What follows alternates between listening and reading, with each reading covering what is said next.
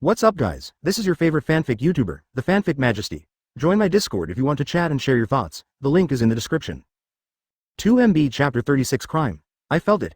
His momentum suddenly became stronger, Kurla suddenly shouted and said in surprise. As the instructor of Murloc Karate, she has the most sensitive sense of chi. At the first moment, she felt the change in the general instructor's aura. This rich aura is turbulent. I don't know why, but I feel like he is like the sea at this time, powerful and deep. Amid everyone's surprise, Cheng Cheng moved and disappeared on the spot. Where are the others? Where is the chief instructor? All the generals asked. Sabo said in a deep voice, he is around us, but we can't see him because he moves too fast. After being exposed by Sabo's words, under careful observation by everyone, they finally began to notice something strange. Strong winds were constantly passing by around them, and there would occasionally be more footprints on the ground. Is this total concentration of breathing? Everyone looked at the scene that happened in front of them with dumbfounded eyes. This breathing method is a supreme physical technique that can definitely increase the limit of the human body. Yes, if I also mastered this kind of physical technique, I'm afraid my strength would be greatly improved. As the chief instructor just said, if every soldier learns this breathing method, my god, I can't imagine how much the combat effectiveness of our revolutionary army will be improved. At this time, the generals of these bases finally understood why the leader asked this person to be their chief instructor. Cheng Cheng stopped moving at high speed and appeared in front of everyone again, with the same hoarse voice. Now that you all understand, let's start training now. All the generals were concentrating and holding their breath. First of all, I need each of you to relax and breathe in with all your strength, so that every part of your body can feel the oxygen from the outside world. Advertisement. In the next 3 days, in addition to personally instructing them to concentrate on breathing, Cheng Cheng also asked them to hold their breath in the water, and the devil fruit users asked them to bury their heads in the beach. In just these 3 days, the more these generals came into contact with this concentrated breathing, the more delighted they became, just like a person walking in the desert who suddenly saw a spring of water in front of him. At the same time, his attitude toward Cheng Cheng also changed significantly, from politeness at the beginning to awe later. Day 4, at dusk. The mountain behind the base. Cheng Cheng and Sabo walked side by side on the mountain road. He no longer needed to keep an eye on the training of the generals. Brother Cheng Cheng, why do you keep wearing a mask? Sabo asked casually. After 3 days of practice, Sabo had basically mastered the full concentration of breathing, which made Cheng Cheng once again marvel at Sabo's strong learning ability. However, to put it bluntly, this breathing method is just a skill. The stronger one is, the easier it is to learn it. Just like a dragon, Cheng Cheng feels that as long as he listens to himself explaining the principles once, he can learn it immediately. Long could even tell by looking at Cheng Cheng's breathing movement from a close distance without having to teach him. At this time, Cheng Cheng no longer needed to hide his voice, and said helplessly, this will avoid a lot of things in the future. Sabo said indifferently. When he was a child, Cheng Cheng was the one who considered the issue the most comprehensively among the 4 of them. Sabo only put forward a few additional opinions every time. With Cheng Cheng around, he habitually didn't think too much. Cheng Cheng suddenly raised his eyebrows and heard a cry in front of him. Not far ahead, I saw 2 little boys and a little girl fighting with each other. In other words, it was the little girl beating the 2 boys who were stronger than her. Advertisement. This little girl was thin and thin, her clothes were as tattered as a beggar, her skin was sallow, her hair was messy and had some curls. She was holding a straight branch, pointing and saying something to the 2 little boys who were sitting on the ground crying. Then he grabbed a bottle of wine from one of the boys, opened the bottle cap very skillfully, and then raised his head and started tossing. Cheng Cheng couldn't help laughing when he saw this girl. He was an acquaintance and said to Sabo, isn't this the kid who stole our wine 2 days ago? Has she always liked drinking so much? Sabo smiled bitterly. No, and it's not the first time these 2 boys have been beaten. Then Sabo's expression dimmed slightly, and he sighed and said, this is also a miserable child. Although she looks like a little beggar now, 2 years ago, she was a child with a happy family and no worries about food and drink. We all call her enzi. Her parents were both Marines, and her mother's Marine was a lieutenant colonel with a high position. Her father is an ordinary man, a scout, but it is said that he is very honest and kind. This kind of family, it would have been enough for enzi to grow up without any worries. Cheng Cheng narrowed his eyes and asked, how did a child from a Marine family come to the Revolutionary Army base? Sabo did not answer Cheng Cheng directly, but spoke slowly. enzi's mother is said to be very beautiful, with long golden hair. She has an excellent reputation among Marines and is more popular.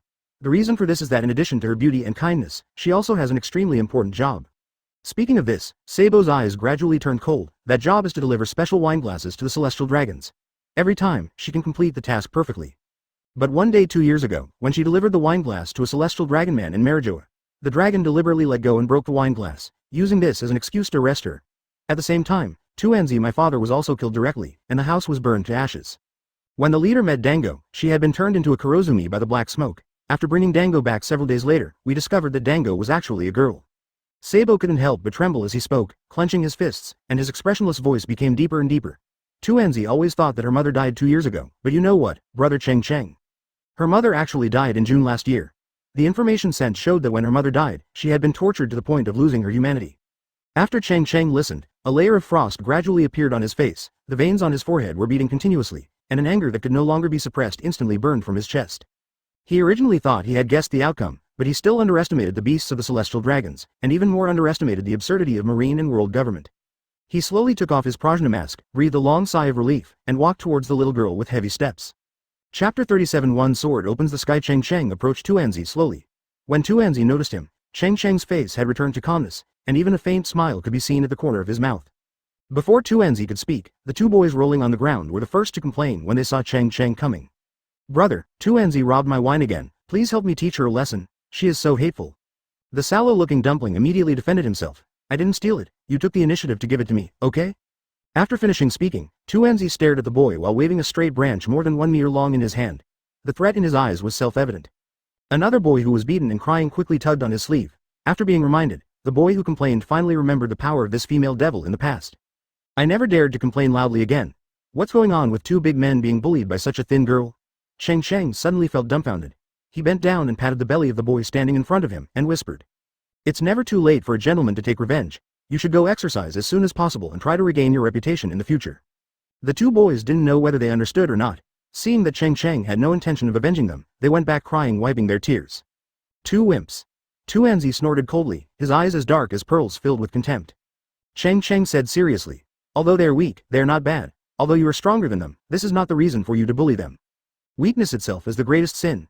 Tuanzi snorted coldly and took a sip of wine. A blush instantly appeared on his sallow skin. After taking a sip of strong wine, a strong sense of satisfaction instantly appeared on his face. Cheng Cheng fell silent, looking at Tuanzi with a stubborn face, his eyes filled with thoughts. If he hadn't gone through such suffering, this 8-year-old child would never have been able to say such a thing. "Also, who are you? Are you going to teach me too?" Tuanzi expertly pinned the wine bottle to his waist, picked up the straight branch with his right hand and turned around to leave. "Tell me one more thing and I will see if this heroine won't give you a sword." At the same time, the branch in his hand skillfully shook like a sword flower. Cheng Cheng saw it in his eyes, as if the little girl was holding not a branch in her right hand, but a peerless sword among the 12 skills of the supreme sharp sword. And the little girl is no longer the little beggar in ragged clothes, but a female swordswoman who drinks freely and enjoys revenge, as if she has the branch in her hand, chopping down the 4 emperors like a dog. Cheng Cheng took one step forward and was in front of Tuanzi in an instant. "I think your breathing is special. Can you tell me who taught you this?" Advertisement. The little girl was obviously a little surprised when she saw Cheng Cheng, who was only 10 meters behind her, suddenly appeared in front of her for some reason. However, she had seen many masters at the Revolutionary Army base and recovered quickly. "It's normal.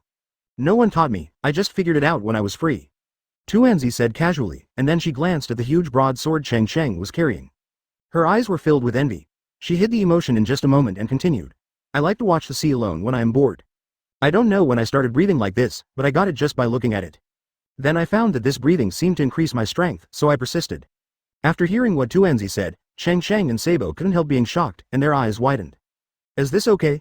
Sabo's face was full of disbelief. He didn't notice the specialness of the little girl's breathing before, but after Cheng Cheng taught them how to concentrate on breathing, he realized it later. Cheng Cheng, who also looked a little unnatural, smiled helplessly. He finally understood the reason why Tuanzi had a yellow complexion and thin skin. It wasn't because he didn't have enough to eat. Although Tuanzi's breathing method is still far away from the real breathing of water, just like this, the consumption on the body will be several times more than that of ordinary people. He even had a hunch that after Tuanzi learned how to breathe real water, he might soon be able to reach the state of concentrated breathing and constant breathing. "Do you feel hungry all the time, as if you haven't had enough to eat?" Cheng Cheng suddenly asked. Tuanzi was stunned for a moment and said in surprise, "How did you know?" "Really?" Cheng Cheng sighed, patted Sabo on the shoulder and said, "Such a good piece of jade has been floating in front of you for 2 years, and you didn't even notice it." Sabo also had a look of astonishment on his face. As the second in command of the Revolutionary Army, he had to deal with far more things throughout the day than what Cheng Cheng saw. How could he have time to notice the situation of an ordinary little girl? He used to think that there was nothing special about Tuanzi except that he loved to drink and was as strong as a boy. Cheng Cheng smiled slightly, "Then don't blame me for being rude." He walked up to Tuanzi with a warm smile and asked softly, "Are you willing to be my apprentice?" Tuanzi rolled his eyes and pursed his lips and said, "Can you let me drink until I'm full every day? Can you let me eat enough? And you don't seem to be very powerful, what can you teach me?" Cheng Cheng's sly smile twitched at the corner of his mouth. He slowly retracted his hand and pulled out the Zhenhai sword from behind, and said at the same time, "I can't guarantee that you will have wine every day, let alone that you won't starve, but one thing I can guarantee is that I can teach you how to kill the celestial dragons. I can teach you how to avenge your parents." Advertisement. Tuanzi's pupils shrank, and his whole body suddenly stiffened. The branch in his hand fell to the ground, making a crisp sound. Her dark eyes were fixed on Cheng Cheng, and she asked uncertainly every word. What you said is true. You didn't lie to me. The sky was already slightly dark at this time, and the dark clouds in the sky covered half of the moon, making the land even darker at this moment. Cheng Cheng remained silent and did not answer Tuanzi's words. Instead, he glanced around, pointed at a towering mountain peak not far ahead and asked, Duanzi, do you think that mountain is high? Tuanzi looked in the direction of his finger. She was very familiar with that mountain. It often took her a long time to climb to the top of the mountain. Because there were many walnut trees on the top of the mountain, she would have a good meal every time she climbed up. I'm not blind. Of course the mountain is very high, Tuanzi said impatiently. However, when Tuanzi looked at the white-haired boy again, he only saw the huge broad sword floating in front of him, spinning slowly. After the broad sword made a circle in the air, its entire body turned black. After the second circle, the surrounding air circulated and converged towards the broad sword. After the third circle, blue light was already dancing, and blue water flowed around the sword body, turning the ground into a blue. The next second, an extremely calm voice sounded in her ears. One sword, open the sky. Behind the Revolutionary Army base, a blue sword light broke through the dark clouds and flew rapidly from the head of Tuanzi toward the sky. It seemed to split any sword, and the sky of the entire base was instantly illuminated. After the sword light broke through the dark clouds quickly closed again, as if nothing had happened. Next moment, above the mountain in the distance, a blue light spot first appeared, and then the light spot expanded rapidly, and a huge and steady sword energy fell from the sky, dragging a dazzling blue track in the dark night like a comet. There was a loud bang, the ground shook, and countless people in the base were simultaneously alarmed. Even the base's alarm went off. The originally majestic mountaintop was torn into pieces after a sword strike. The little girl turned around and knelt down in front of Cheng Cheng without hesitation. Knocked his head. Chapter 38 Dragon Slayer knifed Tuanzi, who knelt in front of Cheng Cheng and kowtowed, didn't say a word, just kept kowtowing. After a continuous dull sound, on the white land, blood red soon appeared. Cheng Cheng just looked down at Tuanzi without saying anything. It's not that he doesn't want to speak, it's that he can't speak now. His eyes are dark now, and he is about to faint, and his body is shaky and barely holding on. During the 10 years at the Marine headquarters, he wielded a sword for 10 years and also created 2 sword moves of his own. Cut the sea and open the sky. The former sea-cutting move is a move he often uses, and it doesn't consume much energy. However, the power of Caitian's sword is too overbearing, so this is the first time he uses it after mastering it. And it is still used to the maximum extent. Cheng Cheng resisted the internal organs in his body that were churning up and down, and a stream of hot blood was about to spurt out from his throat. He quickly covered his mouth and swallowed back the hot blood. His legs were weak and he staggered, almost falling down. When Tuanzi raised his head, he happened to see this scene, and his face was full of surprise. Master, are you okay? It's okay, my foot slipped a bit, Cheng Cheng said calmly. Cutting the sea consumes energy, which is still controllable. But once the Caitian sword is released, all of his energy will be consumed, as if a large whirlpool is created in his body. All his energy will be involuntarily sucked away and converged on the Zhenhai sword. Cheng Cheng was secretly angry. The price of showing off is too high, and it seems that I can't do it again in the future. After he felt a little calmer, he immediately threw a fairy bean in his mouth. After a few more breaths, Cheng Cheng felt that he could speak. Sabo on the side was really shocked beyond measure by Cheng Cheng's sword just now. He just stared blankly at the broken mountain in the distance, completely losing its previous majesty. He rubbed his eyes gently, still unable to believe what he saw. Advertisement. The huge shock set off turbulent waves in his heart, so much so that he didn't even notice Cheng Cheng's strangeness at the first time. Everyone in the base also ran out one after another at this moment. Everyone was confused when they saw that the familiar hilltop in the distance had now turned into a pile of rocks. What just happened? Was the mountain struck by lightning? Did there just happen to be an earthquake? Isn't it Whitebeard who came to the island? Do you think it's possible that this mountain was chopped down to look like this? What are you thinking about? The leader is always in the office. No one else can do this. At this time, Long Yi left the base and looked at the crumbling mountain in the distance. He narrowed his eyes and thought for a while, then looked up to the sky and laughed. A brand new world is coming. Cheng Cheng bent down and helped Tuanzi up. Tuanzi's forehead was already bruised and bloody, and blood flowed down her forehead and down her cheeks. There was an indomitable tenacity in Tuanzi's eyes, as if the pain was really not worth mentioning to her. If you want to be my disciple, it's not as simple as just kowtow. Cheng Cheng spoke in a low tone, patted the half-meter-long sycamore tree next to him, and said in a very slow voice, I can stay here for 3 more days, and I will teach you a breathing method tomorrow. Queen of Heaven, if you can cut down this sycamore tree with one sword, I will accept you as my disciple and take you away from here. If you can't do it, it only means that you and I don't have the relationship between master and disciple, so just accept your fate and be a drunkard here for the rest of your life. Tuanzi nodded, then showed a hint of embarrassment. Master, can you give me a sword first? I only have this wooden sword now, and I can't chop down such a thick sycamore tree with a wooden sword. I'm not your master yet, so don't scream yet. Cheng Cheng glanced at the wooden sword in the girl's mouth and smiled helplessly. This was not a wooden sword at all, it was clearly just a straight branch. The only thing that most resembles a wooden sword is that there are 2 neat characters carved on the branch, Tuanzi. Cheng Cheng took off the Nichiren sword from his waist and handed it to Enzi. Go on, if you become my apprentice, then this sword will be a meeting gift. If you can't do it. Cheng Cheng snorted coldly and continued to say calmly, then just think that I'll lend it to you for 3 days. He had noticed a long time ago that when Enzi was stealing wine that morning, he kept looking at the Nichiren sword on his waist. Today when they met, Enzi looked at his waist at least 3 times. Enzi's eyes were shining, but he still remembered that blood was flowing from his forehead. He did not reach out to catch the sunblade immediately. Instead, he held the branch tightly and broke it hard towards the trunk. The straight branch was instantly broken in half. Then Enzi raised his head proudly, as if he had done something great. When he reached out to catch the sunblade, his hands stopped in the air, as if he had thought of something. Advertisement. She quickly rubbed her 2 slender little hands on her belly and then stretched out her hands. Cheng Cheng smiled and handed the Nichiren sword to Enzi, but he felt unspeakably uncomfortable in his heart. If Enzi had been living with his parents, he must be an extremely polite and well-educated lady now, right? Enzi took the Nichiren sword, hugged it tightly in his arms, as if he was afraid that Cheng Cheng would take it away again, and asked softly, Master, does this sword have a name? I got this sunblade not long ago, and I haven't given it a name yet, Cheng Cheng replied. Enzi smiled even more happily, and she said firmly, then this sword will be called Dragon Slayer from now on.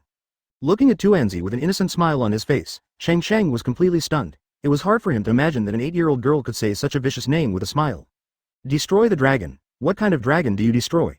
This little girl's anger is too strong. Cheng Cheng and Sabo looked at each other, knowing clearly. Don't forget, after you chop down the tree in 3 days, this knife will be yours. Are you so confident? Cheng Cheng asked. I can do it. There are no trees in this world that I can't cut down, people that I can't kill, and wine that I can't drink. After Enzi jumped away with the Dragon Slayer in his arms, Sabo looked at her back and said. It seems that Enzi has really made up his mind. Cheng Cheng coughed twice and asked doubtfully, how do you say that? You may not know how much Enzi cares about that wooden sword. Sabo looked at the moon in the night sky, with a faint smile on his lips. When Enzi first came to the base 2 years ago, he clamored every day to take revenge, to learn the sword, and to become a very powerful person to avenge his parents. She came and asked me for a knife. Of course I wouldn't give it to her. It wasn't because I was afraid of hurting others, but because of her state at the time. I was afraid that she would commit suicide. Later, no one gave her a knife, so she went to find branches to make a wooden sword. In order to find this fairly straight branch, I remember she fell from the tree and broke her legs. When she returned to the base they all limped back. Later, after her leg healed, this branch never left her body when eating or sleeping. After hearing this, Cheng Cheng couldn't help but burst out laughing. After hearing this, why do I feel that Enzi looks a bit like someone? The two looked at each other and blurted out a name at the same time. Luffy. Chapter 39 Enlightenment of Swordsmanship Under the Sycamore Tree. The next morning, the seaside in the distance had just turned white. Cheng Cheng first ran along the beach to stretch his muscles and try to regain his strength. Then, wearing a Prajna mask, I went to take a look at the generals of the Revolutionary Army, and found that most of them were already on track in terms of concentration breathing. Although they haven't learned it yet, they already know the method, and it's only a matter of time before they learn it. As for who can evolve other breathing methods from water breathing, it is not something Cheng Cheng needs to worry about. No matter which world it is, there is no shortage of geniuses to do these things that open up the path to martial arts. Cheng Cheng, who had only been running for half an hour, was already sweating profusely. His clothes were soaked with sweat. His chest was rising and falling, and he was breathing heavily. Cheng Cheng walked towards the base for a while and then felt his breathing slowly calm down. It seems that this Keishin Yijin will be rare in the future. I didn't expect the sequelae to be so serious. Even if my current strength is not enough to kill General Marine, I can at least remain undefeated. I didn't expect that even with such strength, it would still be so difficult to use the sky-opening sword. Cheng Cheng could feel that his body was extremely weak now, and even eating fairy beans would have little effect. He knew that he would not be able to regain his original combat power in the short term. But he didn't care. As long as he kept a low profile during this period, there would still be a way to escape even if he encountered an enemy he couldn't defeat. When he walked slowly to the foot of the sycamore tree, he took off the Prajna mask.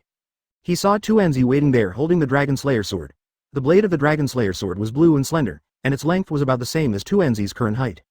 Under the tall sycamore tree, a cool breeze blew by, and a sycamore leaf swirled and fell down, green and green. The two people, one large and one small, who have not yet become masters and disciples, sit under the sycamore tree, one speaking and the other listening. The speaker looked calm and spoke slowly. Those who listen are distracted and energetic. Time passed very quickly, and the sun moved from the sea level in the east to directly above the sycamore tree. It seemed that he had been talking for too long, and Cheng Cheng's face became paler, but his expression was very happy. Enzi's understanding was simply too high. He couldn't help but guess that Zoro in his teenage years was probably at this level. Then he shook his head and denied the idea. Zoro's kendo and Dango's kendo were destined to be different. Advertisement: Zoro values perseverance over talent. Enzi is entirely dependent on the ancestors' reward. Cheng Cheng didn't even teach Enzi how to hold a knife, but Enzi already held it so naturally, and it was the most standard posture. After teaching everything that needed to be taught, Cheng Cheng turned around and left. He arrived in front of the base. Everyone in the base was used to this man wearing a prajna mask, and no one stopped him. Cheng Cheng and Sabo found a room with a relatively good view in the base. Here you can just see the dumplings under the sycamore tree through the window. Enzi didn't make any sword practicing moves, but sat down cross-legged, with the dragon-slaying sword lying unsheathed in front of her. If you get closer, you can notice that there is a long time interval between each breath of Enzi. Sabo turned his head and looked at the pale Cheng Cheng, a little confused about whether to laugh or cry. How do you feel? If it doesn't work, just stay here for a while, and wait until you are completely recovered before leaving. It's okay, I should be almost recovered in 3 days, Cheng Cheng said helplessly. Sabo sighed, I'm not telling you, just chop down a tree or rock or something. If you insist on showing off your bravery and blowing up the mountain, this is great. The mountain has exploded, and I think you are about to be exploded too.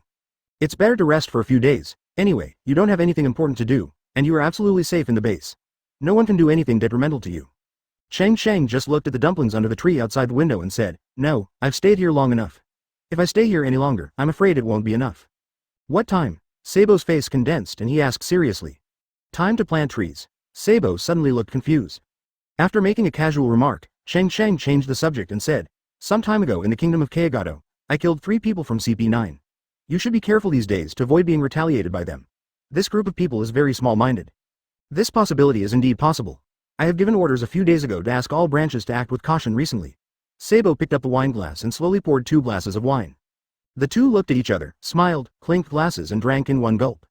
There was a smile that couldn't be hidden at the corner of Cheng Cheng's mouth, and his eyebrows were raised. Such a wonderful time. Advertisement unknowingly, the two of them got drunk again. Cheng Cheng was lying next to the window, his eyes dim and drunk, and he muttered vaguely, Sabo, listen carefully. From now on, Big Brother will build a carefree island. When Luffy becomes One Piece, he will call you an ace over and let's live together. At that time, we will drink and eat meat every day, and our respective ladies will go to play mahjong, admire flowers and plant grass. If anyone gives birth to a child, I will give him a big red envelope of 100 million belly every year. Sabo, who was a little dazed after drinking, raised his head and replied, Okay, but if I give birth to a girl, it will cost 200 million. Ha ha ha ha, it's a deal. Night falls, under the plane tree. Enzi still closed his eyes, and his breathing became slower and slower. Now his breath was as thin as a gossamer. If his heart wasn't still beating, he would be almost dead. Every time she inhales and exhales, it takes a long time, and she can clearly feel that every cell in her body is beating actively. The fallen leaves kept falling from the sycamore trees. I don't know whether it was a coincidence or attracted by some kind of chi. Those fallen leaves were scattered around Enzi. After sitting from night to day, Enzi still closed his eyes and meditated, not moving. The dragon-slaying knife was still placed horizontally in front of his knees, and he did not draw a sword. It's just that her breath is longer, and there are already piles of fallen leaves around her. At noon on the 3rd day, Enzi sat cross-legged under the sycamore tree. There was no trace of breathing. The surrounding atmosphere was like a tornado, circling around him, and Enzi was the eye of the storm. At noon, the scorching sun was in the sky. Enzi suddenly opened his eyes without warning, and a light burst out from his eyes. She slowly picked up the dragon-slaying knife on the ground and pulled out the blade inch by inch. Looking at the blue blade like the sea, Enzi's eyes showed a trace of tenacity that should not be seen at this age. The tip of the knife hung to the ground, and he held the handle tightly with both hands. After taking a deep breath, the surrounding tornado rapidly expanded toward the outside, and the fallen leaves were blown away by the strong wind. The heart and mind are in harmony, and the sword takes advantage of the wind. Enzi took one step forward, and with the sound of wind and thunder wrapped around the blade, he slashed diagonally forward. The tall sycamore tree was cut in half, and its crown slid down diagonally. The fracture position, under the sunlight, is like a mirror, reflecting the blue sword light. Chapter 40 Leaving Base Seaside. As long as they are generals at the Revolutionary Army base, almost all of them come here, and everyone has a solemn expression. They wanted to see off the chief instructor. When they first met the chief instructor, they were very disapproving and thought that even if this person is very powerful, so what?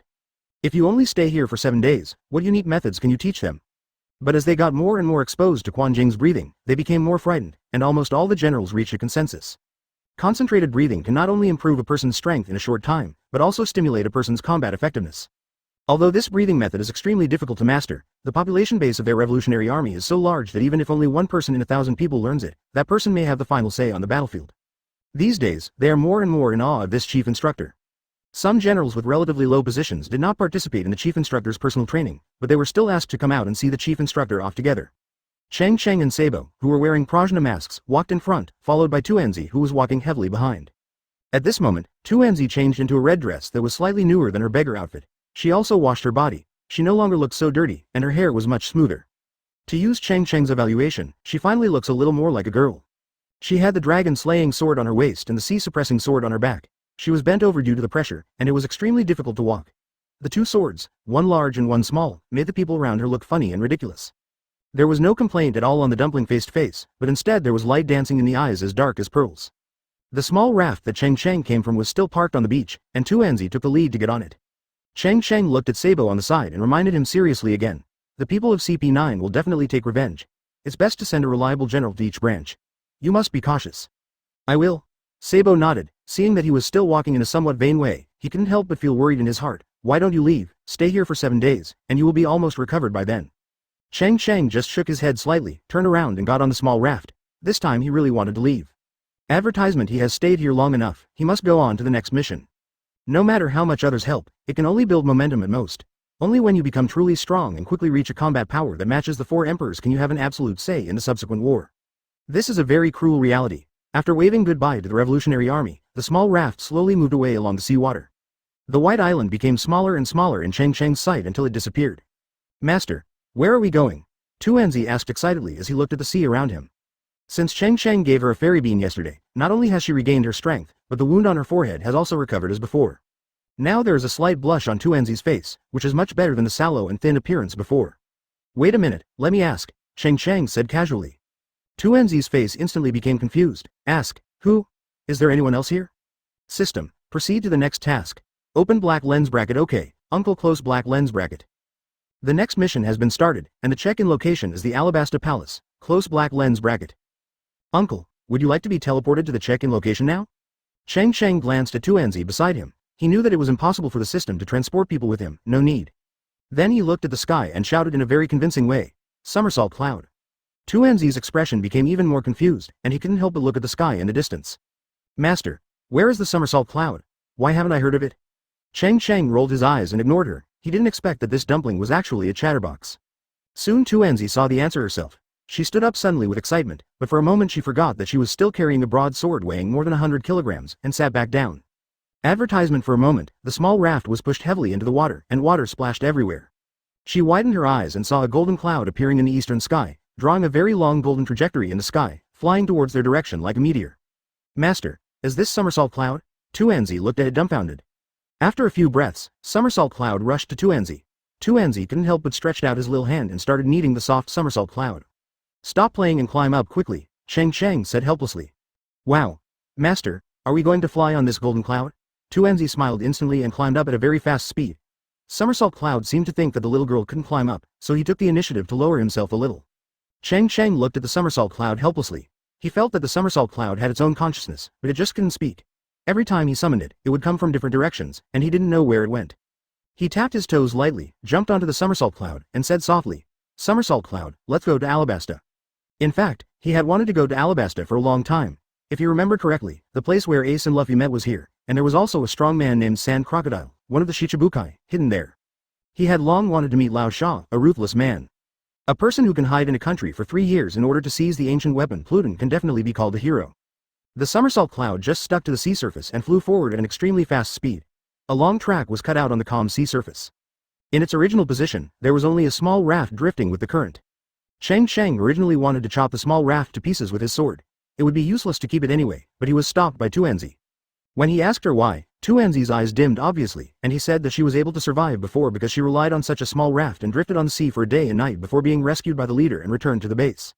The sea breeze blows, and the entire blue sea stretches as far as the eye can see. The sea is filled with the smell of sea salt, and Cheng Cheng has long been accustomed to it. Enzi stood on the Somersault Cloud, with a knife and a sword on his back, and opened his arms to face the sea breeze, as if he was flying. His hair was blown up by the sea breeze and floated back, but she was completely unaware of it. Seagulls would pass by her from time to time, and Enzi would always wave the dragon-slaying knife to scare them, as if these seagulls were the celestial dragons who would be killed by her sooner or later. Cheng Cheng sat cross-legged on the Somersault Cloud, holding his breath and concentrating, slowly regaining his energy. He told himself silently in his heart. This time, we must stop Ace from seeking revenge from Blackbeard. Chapter 41: Desert Walker Alabasta. 2 days later, Cheng Cheng jumped off the Somersault Cloud on the coast, while Enzi followed him slowly and heavily, carrying a sword on his back. Cheng Cheng looked around and saw a sky full of yellow sand and a low dome-shaped building in the distance. There is only heat and dryness in the air, without a trace of moisture. Stepping on the yellow sand on the ground will make a rustling sound, which makes Cheng Cheng, who has not walked through the desert, feel a little novel, but he can't stand the high temperature on the ground, and it feels like his shoes are about to catch fire. Enzi followed him 7 or 8 meters away. It was extremely difficult for her to walk in the desert because she was carrying a Zhenhai sword weighing more than 100 kilograms and the yellow sand on the ground was very soft. This made her feet sink about 10 centimeters with every step she took. Coupled with the yellow sand whose surface temperature was as high as 40 degrees, every step she took felt like she was stepping on charcoal fire. After walking for a while, 2 Enzi's cloth shoes were worn out, and 5 toes were exposed. Sweat flowed from his forehead down his cheeks, dripping like raindrops on the yellow sand. Because the temperature on the ground was too high, the sweat evaporated quickly as soon as it came into contact with the yellow sand. If you are tired, you can give me the Zhenhai sword first, and you can carry it for me when you get to the town. Cheng Cheng turned back to 2 Enzi and said. 2 Enzi didn't speak, but responded to him with extremely determined eyes. Cheng Cheng didn't say anything else and continued walking forward, but the pace of advancement quietly slowed down a bit. I looked up and looked at the distance to the town again. It was about 2 kilometers away. This unknown town is small and dense. In the vast yellow sand, except for that small town, the only thing left is yellow sand that fills the sky, seeming to swallow up the whole world. Suddenly, Cheng Cheng felt he stepped on something hard. He kicked it away and saw that it was a white human skull that had been dried. He kicked the sand away again and saw a white human skeleton next to it. After walking another 500 meters, I saw a man half buried in the yellow sand. When I looked closer, I found that the man's upper body had been weathered, and the bones could be seen in the weathered position. Cheng Cheng's face became more solemn as he walked. Along the way to the town, he had already seen 5 or 6 corpses in the yellow sand. As for the invisible ones buried deep in the yellow sand, it was impossible to guess. He was not afraid of these things, but looking at these corpses, he felt a little pity. 2 Enzi was walking behind. At this moment, her 2 pairs of shoes had been completely worn out, and her feet had become bloody. The blood on her feet was mixed with yellow sand and solidified together. However, she had long lost consciousness and asked with difficulty, Master, why are there so many dead people on the road? Advertisement, probably because of the lack of water. Cheng Cheng didn't tell 2 Enzi too many details. After handing her a fairy bean, the wound on 2 Enzi's foot quickly began to heal. Apprentice, does it hurt? 2 Enzi nodded and said seriously, it hurt at first, but it doesn't hurt anymore, and I think it's worth it. Ever since I carried my master's sword on my back, I can feel my strength growing every moment. Cheng Cheng rubbed her messy hair and said nothing more. If you want to reach the top on the road to martial arts, talent alone is not enough. Some hardships must be experienced personally. Suddenly, a familiar voice sounded in Cheng Cheng's mind. Uncle, it has been detected that the desert environment is suitable for cultivating fantasy beast spirit trees. Please plant them as soon as possible. Cheng Cheng was slightly stunned after hearing this. He even wondered if he heard it wrong. In his impression, unless he asked, the system rarely spoke actively. But he didn't expect that taking the initiative to speak today would give him such a big surprise. He tested it in the deep sea at the Marine headquarters, on the grassland of Kokoja village, on the square of Rogtown, and even on the white soil of the Revolutionary Army base Baldigo. So in the end, Cheng Cheng thought it was just a scam, but he never expected that the place where the Phantom Beast spirit tree was cultivated was actually in the desert of Alabasta. When he thought that the Phantom Beast spirit tree could cultivate the Phantom Beast fruit, Cheng Cheng couldn't help but get excited. He began to imagine the future battle scenes. He stepped on the somersault cloud and waved his hand, and hundreds of them fought like Kaido. Lee's younger brother rushed over together. In this way, where can we go in this huge world? In the future war on top, will the Marine government still dare to kill Ace? Who dares to compete with Luffy for the position of One Piece? So what about the Holy Land Marie Joya? It will be demolished sooner or later. However, Cheng Cheng quickly suppressed the turbulence in his heart and was instead considering a very practical problem. If he really cultivated hundreds of Phantom Beast Devil Fruit ability users, then how could he rely on himself to restrain these people?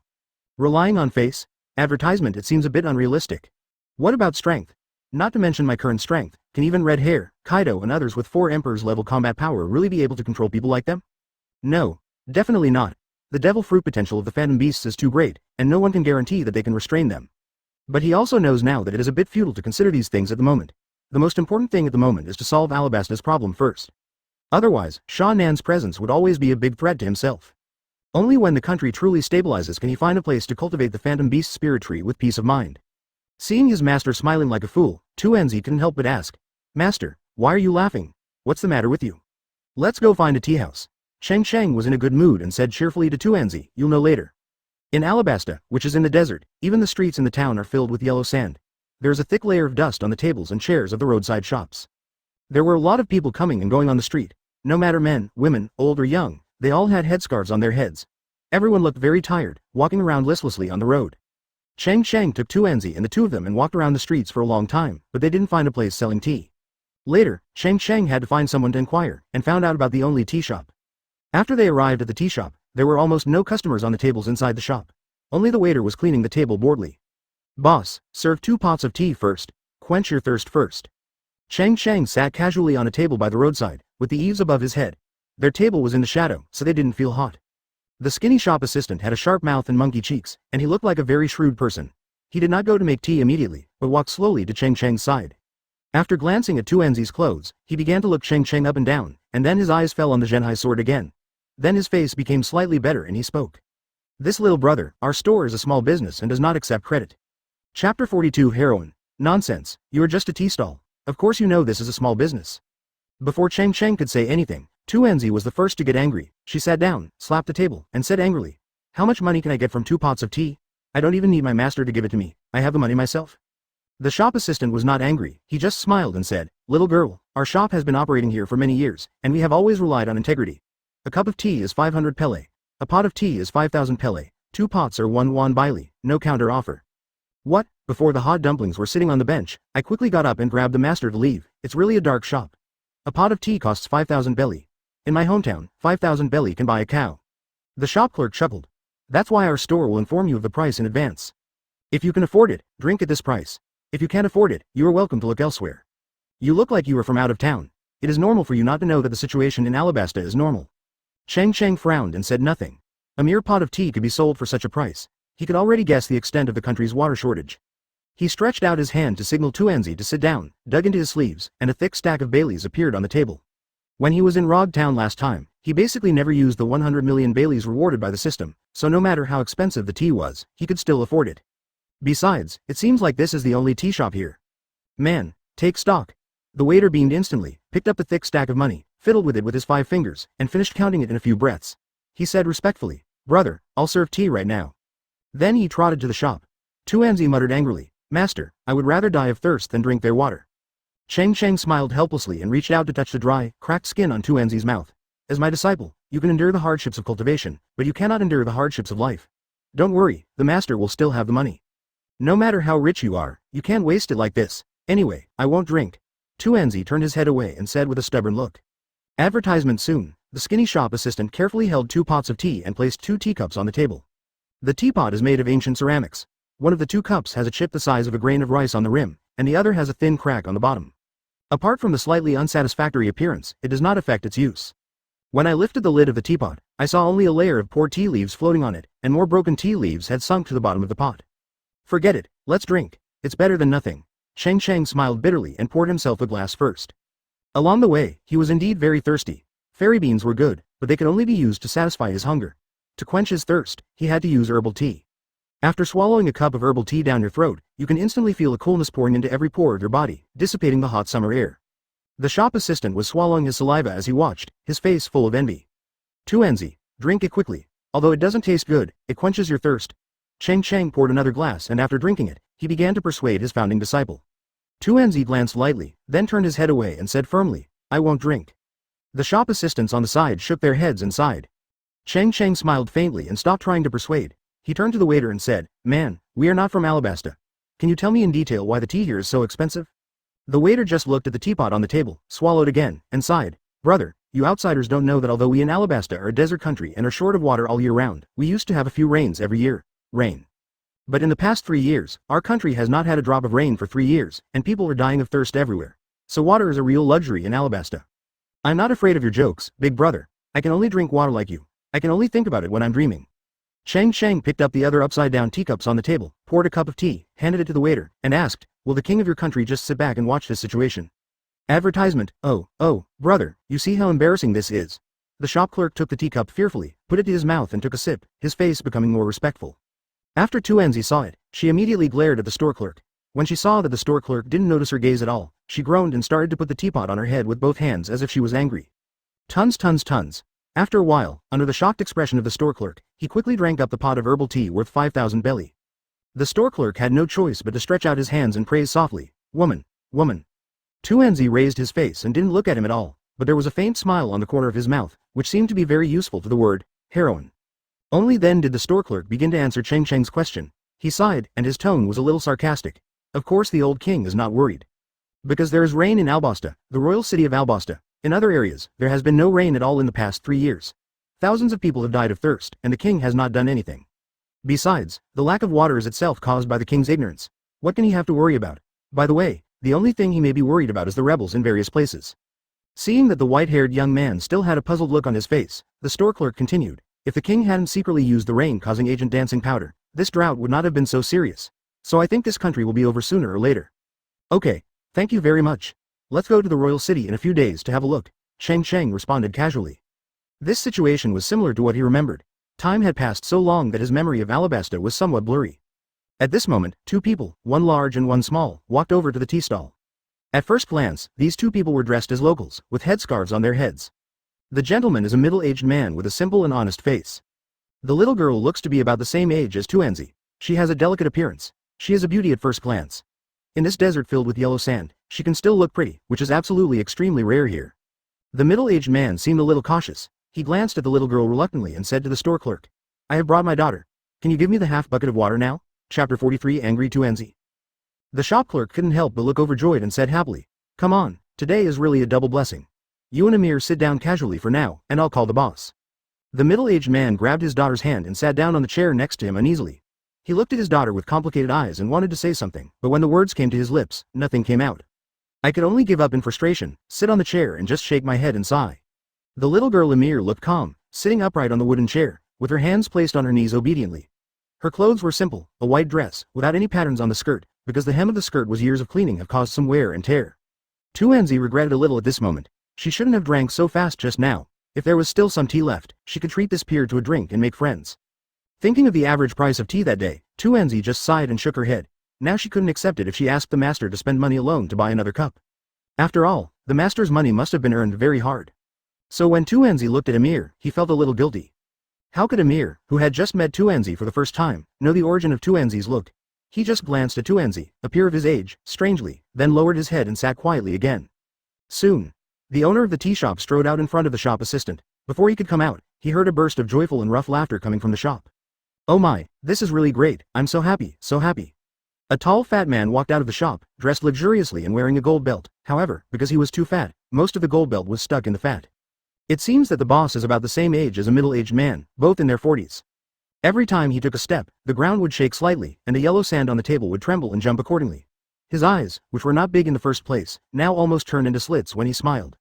It was impossible to tell whether he had his eyes open or closed. The shop owner quickly walked up to the father and daughter, took the lead in stretching out his fat hands, held the middle-aged man's hand, and said enthusiastically, "Assam, you have finally figured it out and are finally willing to give your daughter to me." Then the fat boss quickly took back his hand and patted his mouth gently, and said angrily, "Look at my mouth, really, I should call you my father-in-law now." Advertisement Assam looked down at his toes without saying a word, but his drooping arm trembled uncontrollably. His other hand grabbed his daughter tightly, his eyes filled with red bloodshot eyes. The fat boss didn't care about Assam's silence, then reached out and grabbed Amir's slender white hand, and then slowly put Amir's hand on his greasy face. Amir stood tautly on the spot with a nervous look on his face, but he did not resist the fat boss's intimate gesture. His other hand was firmly grasped by his father. With a snap, Amir's hand silently broke away from his father's rough and cracked hand. At this moment, Assam seemed to have had all his strength taken away from him, and his pupils gradually lost their light. Unsteady on his feet, he fell back and sat heavily on the wooden chair. The fat boss hugged Amir with a smile on his face, pressed Amir's whole body close to his, and laughed heartily. "Man, go to the backyard and bring half a bucket of water out." "Okay," the store clerk responded, then turned and left at a trot. At this moment, Assam, who was in despair, stood up and said angrily, "I won't sell it anymore, I won't sell it anymore, Amir, let's go back." As he spoke, he walked forward and pulled his daughter back to him. It's just that Assam's thin body was no match for the fat boss. With a slight push, Assam took several steps back and fell hard to the ground, causing yellow sand to fly. Assam immediately got up and wanted to rush forward again to save his daughter. This time, the fat boss was a little impatient. He raised his foot fiercely and kicked Assam away. He reprimanded, "Who in the world can do this kind of business? You are the one who said he was selling, and you are the one who said he was not buying. It's you too. Do you really think that I, Statham, am easy to bully? I see that your daughter is already polite enough to you, an old dog, so I advise you not to be disrespectful. Besides, if you say you won't sell it, ask your daughter Amir if she is willing to go back with you." Amir covered her mouth, with tears already streaming down her face. She sobbed, "Father, please go back quickly. I will go back to see you when I have the chance." "Ah," Assam wailed heartbreakingly, knelt down towards his daughter, and slapped himself repeatedly. "I'm sorry, I'm sorry, I'm sorry." Advertisement The voice of apology became weaker and weaker, and finally only he could hear it. At this time, the store clerk came out carrying a wooden bucket, walked over and placed it in front of Assam. At this time, Enzi, who was carrying a knife and a sword, stood in front of him with a gloomy face. When the store clerk saw this little girl blocking the road with a knife and a sword, he smiled and asked, "Little girl, what can I do?" "Put down the bucket." Enzi looked up at the fat boss and said coldly, Let her go and let her go home. The fat boss looked at the shop assistant with questioning eyes. The shop assistant pointed his eyes at Cheng Cheng. The fat boss immediately understood that he was the distinguished guest who wanted 2 pots of tea just now. He smiled and said, "Little girl, as a child, you should not get involved in matters between adults, otherwise you will be easily hurt." Then he raised his voice again, looked at the sitting white-haired young man and asked loudly, "You think so, this little brother?" Cheng Cheng just raised the corners of his mouth and said nothing, just slowly sipping the slightly bitter herbal tea. Seeing this, the fat boss said sternly, "Don't be so shameless, give way." Enzi's face was gloomy. He held the scabbard with his left hand and reached to his waist with his right hand to slowly draw the knife. The blue dragon slaying knife was drawn out inch by inch, dazzling under the sunlight. Even the fat boss, who was not very familiar with knives, knew at a glance that this knife was definitely not ordinary. After Enzi pulled out the entire blade, he stepped forward without any hesitation, held the dragon slayer knife upside down and rushed forward quickly, activating the breath of water in an instant. Her figure was so fast that the fat boss had no time to dodge. In silence, only the blue sword light flashed away, drawing a perfect arc in midair. Suddenly, a faint bloodstain appeared on the big hand of the fat boss holding a mirror. The next moment, the faint bloodstain expanded rapidly, blood spurted out violently, and the white bones were faintly visible. The fat boss had a bloody wound, and there was a hint of fear in his eyes. He screamed, pushed a mirror away, and exclaimed, "Killing, killing." Chapter 44. Think more. After hearing the fat boss's screams, 7 or 8 strong men came out of the shop in a mighty manner, holding weapons and glaring angrily, looking for their target. "Kill her!" the fat boss shouted angrily. The thugs looked at the injuries on their boss's hands, and then at the little girl standing with a cold face and holding a knife. Some of them couldn't believe that it was the little girl who had injured them. However, they were just stunned for a moment, and they no longer hesitated and charged forward. "Wait!" a calm voice interrupted them. The fat boss looked at the sickly white-haired young man and reprimanded. "Wait like hell, if you dare to hurt Lousy, neither of you will survive." Cheng Cheng saw some things in his eyes and probably understood the ins and outs. He said calmly, "Boss, what do you think of this? I will give you 500,000 Baileys, 200,000 for your medical expenses, and the other 300,000. When I bought this half bucket of water." The fat boss's eyes lit up, and he was obviously a little moved. After all, the injury was not serious. Although it would leave scars after a month or 2 of recovery, it was not a big deal for a man. It turns out he is really a wealthy owner. The fat boss laughed, motioned for the thugs to stop, and said with narrowed eyes, "I want 1 million Baileys. For 1 penny less, you won't be able to leave today." As soon as he finished speaking, he saw the white-haired young man sitting on the chair suddenly disappear. Then his neck felt a chill and he felt a biting chill. He looked down and saw a black gun hanging across his neck. Dagger. Cheng Cheng said calmly behind him, "Can we discuss it?" "Yes, yes, yes." The fat boss kept nodding his head like a chicken pecking at rice. The next moment, Cheng Cheng's figure flashed away and turned into a shadow. He sat on the chair again and said calmly, 300,000 Baileys. "No problem. Just 300,000, the fat boss said in horror, as if he had seen a ghost during the day. The other thugs have also given up the idea of taking action. The gap between them is too big and they are not on the same level at all. Advertisement, master. Enzi looked at Cheng Cheng angrily and complained. "Why should we give him money? A bad guy like him deserves to die 100 times. We won't give it to him." At this moment, a mirror was being held by Enzi, and her face was a little nervous. She said hurriedly, "This sister, I actually volunteered. The boss did not force me and my father did not force me." "I do not believe." Enzi snorted coldly and was ready to continue fighting at any time. The dragon slayer knife trembled slightly and said angrily, "You are a man about my age, but you were sold to this disgusting fat man by your own father, and you only have sold for half a bucket of water. If you say no one is forcing you, I won't believe you even if you were beaten to death." Amir's heart felt like it was being hit by a heavy hammer. He bit his lip and tears silently flowed down. He just explained in a low voice, "It's really of my own free will. My brother is lying in bed with a fever. I haven't had any water in bed for 2 days, and our family has no money to buy medicine. You don't know, last night I saw my mother cut her wrist and drip blood for my brother to drink. With this half bucket of water, my brother will not die, my mother will not die, and everyone in the family will survive and live a good life." Enzi froze in place and was speechless. Cheng Cheng took a sip of tea and said helplessly, "Look, this is the reason why I gave the money. Although this transaction is unfair, they are indeed willing to fight and suffer. If the fat boss robs Amir by force, that master has already asked you to kill them all." The fat boss swallowed and nodded repeatedly. "With your actions, you are still bullying the weak. It may seem just, but in fact it is no different from those pirates who kill and set fire to others." Enzi's face was full of anger. He thrust the dragon-slaying knife into the ground, swung the handle left and right, and asked, "Then what should I do? Do you want me to just watch these 2 scumbags sell their daughters for half a bucket of water? Is this really worth it? Where can I replace the half bucket of water?" Cheng Cheng shook his head and sighed. "She is using her own life to save the lives of her brother, mother, father and family of 3. What's not worth it?" Enzi clasped his hands and didn't know what to say for a moment. He murmured, "Am I wrong?" Advertisement. Cheng Cheng smiled slightly, stood up and slowly came behind Enzi, put his hand on the top of her head, stroked her not-so-soft hair, and said softly, Of course you did nothing wrong, enzi, and you did the right thing. If I hadn't stopped you just now, you would have killed the fat boss and taken away this half bucket of water to save a family. Even because of the fat boss's death, more refugees would have received water. This is not right. Just saved a family, probably a town. As a human being, if you see this situation and do nothing, you are really worse than an animal. Enzi smiled and showed joy. Cheng Cheng gently patted Enzi's little head and continued. But, have you ever thought about this question? What did the fat boss do wrong in this matter? He bought one with half a bucket of water. A little daughter-in-law seems ridiculous, but in this desert full of dead people, it is really a normal thing. At this moment, the injury on the fat boss's hand had been bandaged and wrapped with a circle of white gauze. He was counting the money carefully. After hearing Cheng Cheng's words, his face was full of grievance and he was about to cry. Also, enzi, have you ever thought about how these refugees will live in the future even after they share the fat boss's water? There has been no water here for 3 years, and it will only be a matter of time before they die of thirst. Cheng Cheng continued to say patiently, so you did nothing wrong with enzi, you just didn't think enough about it. Master, what should I do? What is the right thing to do? Enzi asked. Cheng Cheng said softly. Think more about everything. Enzi frowned, suddenly remembered something, and said happily, Master, let's just let God reign, so that no one will be short of water. Yes, there is progress, Cheng Cheng praised sincerely. How can we make it rain? Enzi muttered softly. This question seemed to be beyond her scope of cognition. Cheng Cheng gently rubbed Enzi's little head and said happily, Duanzi, it's already good that you can think of it here. Don't worry, think about it slowly and grow up slowly. The master will give you enough time to think about it. Ah, I know, Enzi suddenly jumped up and said excitedly. If I don't understand anything in the future, I will ask the master, ha ha ha. Anyway, master, you must know everything. After finishing speaking, Enzi just looked up to the sky and laughed by himself. Assam, who was kneeling and kowtowing beside him, said hurriedly, all this is caused by the stupid king. It is all the king's fault.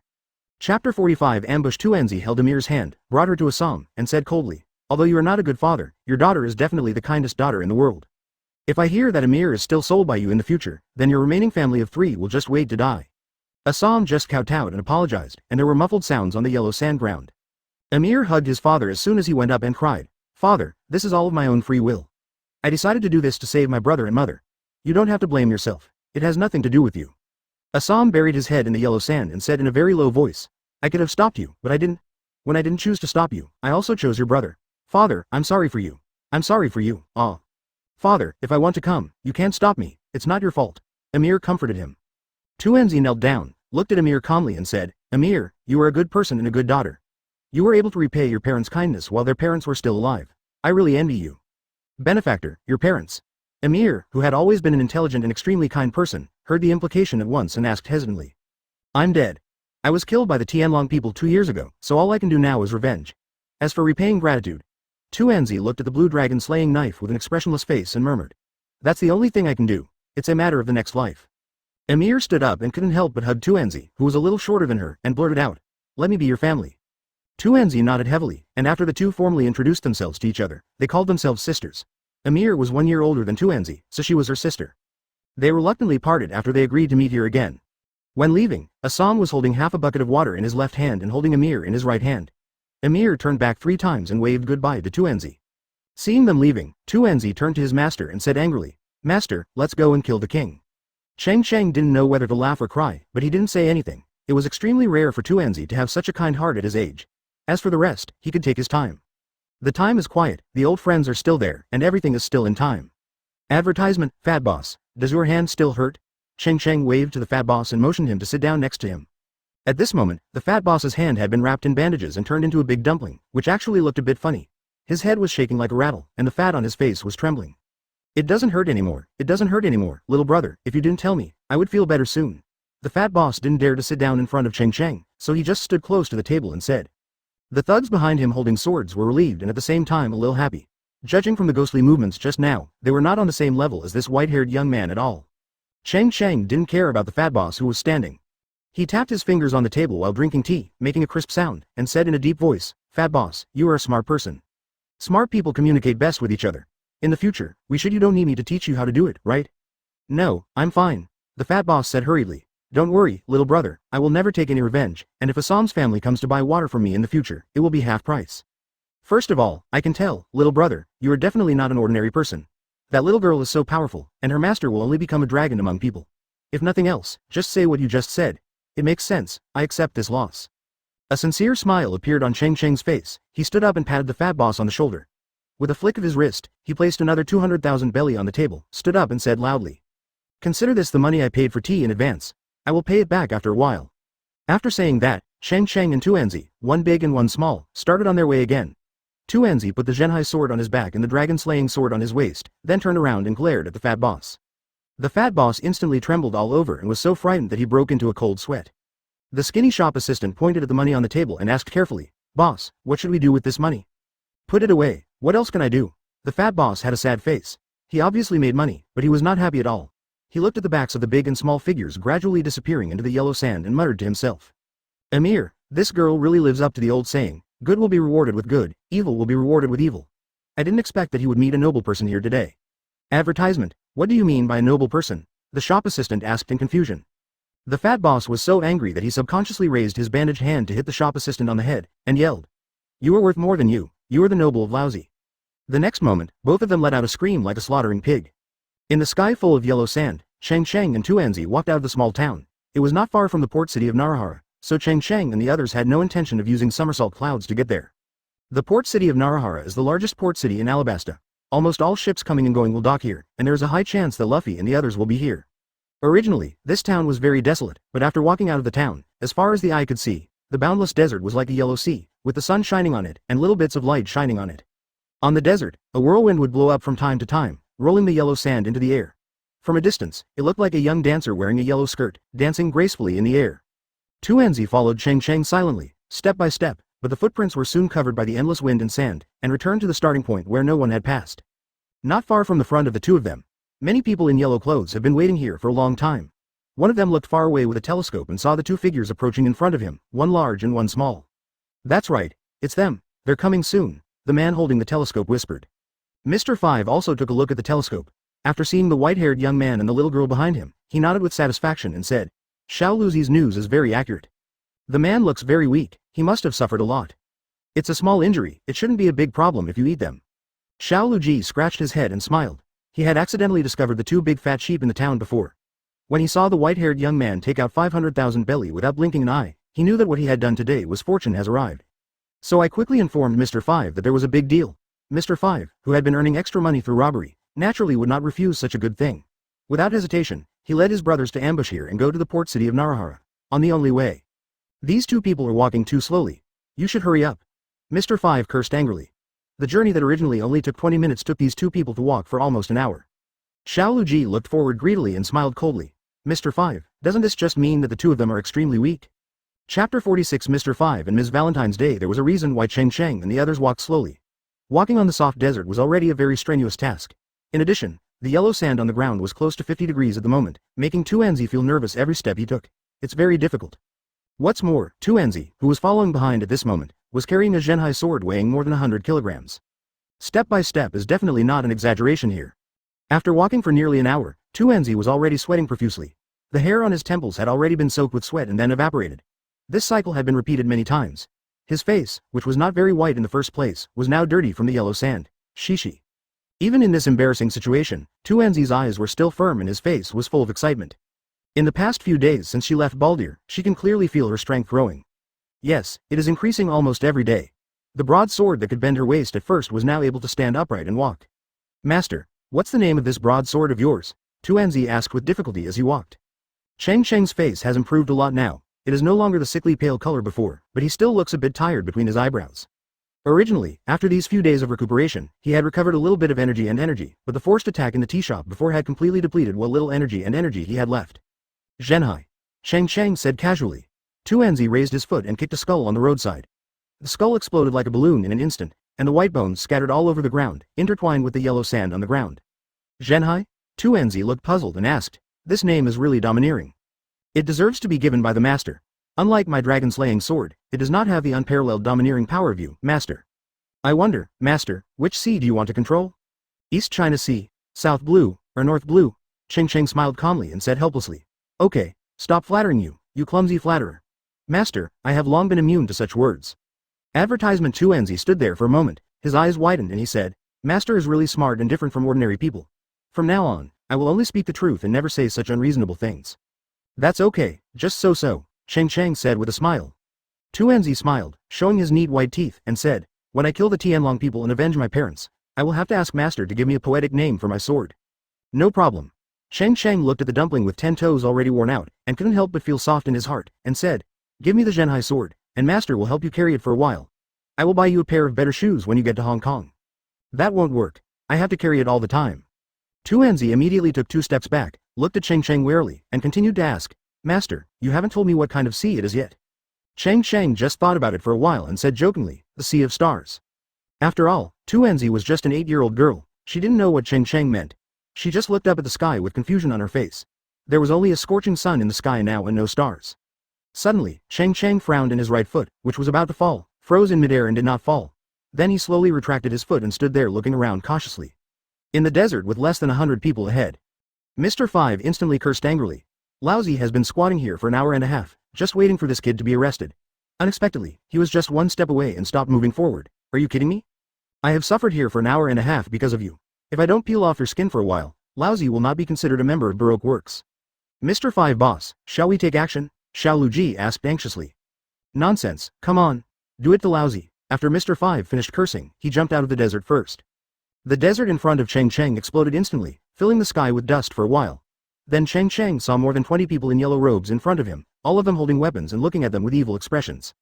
Advertisement. The person at the front was a dark man wearing a large brown trench coat. He was tall and thin, with an afro, and wore black sunglasses. On the chest of his trench coat, there was a white Arabic numeral 5. Next to this tall and thin man, stood a young woman holding a yellow umbrella. She had a very good figure, wore a yellow fisherman's hat, and had a fair face. After seeing these 2 people, Cheng Cheng instantly recognized who they were, Mr. 5 and Ms. Valentine. They were both from Baroque Works and Lao Sha's subordinates. Mr. 5 held his nose with his hand, looked at Cheng Cheng and said disdainfully, "Lousy, I don't want to talk nonsense to you anymore. We are from the Baroque Works Company. Limited, we only rob money but not S***X.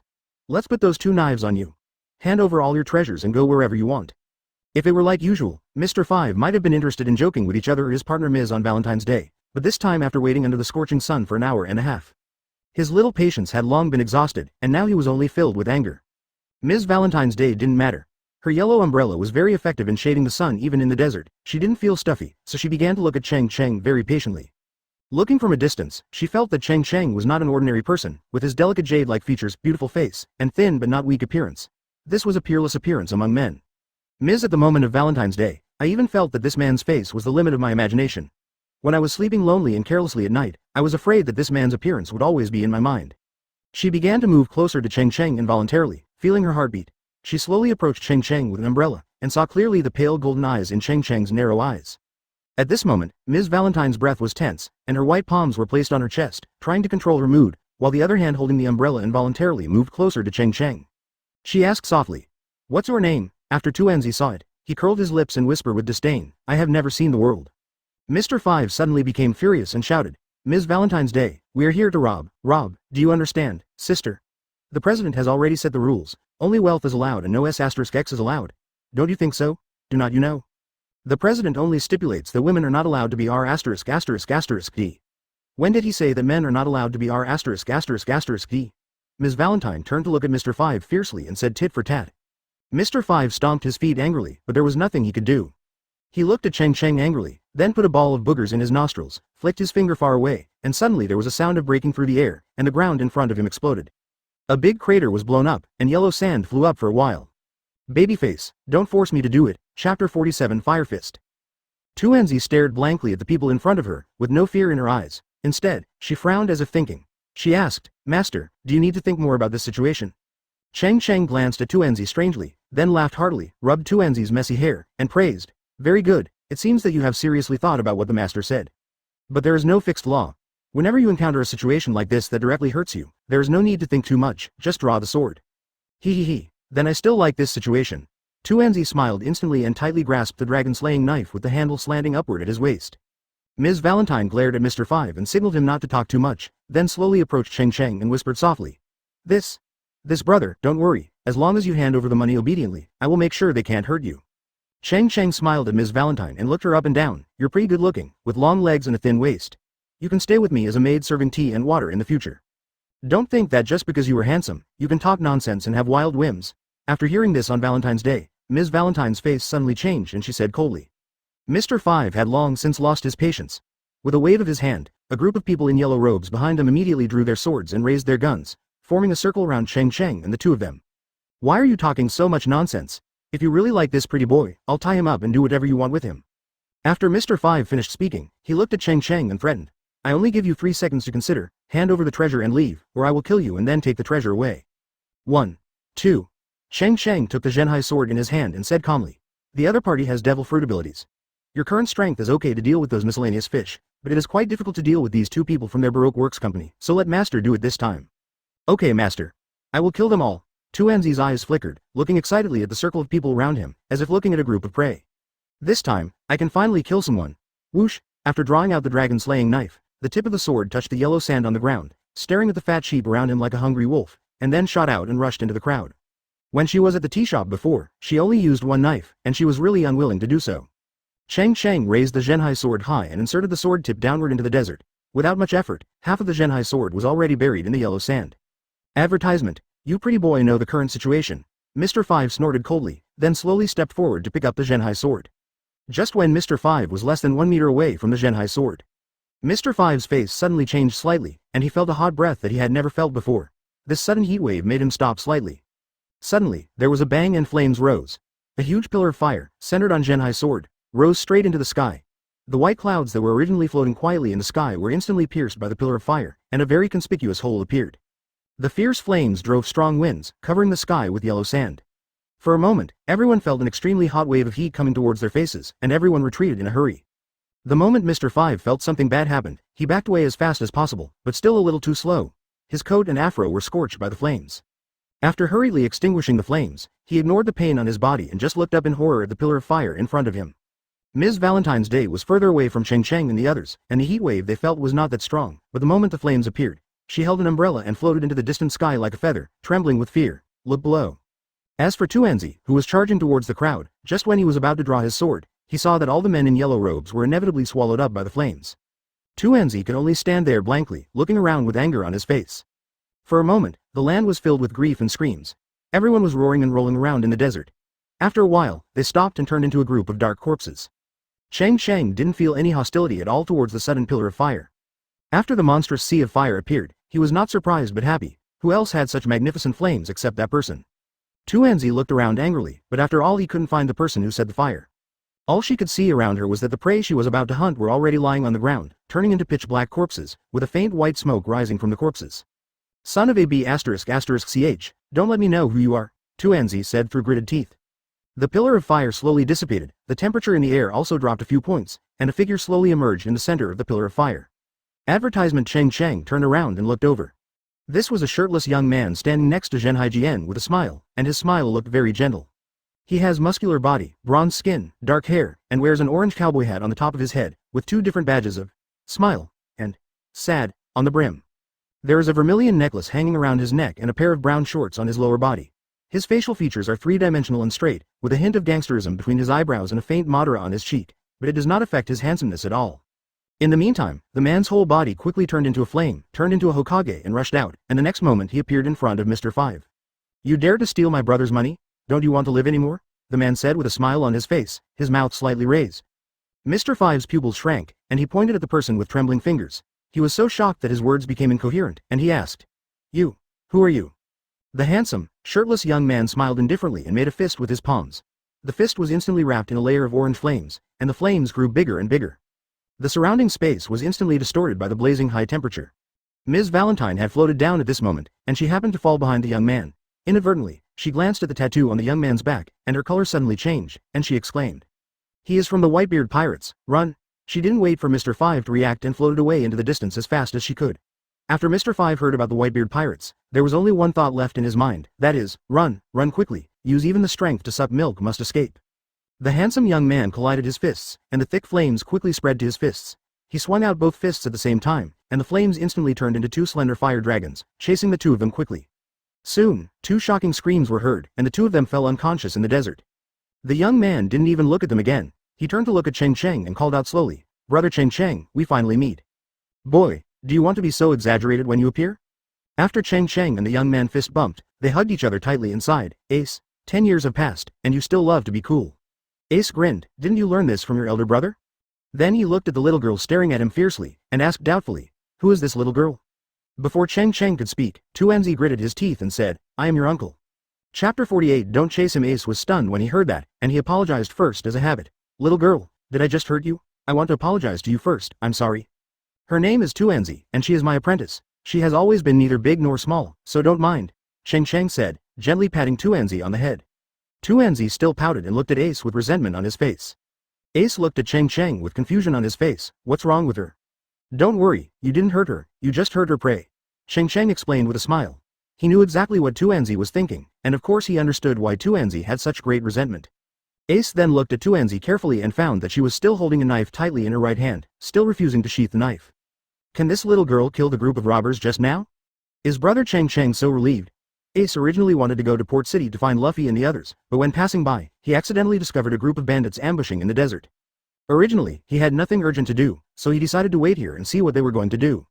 However, just as he was waiting casually, he saw the master and apprentice, one big and one small. Ace's eyesight was very good. Looking from a distance, he could see the white hair of the man walking in front. Seeing the white hair, he thought that his elder brother Cheng Cheng also had white hair, and Iowujiwu couldn't help but want to help them. After all, the white-haired man in front walked very slowly and laboriously. He could even feel the man's weakness through his breath, and judged that this man must be an ordinary person without fighting ability.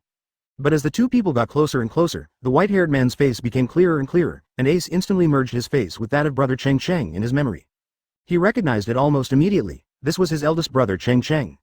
That's why there was the scene where Ace fell from the sky with a pillar of fire.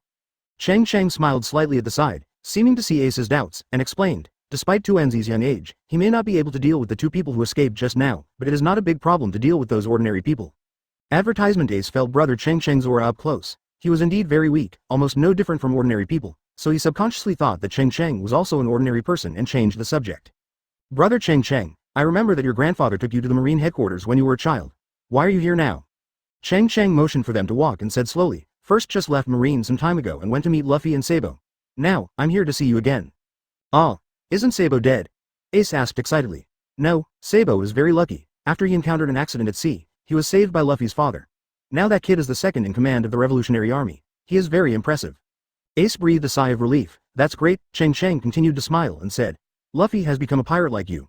He has also gathered a few great partners and is venturing on the sea to pursue his dream. After Cheng Cheng and his team added an ace, their walking speed not only did not become faster, but even slower. enzi walked hard behind him with the Genhai sword on his back as always, and from time to time he would punch Ace in the back twice to vent his anger. Cheng Cheng and Ace, who were walking side by side in front, could not finish talking. Cheng Cheng told Ace a lot about Luffy and Sabo, as well as his experiences in the 10 years of Marine headquarters, which he could almost recount in one go. Ace told Cheng Cheng about how he was recruited by Marine headquarters after going to sea, and what happened later on Whitebeard's ship, especially when it came to Whitebeard. Ace became even more energetic and said the final words, being able to join the Whitebeard pirates is the most important honor in my life. Whitebeard is indeed the most powerful man in the world, Cheng Cheng said in agreement. At this time, they could already vaguely see the towns of the port city, and once again felt the familiar sea breeze. Ace asked worriedly, Brother Cheng Cheng, your body seems to have suffered a lot of injuries. Who did it? I will let him know what regret means. I did it myself, so I can't blame others. Cheng Cheng smiled bitterly and said, and now I almost regret it to death. Advertisement, when I was fighting for territory when I was a kid, you were the one who protected me and gave in to me everywhere. Now it's my turn to protect you, big brother. Ace said with a hearty smile. Okay. Cheng Cheng smiled and nodded. Next, we entered the port city of Narahara smoothly. Almost all ships coming to Alabasta would dock at the dock here, which led to the prosperity here. The place is densely populated and merchants of all sizes gathered together, making it very lively. After buying enzi a new pair of shoes and a set of local loose-fitting clothes, enzi finally looked less embarrassed. From a little beggar, she turned into a little girl who looked pretty smart. Then the three of them arrived at the busiest restaurant. After ordering a large table full of food, the three of them ate faster than the other. After a while, the empty plates on the table piled up into 3 hills. Such a scene made the surrounding hotel employees and guests look at them in shock. They are really good at eating. Have they not had enough to eat in half a year? That little girl doesn't look small, but she eats a lot. Seeing that the 3 people still didn't stop, the store clerk helplessly cleared away the empty plates on the table. After all, if they didn't clear them away, the table wouldn't be able to accommodate them. After the 3 of them had eaten and drank enough, there had been at least 3 waves of guests in the restaurant. The table was full of messes, and every empty plate had been eaten clean. Cheng Cheng patted his stuffed belly, looked at Ace solemnly, and spoke word by word. Portgas d Ace, listen carefully. Big brother is going to tell you something that you can't understand now and I can't explain to you. Ace was stunned, and his expression became heavy as well. In his memory, brother Cheng Cheng had never spoken to him in this tone, let alone called him by his full name. His expression changed, knowing that what Cheng Cheng said next must be an extremely important matter. Cheng Cheng spoke extremely slowly. I know you are chasing Blackbeard Teach now, and I also know you are very strong. But, don't go after him, don't go after him, don't go after him. Chapter 49. Brother and Brother Ace lowered his head and was silent for a long time, just about to speak. There was a cold voice at the door of the restaurant. How dare you eat openly in front of everyone? Smoker stood at the door of the restaurant, smoking a cigar with a cold expression and looking at Ace. Captain of the 2nd Division of the Whitebeard Pirates, Fire Fist Ace. You are so brave. Ace stood up slowly and looked at Smoker at the door, moving his wrist up and down. As soon as he finished speaking, everyone in the restaurant was excited. They all looked at Ace in shock and began to slowly move away from the 3 people at their table. He's actually the captain of the Whitebeard Pirates. No wonder he's so edible. Ah, I remembered. I've seen the logo on the back of this guy. It's correct. This is the logo of the Whitebeard Pirates. Oh my god, it's terrible. I actually had dinner with the Whitebeard Pirates. Cheng Cheng's back was facing the door at the moment. He didn't turn his head. He just heard the voice and knew it was an old acquaintance. Brother Smoker, you are so good at chasing, you even chased me from Rogtown to Alabasta. Cheng Cheng tried his best not to look at Smoker. If Smoker found him, Colonel Smoker might have to lie down for a few more days. Colonel Smoker at the door took a deep breath from his cigar and blew out a smoke ring. His fingers trembled slightly, not sure whether it was excitement or fear, but he stared at Ace and asked, I wonder what a famous pirate like you is doing in a place like this. Ace smiled warmly and replied, I'm just looking for someone. Since you were a pirate and first a marine, and I met you, I can't pretend that I didn't see anything, Smoker said seriously. Suddenly, his right hand clenched into a fist, and his entire arm turned into a ball of white smoke. The smile on Ace's face became warmer and warmer, and he said lightly, it's such a boring reason. If that's the case, then I'll just play with you. The smoke on Smoker's right arm is getting thicker and thicker, and his body is gradually exuding an amazing aura. The atmosphere in the restaurant suddenly became extremely solemn. Some guests had already begun to walk outside quietly, but more people did not dare to move, for fear of causing harm to Chiyu immediately. After all, the man who calls himself Marine doesn't seem like a good person, and he definitely doesn't care about their life or death. In desperation, Cheng Cheng could only slowly raise his head and turn around, hoping to stop this battle with his old face. Advertisement, however, just when Smoker was about to take action, a familiar voice sounded outside the restaurant. The voice shouted, getting closer and closer, gong meng gong, rocket launcher. Boom. A figure rushed in from outside the restaurant, and the wooden door of the restaurant instantly shattered. The figure suddenly hit Smoker's back, and then rushed straight towards Cheng Cheng and Ace. Ace had a chance to dodge, but when he saw that the person coming was his brother Luffy, he forgot to dodge for a moment. I just focused on saying hello to Luffy. Cheng Cheng was not prepared at all. In his current state, he had almost no sense of danger from the outside world. There was a loud bang. In an instant, people in the restaurant turned upside down, tables were shattered and scattered all over the floor, and a big hole appeared in the wall. The wooden barrel filled with wine shattered instantly, and red wine flowed all over the floor. The windows and glass on the wall were directly shattered by the huge impact, and glass shards fell all over the floor. Luffy, Smoker, Ace and Cheng Cheng all flew out neatly, except for the dumpling sitting on the side eating. Everyone in the restaurant stared at this scene with wide eyes. It was so exciting. In just a short time, so many things happened. Among the rubble outside the wall, Ace stretched out a hand with difficulty, stood up holding his hat, and looked at Luffy, who also fell to the ground with a look of joy on his face. Cheng Cheng was pulled out of a pile of stones by two enzi. For a moment, Cheng Cheng felt dizzy and his whole body ached. He stood up and cursed. Which B*** he did this? I have to kill you. Are you kidding me? I was attacked unexpectedly. Smoker smashed a boulder on his body with his fist. He stood up and cursed. He looked around to see who was attacking him. When their eyes met, Cheng Cheng and Smoker looked at each other. Only then did Smoker realize that the familiar-looking figure from behind was actually Cheng Cheng. The atmosphere was a little awkward for a while. Smoker was stunned for a moment. Should he take action or not? This is a problem. It hurts. It hurts. I have to eat first. I'm starving. Luffy was the last one to stand up from the stone and walk to the restaurant without looking at the people around him. When Cheng Cheng saw it was Luffy, his anger disappeared instantly, and he looked at Luffy dumbfounded. A good meal was ruined by your kid. Brother Cheng Cheng, Ace, it's great that you are all here. Luffy looked around and said excitedly. Advertisement. Soon Luffy saw Smoker and was stunned. He smiled and a thin layer of cold sweat appeared on his face. He pulled Cheng Cheng and Ace and shouted. Run! It's going to be dangerous. The smoking man is here. Let's run away quickly. You may not know that my rubber fists are useless against this guy, and I know why. Smoker yelled and chased after them, shouting at the same time, Dasachi, order all marines to surround them and not let them escape. Dashi, who was still shopping in the distance, immediately agreed, tapped his toes, and quickly swept away in front of Luffy, shouting, all marines, follow me immediately. Soon, Luffy used all his strength to escape, sticking out his tongue. The whole person was listless, because he had not eaten for many days, so he quickly lost strength and his speed became slower and slower. Smoker, who had been chasing them, released a smoke-white snake and roared towards them. Luffy, you and brother Cheng Cheng leave quickly. I'll stop them here. I'll meet you later. After Ace finished speaking, he casually blasted out a flaming fist to disperse the smoke behind him. Luffy stared at Ace with wide eyes and said in surprise, "Ace, I didn't expect you to be so powerful." Then Luffy ran to the dock on the shore without any hesitation, where the Mary stayed. But even though Ace blocked Smoker, there was still a part of Marine chasing Luffy. While escaping, Luffy happened to see a group of familiar figures behind the ruins and ran over excitedly. "Hey, Zoro, Sanji, Usopp, I'm here." Zoro and the others had discovered Luffy a long time ago, and when they saw Luffy running towards them and calling out their names, their expressions suddenly changed. "UB asterisk asterisk asterisk asterisk asterisk D. Idiot." After Zoro and Nami finished cursing, they took Luffy and ran away. Seeing that Luffy had successfully escaped, but Cheng Cheng and Xiaoduanzi did not leave, he persuaded him, "Brother Cheng Cheng, please leave quickly. This Marine is not weak." "It's okay, I know Smoker, we are old friends." Cheng Cheng smiled flatly, looked at Smoker and said, "Right, Brother Smoker?" Smoker's face was gloomy at the moment and he was smoking a cigar. It would be difficult to catch Luffy with Ace alone, let alone Cheng Cheng. He had never seen Cheng Cheng's true strength clearly. Every time he thought he had seen Cheng Cheng's true strength, Cheng Cheng would immediately give him a bigger surprise. "I can't figure it out. Cheng Cheng, it's okay for you to help Straw Hat Luffy." "Fire Fist Ace, why are you helping Luffy?" Smoker looked at Ace and asked. Ace smiled indifferently and said helplessly, "As an older brother, you will inevitably worry if you have a naughty younger brother." Chapter 50. The direction of the sword. Smoker instantly froze on the spot as if he was petrified, his eyes widened and he said in disbelief, I didn't expect that the three of you were actually brothers." After taking the Zhenhai sword from Tuanzi, Cheng Cheng looked at Smoker and said, "Brother Smoker, you are a smart man. Let Luffy go today. Otherwise, don't blame me for not giving you face and killing all the Marines behind you." "Of course, except for Dasky." Smoker turned around and asked coldly, "Are you all ready to die?"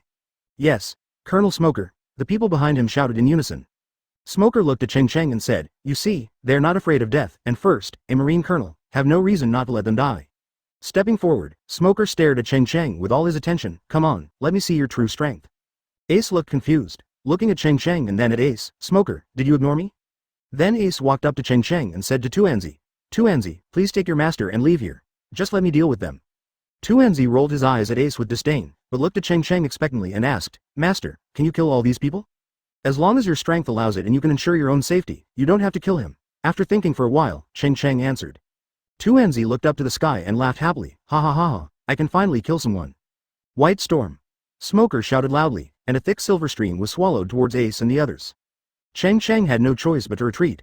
Although he was currently weak, he could still defeat Smoker if he had to exert some energy, but it would only make it more difficult for him to recover. "Since Ace is here, leave this battle to him." Ace stood quietly in front of Cheng Cheng, spreading his arms. When the silvery white smoke was 2 meters away from Ace, a sea of fire suddenly erupted from Ace's body. Under the clear sky, the flames seemed to be more dazzling than the sun. The intense high temperature distorted the surrounding air. The silver white smoke that hit him hit the sea of fire, and instantly the white smoke and yellow flames intertwined and flew into the sky. Everyone around looked up at the heroic scene of the high school and marveled. Advertisement. This is Fire Fist Ace, so powerful. Oh my god, you are indeed a member of the Whitebeard Pirates. It's so scary. Amid everyone's shocked sounds, the smoke dissipated and the thick flames slowly shrank onto Ace's body. The sea of fire finally turned into a tiny flame that danced and flickered on Ace's index finger. Smoker panted heavily, looking tired as he looked at Ace and said, "I didn't expect that the mighty Fire Fist Ace's fighting ability is just like this, far behind Cheng Cheng." Ace looked at Smoker and then turned to look at the pale Cheng Cheng, wondering, "Are you sure?" Smoker snorted in his heart, "Of course, I can at least take your move." Then Smoker pulled out the 10 hands behind his back, shouted loudly, and his whole body turned into a ball of white smoke and flew over quickly. The Marines behind him also raised their rifles and fired at Ace, shooting mercilessly. Ace instantly thought of Cheng Cheng and Tuanzi who were still behind him. Although he was not afraid of these guns, what would happen if they were injured? Ace's right hand suddenly clenched into a fist, and the small flames that originally danced at the fingertips quickly spread to the entire right arm. After slightly bending his knees, a punch filled with hot flames came out. Fire Fist. A huge pillar of flames spurted out from Ace's fist, like a huge fire dragon, swallowing Smoker and everyone behind him. And those bullets that had been fired were instantly melted when they encountered the flames. There were screams for a while, and all the Marines were lying on the ground rolling on fire. "Water! Water! Give me water quickly!" These people screamed and looked for water, but before they could jump into the sea, they were lying on the ground without breathing. Smoker's eyes also widened, and he fainted on the ground. His whole body was burned to pitch black, and wisps of white smoke were emitting. Dasky, who was originally following Smoker closely, was now pinned down in the corner by Cheng Cheng. "Don't worry, the Smoker won't die that easily. You can just carry him away," Cheng Cheng said calmly. Dasky looked anxious and advised, "Cheng Cheng, you shouldn't hang out with Ace and the others." "I don't want to either, but he and Luffy are both my younger brothers. As the eldest brother, I can't ignore them." Cheng Cheng looked at Dasky and said seriously, "Listen to my advice. Marine is definitely not your place to stay forever. If you find that one day you can't stay in Marine anymore, come to Alabasta to find me. Advertisement. After saying that, Cheng Cheng turned around and left, leaving Dasky paralyzed on the ground, her delicate body sliding down the wall. After Ace put away the flame, he looked behind him proudly, but did not see Cheng Cheng. Only Tuanzi was holding the knife and looking blankly ahead. Ace could only show off to Tuanzi. How about it, Xiao Tuanzi, isn't this uncle's punch very cool? Tuanzi breathed heavily and glared at Ace fiercely. He raised his Dragon Slayer knife and slashed at Ace. I'll make you handsome. Ah ha ha ha. Ace laughed happily, looking at the little dumpling who was slashing at him with a knife. He just smiled indifferently, and casually stretched out his palm to catch the blade with his bare hands. Because he knows that ordinary weapons have no effect on him, is the Logia user who ate the burning fruit a joke? But the moment the Dragon Slayer knife came into contact with Ace's palm, he instantly felt a slight sting. So he subconsciously took his hand back quickly, but even so, it was still a little late. A faint bloodstain appeared on Ace's palm. The bloodstain began to expand outwards after a while, and blood spurted out. Xiao Tuanzi, you are so awesome. How did you do it? Ace looked at Tuanzi with wide eyes in shock, but at the same time he was very happy. Brother Cheng Cheng really has a great apprentice. Damn you, I don't want to care about you. Tuanzi stamped his foot angrily, turned his head away and pouted, no longer looking at Ace. Cheng Cheng walked over with a solemn expression at this time. Ace asked hurriedly, what happened? Fine, Cheng Cheng said calmly, and then just stared at Tuanzi. After Tuanzi saw Cheng Cheng's expression, he lowered his head and looked at his feet silently. Do you know you were wrong? Cheng Cheng said coldly. Tuanzi crossed his arms, not daring to raise his head to look at Cheng Cheng, and whispered, Master, I know I was wrong. I only say this once, never point the knife in your hand at your own people. Cheng Cheng reprimanded extremely seriously, if it happens a second time, don't call me master, just go back where you came from. With a bang, the Dragon Slayer knife fell to the ground. Tuanzi cried loudly. Tears flowed down like raindrops. Tuanzi shrugged his shoulders and sobbed. Master, I don't dare anymore. You must not drive me away. Chapter 51 Dumplings, thirsty. The port terminal at this time. Ships of various sizes came and went, moored at the pier in a chaotic manner. The boatmen were all sweating profusely while carrying the goods, showing a busy scene. Until now, Ace has been coaxing Tuanzi on the road and bought her lollipops, candied haws, dolls, and a particularly pink dress. But Xiao Tuanzi always ignored Ace and didn't say much, he just followed Cheng Cheng silently. Brother Cheng Cheng, Xiao Tuanzi really cares about you. Ace sighed, and then rubbed Tuanzi's little head. Tuanzi resisted at first, but after Ace bought him a lot of things, he slowly accepted it. After Tuanzi heard this, she just buried her head lower and kneaded the doll in her hand into a ball. Cheng Cheng sighed helplessly and nodded. Because of this, I want him to know what he can and cannot do. By the way, how did Xiao Tuanzi hurt me? It's impossible for her to use armed domineering at such a young age. Ace asked doubtfully, and then he seemed to feel that there was something wrong with asking, so he explained said, only armed hockey can restrain us devil fruit users. Cheng Cheng glanced at Ace, frowned, and looked at him strangely. What's going on in your head? No matter how talented she is only 8 years old after all. Of course she is not armed and domineering, she can hurt you, it's just that the knife she uses is a bit special. How should I put it? You can understand it as a kind of sea tower stone. So that's it. Ace nodded, suddenly enlightened. Cheng Cheng rolled up his cuffs, revealing his white arms, and clenched his fists in front of Ace. The whole arm instantly turned into pitch black color. He lightly smashed it towards Ace's chest and cursed with a smile. I know what armed domineering is, and you don't need to explain it to me. Ace looked at Cheng Cheng in shock with wide eyes, as if he had seen a ghost. I said, do you have any misunderstandings about me? Cheng Cheng frowned and looked at Ace. Has this guy always regarded me as an ordinary soldier?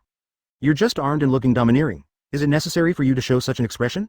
Ace took 3 steps back, with a painful look on his face, as if he had been seriously injured. He pointed at Cheng Cheng with trembling fingers and said, I didn't expect you to be quite powerful, brother.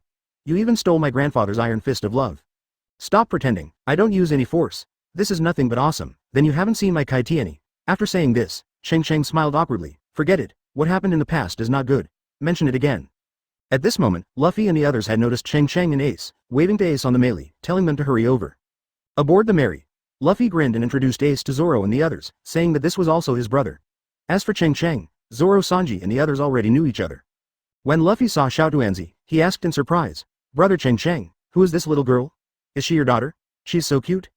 Advertisement. Cheng Cheng didn't know whether to laugh or cry, and punched Luffy's head on the ground. Because Cheng Cheng had no armed hockey, Luffy's body bounced around on the deck like rubber. Luffy was playing around on the deck and making faces to make Danzy happy. Are you an idiot, Luffy? Brother Cheng Cheng is not married? How could this be Brother Cheng Cheng's daughter? Brother Cheng Cheng didn't have a daughter when I met him some time ago. Nami and Usopp couldn't help but started to complain crazily. But when Tuanzi, who was carrying a big sword, heard this, she raised her eyebrows for no reason and showed a smile that Ace had never seen before. She knelt down and handed the lollipop in her hand to Luffy. Uncle Luffy, let me treat you to some candy. Of course, Luffy would not refuse. He opened his mouth wide and swallowed it in one gulp. As for what kind of candy it was, it didn't matter to him. Ace laughed when he saw Enzi being so easy, and said helplessly, "Is this okay? Luffy, what did you just do?" "Oh, wow, cute and beautiful little lady. I wonder if I am so lucky to have a glass of wine with you." Sanji swayed his buttocks and took 2 glasses of red wine. "Come over." Nami suddenly became furious and reprimanded. "How old is Enzi? Just let her drink." "Idiots. They're all a bunch of idiots. Oh my god, how could I get on such a pirate ship? If you continue to do this, I will follow Cheng. Brother Cheng is messed up." Sanji seemed to be aware of the age issue of Enzi and was about to take back the wine glass with some embarrassment. Enzi swallowed his saliva, raised his head and glanced at Cheng Cheng first. After seeing Cheng Cheng nodded slightly, he happily grabbed the 2 glasses of red wine from Sanji's hand, raised his head and drank it in one gulp. Drinking red wine is like drinking water, and your complexion will not change. Nami and Sanji both looked at Enzi dumbfounded, and for a moment they didn't know what to say. Luffy lay on the ground and clapped his hands happily and shouted, "Wow, Dango is really a heroine." Enzi smiled at Luffy, showing 2 rows of white teeth. "She might be too thirsty." Cheng Cheng looked at everyone awkwardly and explained with a smile. "Didn't Enzi just drink 2 buckets of water in the restaurant?" Ace said doubtfully. Then Ace saw Enzi's cold gaze and felt that he took 2 steps to the side. Nami and the others said sincerely, "Luffy has not been well educated since he was a child. He is really causing you trouble." "No, it's nothing." Nami, Usopp and Sanji shook their heads at the same time. Sanji cautiously asked, "You brothers have just met. You must have a lot to talk about. How about I prepare tea and food for you? What do you like to eat?" "No, thank you. I still have things to do, so I may have to leave here soon," Ace said apologetically. Nami, Usopp and the others looked at Ace in disbelief, then at Cheng Cheng, and said in shock, "Advertisement, I didn't expect that Luffy, a guy who goes his own way, would have such a strong brother and such a polite brother. Isn't that right? Look at Luffy again, he is simply useless." It's true that there are so many wonders in the world. Only Vivian was there to persuade him softly, explaining on Luffy's behalf. "Stop talking about Luffy, he is great." Luffy was picking his nose at this time, grinning and saying, "How about Ace, aren't my friends great?" "It's great," Ace said with a smile, and then wondered in his heart, is brother Cheng Cheng polite? Why didn't I see it? Then he heard a huge movement behind him and turned around suddenly. Not far in front of the melee, they saw 5 pirate ships speeding toward them, and the ships were filled with fierce-looking people. Someone on the boat at the front shouted from the air, "Straw Hat Boy, don't think you can escape this time. Today I will let you see the strength of the billions of elders of our Baroque working group. Third Captain, fire!" As soon as the order was given, a huge cannonball roared towards the melee. Zoro jumped up, his figure spun in the air, his sword flashed, and the huge cannonball split into 2, exploding above the head of the melee. "There are at least 500 of them," Zoro said solemnly. Usopp looked up to the sky and laughed, "There are only 500 people. Brother Cheng Cheng is not here. What are you afraid of? Just let Brother Cheng Cheng release a turtle-style qigong like last time." Everyone nodded in agreement. Ace saw each of them calmer than the other, and became even more confused. "Don't worry, I'll clean them up right away. Are you going?" Usopp looked at Ace questioningly and asked Luffy in a low voice, "How strong is your brother Ace? Is it okay?" Luffy laughed loudly. "Don't worry, Ace is very strong. It's just that Ace tiptoes a little and wants to rush over." Cheng Cheng grabbed Ace's belt, dragged him back to the deck, and reminded, "Don't finish it all at once, leave some soup for my eldest apprentice." Only then did Ace feel a chill on his back, and saw Enzi holding the handle of the knife slanting upward at his waist, lowering his head, shrugging his shoulders, and trembling a little. Chapter 52. Kill. Ace looked at Cheng Cheng with confusion. "Brother Cheng Cheng, are you serious? Enzi won't be afraid, right? There are at least 100 people on that ship, and their strength cannot be ignored." Nami and the others also expressed their refusal at the same time. "Brother Cheng Cheng, this doesn't seem to work. Enzi is only so young. How can a woman do these things? I never agree. Look at Enzi, she is so scared, her whole body is shaking." Cheng Cheng held his forehead and said helplessly, "Take a good look, where does she look scared?" I saw Enzi slowly raising his head, his eyebrows raised, and he suppressed the corners of his mouth that were about to turn up, trying not to make a sound from laughing. She raised her head, took a deep breath, and tried to calm herself down, but her right hand that touched the dragon-slaying knife could not help but tremble slightly, and the blade also made a soft buzzing sound. "Master, do you need to think more this time?" Enzi looked at Cheng Cheng cautiously, his eyes full of expectation. Cheng Cheng looked calm, walked slowly to Enzi, took off the Zhenhai sword from her back, and said softly, "Sometimes you don't need to think too much, such as when they want to kill you." Enzi instantly felt a burst of incomparable relief both physically and mentally. He could no longer help laughing up to the sky, like a crazy female devil. "Ah ha ha ha ha ha, today I want to kill a lot of people." Ace took a deep breath. Only then did he realize why Enzi had so much resentment towards him. "I saw that I had to leave one for Enzi, otherwise Enzi would really ignore me in the future." After silently telling himself in his heart, Ace no longer hesitated, jumped into the boat below, and rushed towards the 5 pirate ships in front of him alone. Then everyone standing on the melee saw a sudden light in front of them, and a sudden earth-shattering explosion sounded above the quiet sea. The next moment they all felt a wave of heat hitting their faces. A sea of fire suddenly appeared on the vast sea. 4 of the 5 pirate ships of the Baroque Works were penetrated by pillars of flames. For a time, the sea surface was like sheer hell, with mourning and mourning everywhere. Help, I don't want to die, I don't want to die. Ah, my hands are going to be burned off. Advertisement. 4 huge pirate ships were plunged into the sea of purgatory fire and lost their combat effectiveness under Ace's blow. The people on the remaining pirate ships suddenly became quiet. Everyone's expressions were filled with horror, and even more, they were filled with joy deep in their hearts. It's too strong. This is the Fire Fist Ace of the Whitebeard pirates. He is definitely not someone we can mess with. Run, run. The boss on the ship shouted angrily and ordered the ship to turn around quickly. However, the ship was too big, so turning around was obviously not that easy. The captain of the boat was so anxious that he was sweating profusely and wanted to jump directly into the sea. But when he saw that Ace had no intention of continuing to take action, he stopped thinking about jumping into the sea to escape. Zoro, Sanji and his group were in great shock. They stared at the sea of fire in front of them with wide eyes. The fierce burning flames made each of their faces turn red. Amazing. So strong. Are all Luffy's brothers so strong? Luffy, how many brothers do you have? If you have a few more, your dream of becoming One Piece will not be far away. Only Luffy bared his teeth and laughed loudly. I also have a brother named Sabo. He is also very strong. Enzi seemed not to see everything in front of him. He just licked his lips with his tongue, and kept rubbing his index finger and thumb on the dragon-slaying knife. Seeing the only remaining pirate ship in the distance, which was also turning around and preparing to escape, her heart was burning with anxiety. She wanted to go there, but it was still a little far away from her. In desperation, Enzi could only look at Cheng Cheng for help. Somersault cloud. Cheng Cheng shouted softly to the sky. In the sky above everyone's heads, a golden cloud appeared in an instant and fell down at an extremely fast speed. Enzi looked overjoyed, and she rushed out of the deck without hesitation, and fell into the sea. When she was about to touch the seawater, somersault clouds held her body up. Ah ha ha ha, I'm here, don't run away, Enzi shouted excitedly. Somersault cloud seemed to have felt Enzi's thoughts, and turned on its fastest speed, dragging a golden trajectory across the blue sky. On the line between sea and sky, the seawater and the sky are forcibly separated. Advertisement. At this time, the huge pirate ship had just adjusted its hull. After everyone on the boat saw the golden clouds, they thought it was the Fire Fist Ace who was chasing after him again. Some people were so frightened that they immediately jumped into the sea. The boss of the ship was a somewhat qualitative person. He waited patiently to see who the person coming was. After a while, when he could clearly see the appearance of the person coming, the boat boss laughed disdainfully. I thought someone was chasing me, but I didn't expect it was a little girl with yellow hair. After everyone heard this, some people stopped jumping into the water and started laughing. Little girl, are you here to die? Did your parents not want you anymore and let you die? Listening to these taunting voices, Enzi on the somersault cloud just said nothing. After taking a deep breath and adjusting his breathing rate, his whole body's momentum surged. He jumped off the somersault cloud and raised the dragon-slaying knife to slash at it quickly. Breath of water, flow of random swords. The rapid flow of air in the air turned into a blue water flow, entangling the blade of the dragon-slayer sword. Enzi fell from the sky, raised the dragon-slaying knife with both hands and went around his head, dragging the blue water and slashing it down. Only then did the ship boss put away his contemptuous expression and raise the 9-ringed sword across his head in an attempt to block the sword falling from the sky. Clang. The moment the swords touched each other, sparks flew everywhere, and the 9-ringed broadsword was cut across the blade like tofu by the dragon-slaying knife and broken into 2 pieces. After the dragon-slaying sword easily cut off the 9-ringed sword, it continued to slash forward diagonally like a rainbow. In an instant, a gorgeous blood flower bloomed on the captain's neck. The boss of the ship's eyes widened, and before he could exclaim, the corpses were already separated, and the heads fell to the ground, rolling down on the deck. Enzi looked down at the head rolling on the ground, and kicked the head into the crowd on the opposite side like a football. After the remaining people saw how fierce the little girl was, they all looked at her warily. There was no emotion in Enzi's dark eyes, and he looked coldly at the people who were retreating, sticking out his tongue to lick the blood that splashed around his mouth. Finally, she clenched the dragon-slaying knife in her hand, and her figure suddenly shot out. Chapter 53 Ace's Choice. No one on the ship expected such a horrific scene to happen at first. In less than 10 minutes, they experienced the pleasure of chasing the enemy, the joy of surviving the catastrophe, then the ridicule of the little girl, and finally the fear of her.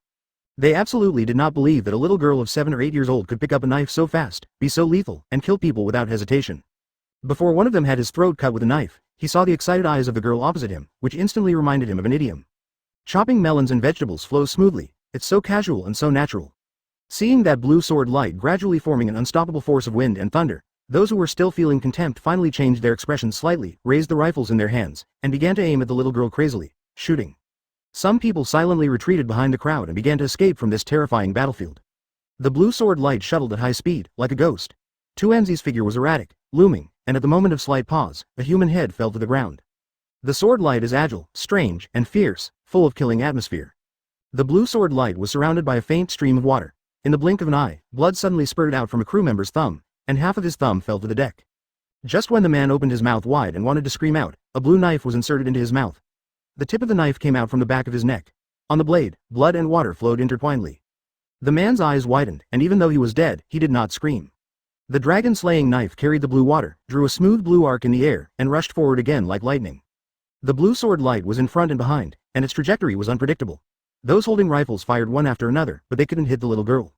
In an instant, 2 more bodies fell to the ground. For a time, the ship, which had survived Ace's attack, was bleeding like a river and wailing constantly, like a hell on earth. Advertisement finally, the remaining people on the boat could no longer endure this extreme fear, and they all chose to jump into the sea like dumplings. Everyone on the melee was silent. The sea breeze blew on the sea surface, rolling up a layer of light water spray, and the air was filled with the strong smell of blood. The atmosphere was extremely silent. They were not far from the ship now, and they could see the entire process of 2 enzi killing people with a knife, and they could even hear the screams of the people on top. At first, Nami was worried that it would be too dangerous for Xiao Tuenzi to go alone. She was also complaining that Cheng Cheng was too ambitious as a master and that training as his own disciple was not the same. But now, Nami was silent for a long time before murmuring, "Brother Cheng Cheng, what exactly has this child experienced?" "Yes, the hostility in Xiao Tuenzi is so strong. The murderous intention is too strong," Sanji also said at this time. Zoro looked at the little girl in front of him with heavy eyes, and said softly, "Brother Cheng Cheng, 2 enzi will easily fall into the devil's path if this continues." Cheng Cheng looked calm. He kept tapping the railing with his fingers, looking at the sky in the distance, and said solemnly, "This child has experienced the most painful hell in the world, so she must vent her anger through a happy battle, otherwise, it would be really dangerous. As for whether he fell into the devil's path, it doesn't matter. Even if 2 enzi falls into the abbey hell, I will clear the hell out." Everyone was still silent after hearing this. After hearing this, Vivian looked at Cheng Cheng with wavering eyes. Her cheeks were slightly red, her fingers were tangled in her hair, her eyebrows were lowered, and she didn't know what she was thinking. At this time, the screams on the ship ahead gradually disappeared. 2 enzi held the dragon-slaying knife on his waist, stood on the somersault cloud and slowly flew towards them, with a calm expression on his face. Ace frowned slightly, reached out and snapped his fingers, and instantly a ball of blazing flames appeared on his fingers. With a wave of his hand, the flames flew towards the ship ahead. During the flight, the flames grew long against the wind. When they approached the ship, they had turned into a sea of fire, swallowing up the entire ship in an instant. After 2 enzi jumped onto the deck, he was covered in blood. The blood flowed down to the deck from his fingertips. Vivian ran up immediately and hugged 2 enzi tightly. Nami's eyes were also wet, and she held 2 enzi's hand tightly and whispered, "Xiao 2 enzi, sister will take you to take a bath first." "I'll go, Nami, your condition is just fine, it's better for me to go," Vivian said softly. Nami nodded and said nothing more. "Advertisement, come on, let's start drinking," Luffy yelled, holding a large box of wine and placing it on the deck with a bang. Sanji said with a smile, "You guys drink first, I will prepare some side dishes." "Brother Sanji, give me another spicy hot pot," Cheng Cheng shouted with a laugh. "Okay. Make some for you this time, Brother Cheng Cheng," Sanji responded with a smile, then turned and entered the kitchen. At this time, Cheng Cheng looked down and saw a furry, reindeer-like pet wearing a pink hat. "Are you Dr. Chopper? You are so cute." Cheng Cheng stared at Chopper with wide eyes. His eyes were big and watery. Chopper's face was filled with joy. He twisted his butt and said in a cute and humble manner, "Even if you say that to me, I won't be happy. Alas, alas. No, how do you know me?" Cheng Cheng laughed, said nothing more, and called Ace, Zoro, and Usopp to come drink with Luffy. A few of them sat on the floor around the deck and clinked glasses happily together. "To freedom, cheers." Everyone raised their heads at the same time and drank the whole drink. "Ace, don't leave, stay and be my partner," Luffy said to Ace while drinking. Ace sat cross-legged on a wooden barrel, scratched his head helplessly and said, "I'm sorry, Luffy, I can't be your partner, and I'm chasing someone right now and will leave soon." "That's it, okay then." Luffy suddenly seemed a little disappointed, and then the next moment he happily raised his glass to everyone. "Let's drink to Ace's success in hunting him down." "Cheers." Everyone raised their glasses happily again. Ace looked confused. Can this also be used as an excuse to drink?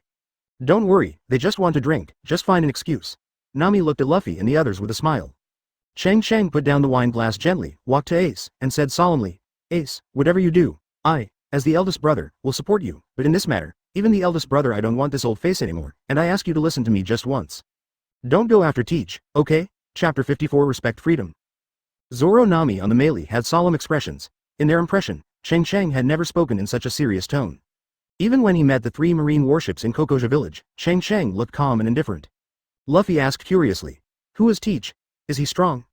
"Blackbeard Teach, he used to be my subordinate, but he committed an absolutely unforgivable crime on the ship," Ace explained to Luffy with a calm face. Then he turned to look at Cheng Cheng, shook his head slightly, and said in a soft and extremely firm voice, "Brother Cheng Cheng, I can also listen to you on other matters, but on this matter, I'm sorry, I can't do it. Arrive." Well. Cheng Cheng sighed deeply, poured another glass of wine, raised his head and drank it all. He looked at Ace and continued to ask, "Even if it costs your life, do you still want to go?" "I have to go, and I must go." Ace's eyes were firm and he said without hesitation, "Dad's ship will never tolerate the presence of any traitor, and as the former captain of Blackbeard teach, I have to do this, and it can only be done by I'll clear the door. There are some things where you know you will die, so what? Luffy, let me ask you, if you knew you would die in the process of becoming One Piece, would you still be okay on this ocean?" Luffy immediately stopped smiling and said righteously, "Of course. Brother Cheng Cheng, you were much smarter than the three of us when we were young. Luffy, Sabo and I would listen to you almost every time. However, since I left Windmill Village, I have long been life and death have been abandoned. After I joined the Whitebeard pirates, I gave my life and death back to Whitebeard." Cheng Cheng remained silent and quietly poured another glass of wine. This time, he didn't drink it all in one gulp. Instead, he put it to his mouth and tasted it slowly. Ace continued. "From the moment I chose to go to sea and become a pirate, I have chosen freedom instead of suppressing myself. As for what you said, let me wait and wait until I am strong enough to take revenge. It's really not possible for a gentleman to take revenge even after 10 years. 10 years have passed, so how should I spend the intervening 10 years? Is delayed revenge still revenge? Being lucky enough to join the Whitebeard pirates is the honor of my life, and my mission will also be he died to defend this honor." "I knew this would be your answer." Cheng Cheng put down his wineglass with a helpless smile, came to Ace and patted his shoulder gently, and continued. "Whether it is from the perspective of being born as a human being, or from the perspective of my brother, or from the perspective of a pirate, from a personal perspective, you, me, Zoro, Nami, Chopper, each of us are equal and free.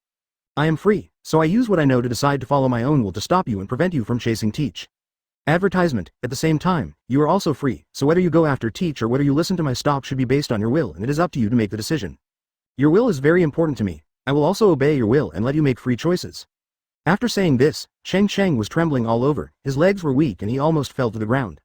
It seemed that these words had used up all his strength, and his body, which was already weak and had only a trace of energy left, was completely drained. After taking several deep breaths, Cheng Cheng's face returned to rosy. As if he had made up his mind, he exchanged 10 fairy beans from the system and handed them to Ace himself. "These fairy beans can restore your physical strength and injuries. Be sure to eat them when you are injured. Also, I will teach you a breathing method now, which should be able to improve your strength in a short time. It took 2 enzi 3 days to learn it and Zoro 2 days to learn it. I believe it will not delay you too long." Ace smiled warmly for a moment, and immediately agreed, "Yes, brother Cheng Cheng." Cheng Cheng looked at his playful smile and cursed. "Damn it, if Lousy hadn't been so weak now, he would have tied you up a long time ago, and you're still talking nonsense here." That really causes trouble for brother Cheng Cheng," Ace said with a smile. Luffy stuffed 2 chopsticks into his mouth and staggered over, saying vaguely, "Brother Cheng Cheng, I want to learn too, I want to learn too. After Zoro learned it, everything has become better now. It's so awesome that I can't even beat him. You sun god, learn how to breathe water, get out." Cheng Cheng cursed angrily, and then looked at Zoro who was full of energy. "Zoro, take out a sword and let me see how well you master the water breathing now." Zoro smiled and nodded, happily agreeing. 2 days later. The Merly continued towards Yuba, upstream along the Centaur River. Alabasta is a superpower in the first half of the Great Line. The kingdom's standing army alone has 600,000 people. Yuba is the western trading center of Alabasta and the former Oasis City. But after 3 years of continuous drought, the rebel army had already destroyed the place. Advertisement along the Sentola River, as far as the eye can see, there are ruins of collapsed buildings, desolate and deserted. The original Oasis City is now almost deserted. Ace is so powerful. When he was exposed to the breath of water, he learned it in just 1 day. On the second day, he had improved the breathing trajectory of the breath of water into the breath of fire. Originally, Ace didn't pay much attention to what Cheng Cheng taught him. After all, in his eyes, Cheng Cheng's current strength was not very strong except for his ability to be armed and domineering, which was somewhat beyond his expectation. After learning the breath of fire, Ace could clearly feel that his strength could be increased by at least 30%. He couldn't help but change his views on Cheng Cheng. Is brother Cheng Cheng really strong? Ace jumped onto the guardrail and said to everyone, "Everyone, I'm leaving now. Goodbye. Blackbeard is not in Yuba. You can go to the west of Alabasta and have a look," Cheng Cheng said calmly. "Okay. You and Luffy keep these 2 pieces of white paper. It will guide us to meet again." Ace agreed readily and handed 2 pieces of white square paper to Luffy and Luffy respectively. "Goodbye. The next time our brothers meet again, it will be at the peak of pirates." "Yes," Luffy said with a smile. Cheng Cheng remained silent and said silently in his heart that he was more than the pinnacle of a pirate. Everyone waved goodbye to Ace. In the sunset, Ace jumped into a small boat and drifted away. Tuanzi has changed a lot in the past 2 days. Thanks to the efforts of Nami and Vivian, he is no longer the little beggar with messy hair and dirty body.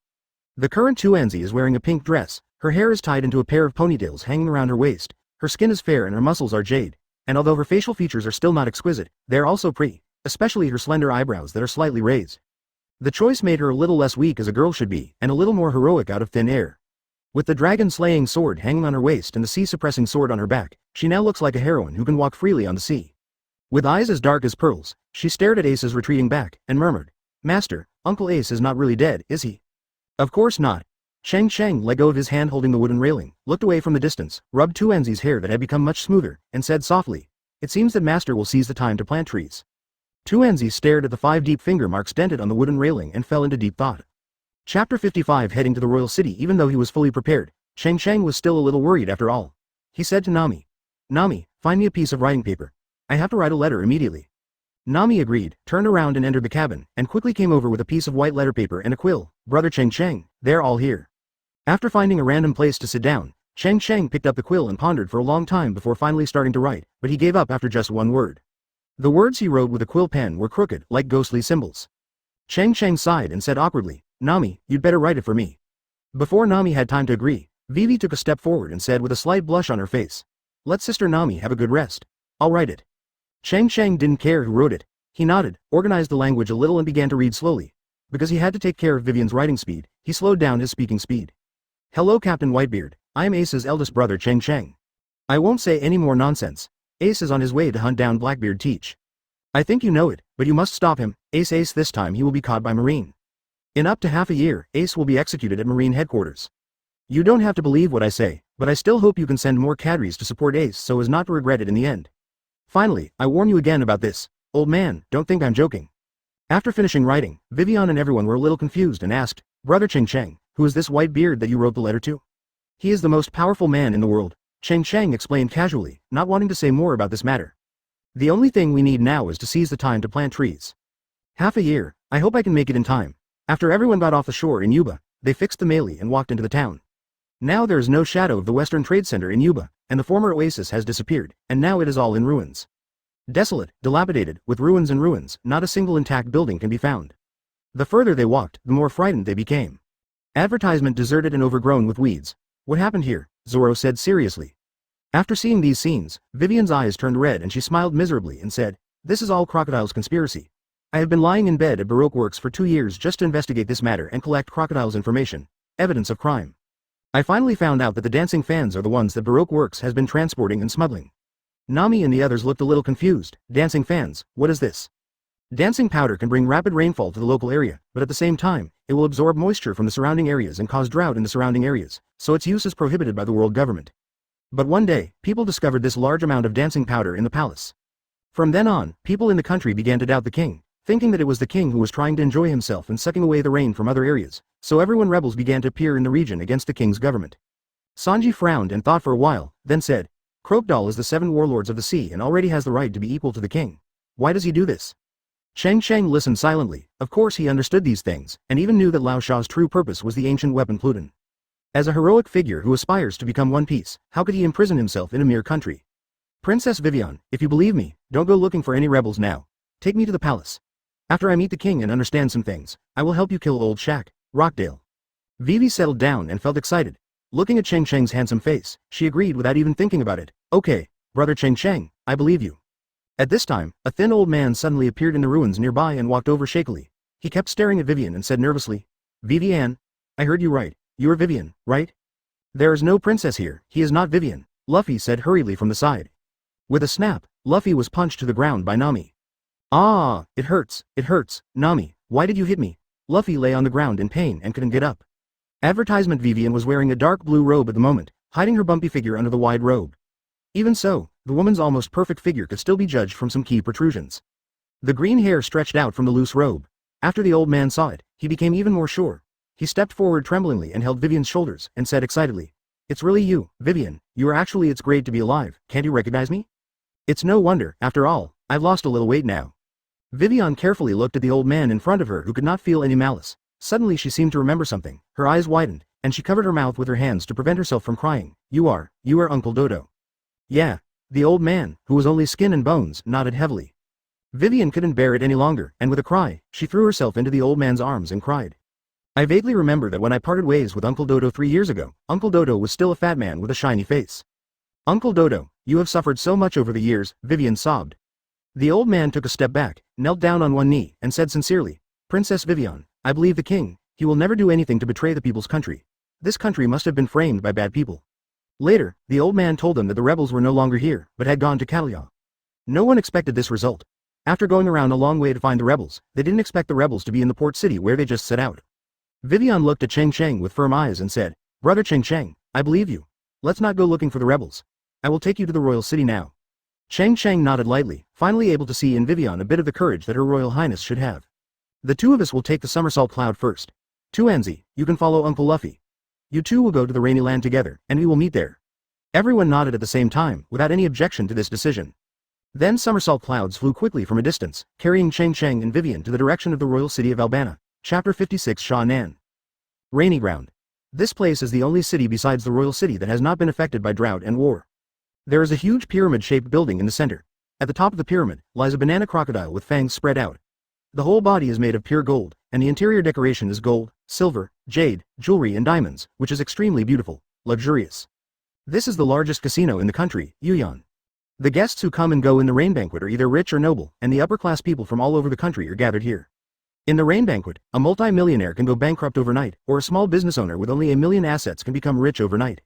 If Yudi is the city of dreams, then Yuyan is the heart of Yudi. This place holds the dreams of thousands of people. But no matter how wealthy the guests are, they have only met the manager of this largest casino and have no idea who the boss behind the scenes is. Yuyan's basement is very quiet. There is an empty hall here. On both sides of the hall are stairs studded with gold and silver. On each handrail are luminous pearls worth hundreds of thousands, emitting a faint light. In the middle of the hall, there was a large rectangular table with 3 candles burning slowly. At this moment, there are 8 people sitting around the table in the hall, all senior cadres of the Baroque Working Society. The 8 of them were holding their breath and concentrating, not daring to take a big breath. Everyone's back was as cold as pins and needles. Because the person sitting on the main seat in front of them is 7 warlords of the sea, Shah Crocodile.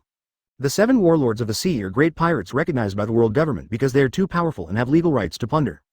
These senior cadres only knew the true identity of their president at this time, and they all looked at Crocodile in panic. I hid my identity from you before because of the need of the plan, but today, we have reached the last step of completing the plan, so it is also time to let you know who you are working for.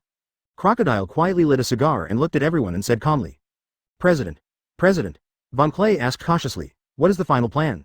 Advertisement. Crocodile narrowed his eyes and said calmly. The codename of the final plan is Utopia. Only success is allowed and no failure is allowed. The tasks you all have to do are on the note in front of you. As long as you don't make mistakes, this country will be ours from now on. But if anyone makes a mistake, I, Lao Sha, will kill him. There was silence in the air. No one dared to refute anything. They all glanced at the note in their hands, then tacitly put it on the candle and lit it. The note soon turned into ashes and disappeared in the air. It was as if there was never any order. Von Reck, come with me, Crocodile ordered without question. Von Reck, who was dressed in bright colors, felt nervous and followed Crocodile silently. When he was going up the stairs, he mustered up the courage to ask in a low voice. President, where are we going? Imperial Palace, let you be the king, Crocodile said calmly. His voice was not loud, but because the underground was so quiet, almost everyone heard his words. Suddenly, the atmosphere became even colder. It wasn't until Crocodile walked out of the underground and closed the door that the remaining cadres breathed a sigh of relief and looked at each other. It's just that the huge shock hasn't been digested yet, so everyone is silent. The capital of Alabasta, Albana. A group of golden clouds crossed across the sky and landed directly at the entrance of the palace. It originally took 3 days to walk, but Vivian and Cheng Cheng took a somersault cloud and arrived here in less than half a day. Brother Cheng Cheng, this somersault cloud is so fast, it can run even faster than mine. Vivian exclaimed, her eyes full of shock. Cheng Cheng nodded slightly and looked at the scene around him. As expected of the capital of Alabasta, it's so prosperous. The streets are spotless, with no trace of the desert at all, and there are lush vegetation on both sides of the road. There was an old woman in the front holding a showerhead, preparing to water the flowers with a smile on her face. Behind her, there were 2 children who kept making trouble. When the old woman got angry, she poured water directly on the 2 children. The child didn't feel uncomfortable at all. Instead, he continued to pester the old woman as if he had won. The old woman had no choice but to laugh in the end. Advertisement. The streets are crowded with people, everyone is brightly dressed and has a happy and joyful smile on their face. Compared with the cities Cheng Cheng encountered along the way, the royal city was like paradise. These are 2 worlds. After the 2 of them arrived at the entrance of the palace together, 2 guards in white uniforms holding long guns crossed each other's guns and said coldly, "Who are you? The palace is not a place that anyone can enter." Vivian took off the hood that covered her face, her green hair fluttering in the wind, and a beautiful face appeared in front of them. After being stunned for a while, the 2 guards immediately knelt down on one knee at the same time and said with great excitement and respect, "Your Highness the Princess." Her Royal Highness the Princess is back. Her Royal Highness is back, we are saved. Suddenly, bursts of celebrations broke out from all over the palace. I didn't expect your prestige to be quite high, Cheng Cheng said to Vivian with a smile. Vivian immediately blushed and lowered her head, muttering, I just did what I should do. At this moment, an evil voice sounded from the entrance of the palace. Your Highness the Princess is too humble. I believe that there are few princesses in the world who would risk their lives as undercover agents to investigate the truth. Cheng Cheng listened to the sound and looked behind. The only person I saw talking was a tall middle-aged man wearing a black trench coat outside a neat suit. One hand was a gold hook, and the other hand was covered with various jewelry rings. His hair was slicked back and glossy, his face was gloomy, and there was a horizontal scar on his face, which gave people the first impression that he was not a good person. Behind him, followed a thin man wearing heavy makeup. Cheng Cheng squinted and stared at the golden hook on his hand, already guessing the identity of this person. When the guards on the side saw this person, they all saluted and placed their right hands on their hearts to show respect for this person. Dear Mr. Shaw Crocodile. Vivian saw that the soldiers of the kingdom actually treated the country's biggest villain as a hero. Suddenly, an inexplicable anger rose in his heart, and he could no longer suppress it. He swung the peacock chain and rushed towards Crocodile like crazy. Chapter 57 Great Holy Grail. Cheng Cheng knew how much Vivian was worth. Her little strength was okay against ordinary people, but it was really not enough in front of Crocodile, one of the Shichibukai. Cheng Cheng took a strong breath, tapped his toes, lifted the Zhenhai sword, quickly swept forward, got ahead of Vivian, and struck Crocodile head on with the sword, making a sharp sound of breaking through the air. Crocodile sneered, raised his arm, and blocked the golden hook in front of him. Clang! The Zhenhai sword collided with the golden hook, making a crisp sound and sparks flying everywhere. Young man, your sword is good, but it's a pity that you were too weak. Crocodile smoked a cigar and slowly blew out a white smoke ring. Cheng Cheng also realized this problem. Now his body is too weak. Even the Zhenhai sword made of Hailu stone can hardly cause real harm to Crocodile. Then Crocodile's left hand instantly transformed into a sharp blade of yellow sand and slashed forward, desert sword. A sharp blade formed by yellow sand was like a barb on the ground, whizzing towards Cheng Cheng against the ground. Wherever the sharp blade touched, the ground that was originally a bluestone slab instantly turned into yellow sand. Armed colors. Cheng Cheng was shocked when he saw this, and his breath froze, but the armed color hockey could not arm his whole body, so he could only use the Zhenhai sword in the armed color. He drew back the Zhenhai sword and placed it across his chest to resist the sharp desert blade. Boom! Cheng Cheng was at the front and Vivian was at the back. The two of them were knocked out together and stopped more than 10 meters away in the palace. The ground was originally made of bluestone slabs, but now the ground that has not been cut by the desert sword has turned into yellow sand. The guards at the door were shocked and looked at what was happening in front of them with wide eyes. Why would Crocodile, the hero of this country, take action against the princess? Isn't he a hero? For a moment, the guards with guns looked at each other. No one knew what to do at this time. Cheng Cheng felt pain in his chest as if he had been hit by a train. He coughed violently, as if his internal organs were about to be shattered. Lao Sha is really cruel. Vivian, are you okay? Cheng Cheng glanced at the princess behind him and asked aloud. I'm sorry Cheng Cheng, it's me who has caused trouble for you. Vivian also coughed and said, her skirt was torn and yellow sand was everywhere on her face. Advertisement. Cheng Cheng felt relieved after seeing that Vivi was fine. He swayed and pressed his Zhenhai sword against the ground, stood up with difficulty, and stared at Crocodile expressionlessly. System, do you have any energy replenishing medicine? I can buy it no matter how much it costs. Uncle, I'm sorry, no close black lens bracket. Cheng Cheng immediately yelled. Can you F*************** think about it before you say it? The system does not need to think, only judge. Close black lens bracket. Cheng Cheng was silent. If his energy could not be restored, it would be too difficult to beat Lao Sha in this state.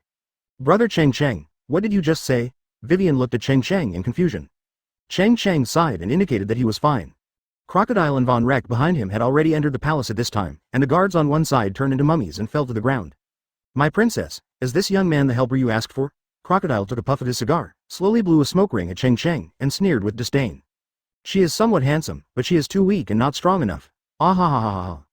Vivian stood up and said angrily, Brother Cheng Cheng is my partner. A heinous villain like you will sooner or later go to Abbey Hell. You will suffer all the suffering in the world. Crocodile pretended to be horrified, looked at each other with Von Reck behind him, and suddenly laughed again. For a person like me, even if I go to hell, I will still be the master in hell. Your Highness, don't worry, I won't kill you next time, I will let you witness a feast with your own eyes. Crocodile said arrogantly. Kusha has led more than 700,000 rebel troops to the royal city now. I believe you will hear the screams from the entire royal city in a while. Ah ha ha ha, this sound is so wonderful just thinking about it. Oh, by the way, do you think there are still troops in the royal city that can resist the attacks of the rebels? Von Reck. At Crocodile's signal, Von Reck's face swayed from side to side and transformed into the appearance of a king. Next, you will see that when the battle between the two sides is in full swing, the king is arbitrarily humiliating the people and letting women, old and young, leave the city to die. My dear princess, what do you think the people of the royal city will think in this situation? Crocodile squinted his eyes and laughed. Regardless of Vivian's answer, he took Fun Leak and walked straight to the palace. Advertisement at this moment, hundreds of white-clothed guards holding spears had gathered around, surrounding Crocodile. Go! Kill Crocodile, kill him for me. This man is responsible for all this. He is the biggest villain in this country. Vivian knelt on the ground and roared at the top of her lungs. The surrounding guards no longer hesitated, roaring angrily and rushing over with guns in hand. Crocodile looked at them with a sneer on his face and waved his hands, sandstorm. The strong wind and sand rotated rapidly in the center of the palm. When the sand in the hand was thrown out, it suddenly grew into the wind and quickly turned into a sandstorm tornado more than 10 meters high. The bluestone floor in front of the palace was lifted up by the strong wind in an instant and scattered in the air. The guards holding guns were all caught up in the sandstorm. They were spinning rapidly in midair with the sandstorm, and there were bursts of screams. Soon, the sandstorm dissipated in the air more than 10 meters away. The bluestone slab and the guards in white fell to the ground at the same time. The stone slab shattered and the guards were unaware of their death. Crocodile snorted coldly, stopped looking at Vivian, gave Von Rek a look, and walked straight to the palace hall. Von Rek sneered, transformed into a king, and reached out to catch the princess. Cheng Cheng's eyes were cold. He took a deep breath to endure the pain in his body, stood up his sword in front of Vivian, and cursed coldly. Get out. Von Rek paused. He didn't expect that the pretty boy in front of him had such domineering murderous intent. He hesitated at this time. Waste. Crocodile scolded angrily, and his figure suddenly turned into a puddle of sand and disappeared from the place. When Cheng Cheng was looking for him with his eyes, he heard a slight rustling sound behind him, and his expression suddenly changed. He raised his sword and slashed behind him, but suddenly there was a huge impact from behind, and his whole body was like a ball, being kicked high into the roof of the palace hall by Crocodile. Cheng Cheng's body hit the roof of the palace hall hard, with a bang, and a big hole was instantly smashed out. His body lost control and crashed into the palace hall. Cheng Cheng was lying on the rubble, looking up at the big hole above his head. The light shone on his face through the hole, and there was dust floating in the beam. I only heard a familiar voice in my mind. Congratulations to the uncle for completing the Alabasta palace sign and task. Close black lens bracket. Reward. Great Holy Grail. Close black lens bracket chapter 58 Kill Lao Sha with sword. The atmosphere in the palace hall was silent, and all the guards were holding guns and watching the man who fell from the sky warily, not knowing whether he was dead or alive. The guards protected the king behind them. Yaka was the deputy chief of the king's guard. After he reached out to greet several guards, they slowly stepped forward to check on the stranger's life condition. The next moment, a golden light flashed, and a golden holy grail appeared in Cheng Cheng's hand. Cheng Cheng lowered his head and looked doubtfully. The height of the holy grail is about 20 centimeters, and it is golden yellow. Judging from the material, it should be gold. The body of the cup is carved with extremely complex uneven patterns. It is extremely complicated and ingenious. There are diamond-shaped red inlays on the front, back, left, and right sides. Gem. The entire golden holy grail exudes a faint golden light under the sunlight. Looking at the great holy grail, Cheng Cheng can feel a sense of peace and tranquility in his heart. This is... Cheng Cheng picked up this large holy grail that looked extremely luxurious. There was still nearly 1/3 of the water in the cup. It was extremely clear. If it weren't for the sunlight shining on it and the sparkling waves reflected, it would be impossible to tell that there was still water inside. Have water. The familiar voice of the system sounded again. The Great Holy Grail is the legendary forgotten object of the gods. Through the Great Holy Grail, people's wishes can be collected. The stronger the wish, the more water of life will appear in the Holy Grail. Close black lens bracket. At the same time, you can sign soul contracts with other people through the Great Holy Grail. As long as you consume the water of life, you can carve 3 command spells on the contracted person, so that the contracted person will absolutely obey your orders. Close black lens bracket. Sir, let me add one more point. The signing of a soul contract must be mutually agreed by both you and the contractor before it can take effect. Close black lens bracket. Cheng Cheng's eyes widened after hearing this, and his face was full of shock that could not be concealed. Good guy. The function of this Great Holy Grail sounds similar to the Great Holy Grail in the Fate world. All functions are almost the same. They are formed by signing a contract to make the contractor absolutely obey the order. These command spells can even break through the boundaries of space and time. The only difference is that the Great Holy Grail in that world needed to draw the power of the Earth's veins, while the Great Holy Grail in his hand now needed to gather the will of the people. Bang bang bang. Cheng Cheng's heart beat faster. This Great Holy Grail is definitely a divine weapon. With this Great Holy Grail in hand, there are so many things that can be done. Then what is the water in the Holy Grail now? Trial version of water of life. Close black lens bracket. Cheng Cheng looked at the water of life shaking in the Holy Grail. It was extremely clear, without any impurities. From the appearance, it was no different from ordinary water. He raised his arms high and drank the water of life without any hesitation. It is sweet in the mouth, and there is an indescribable fragrance that echoes in the taste buds. Advertisement. The next moment, Cheng Cheng felt a heat flow from his throat that instantly filled his entire body. His cheeks turned slightly red, and his eyes, which were originally pale gold, instantly shone with a dazzling golden light. After the light flashed away, it returned to normal, as if nothing had happened. Boom. Cheng Cheng's shirt exploded in an instant, and rags scattered on the floor, revealing his almost perfect golden proportions figure. The muscles all over his body are not very big, but are as strong as fine steel. With his slender body, he looks like a god descending to earth. Those beautiful muscle lines look like they were carefully carved by the most skilled painter in the world. Seeing this scene, even the male guards around were shocked. "Are you an angel, Yaka?" the adjutant of the escort team walking in front asked in surprise. In his opinion, the appearance and figure of the man in front of him was like that of a god. Not only did he not die after falling from the sky, but a sacred gold object suddenly appeared in his hand, and he stood up without any injuries. If this is not an angel sent from heaven, who else could it be? Cheng Cheng felt the mental power almost overflowing from his body and was filled with joy. At this moment, his strength had been fully restored. "Although I'm not a bullshit angel, I can save you." Cheng Cheng turned to look at the dark-skinned adjutant, then looked at the middle-aged man sitting on the throne and said, "King Cobra, do you know that the 700,000 rebels led by Kosha outside the royal city have already arrived at the city?" Just when the king was about to ask the doubts in his heart. Boom. A loud noise. The gate of the palace hall collapsed, and sawdust flew out. The figures of Crocodile and Von Rek appeared at the entrance of the hall. Princess Vivian's body was suspended in midair at the moment, and a huge palm formed by yellow sand strangled her neck hard. Her pretty face turned red from the suffocation, and she was almost suffocating. He wanted to say something, but he couldn't say anything anyway. He could only cry out and look for Cheng Cheng everywhere. After seeing that Cheng Cheng was fine, Vivian calmed down a little and stopped struggling. However, after she turned her eyes to the middle-aged man on the throne, she started struggling again, and her eyes could not help but shed two lines. Clear tears. "Let go of my daughter. Let go, your highness, princess." "Crocodile, are you going to rebel?" In an instant, bursts of angry shouts came from the hall. King Cobra stood up from the throne, tried hard to suppress the anger in his heart, and reprimanded. "Crocodile, as long as you let my daughter go, everything is negotiable. Don't you just want this country? I will do it now.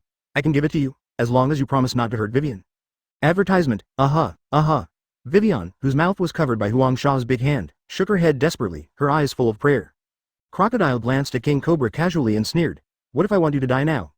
Then he looked at Cheng Cheng, who was safe and sound, in confusion, and asked with a sigh. "Are you very resistant to beatings?" "It's not that I resisted the beating, it's just that your fist was too light." Cheng Cheng put away the great holy grail and casually held the Zhenhai sword in his hand. He looked at Crocodile in front of him with disdain in his eyes and said in a relaxed tone, "Lao Sha, I will teach you now what fighting is." Crocodile narrowed his eyes, took a deep breath from his cigar, and squeezed out a few deep wrinkles on his forehead. His eyes were fierce. "Just you?" The corners of Cheng Cheng's mouth raised slightly, and the Zhenhai sword vibrated slightly at a speed invisible to the naked eye.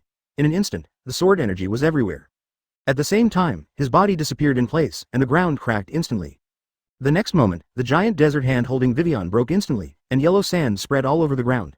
Vivian exclaimed and closed her eyes.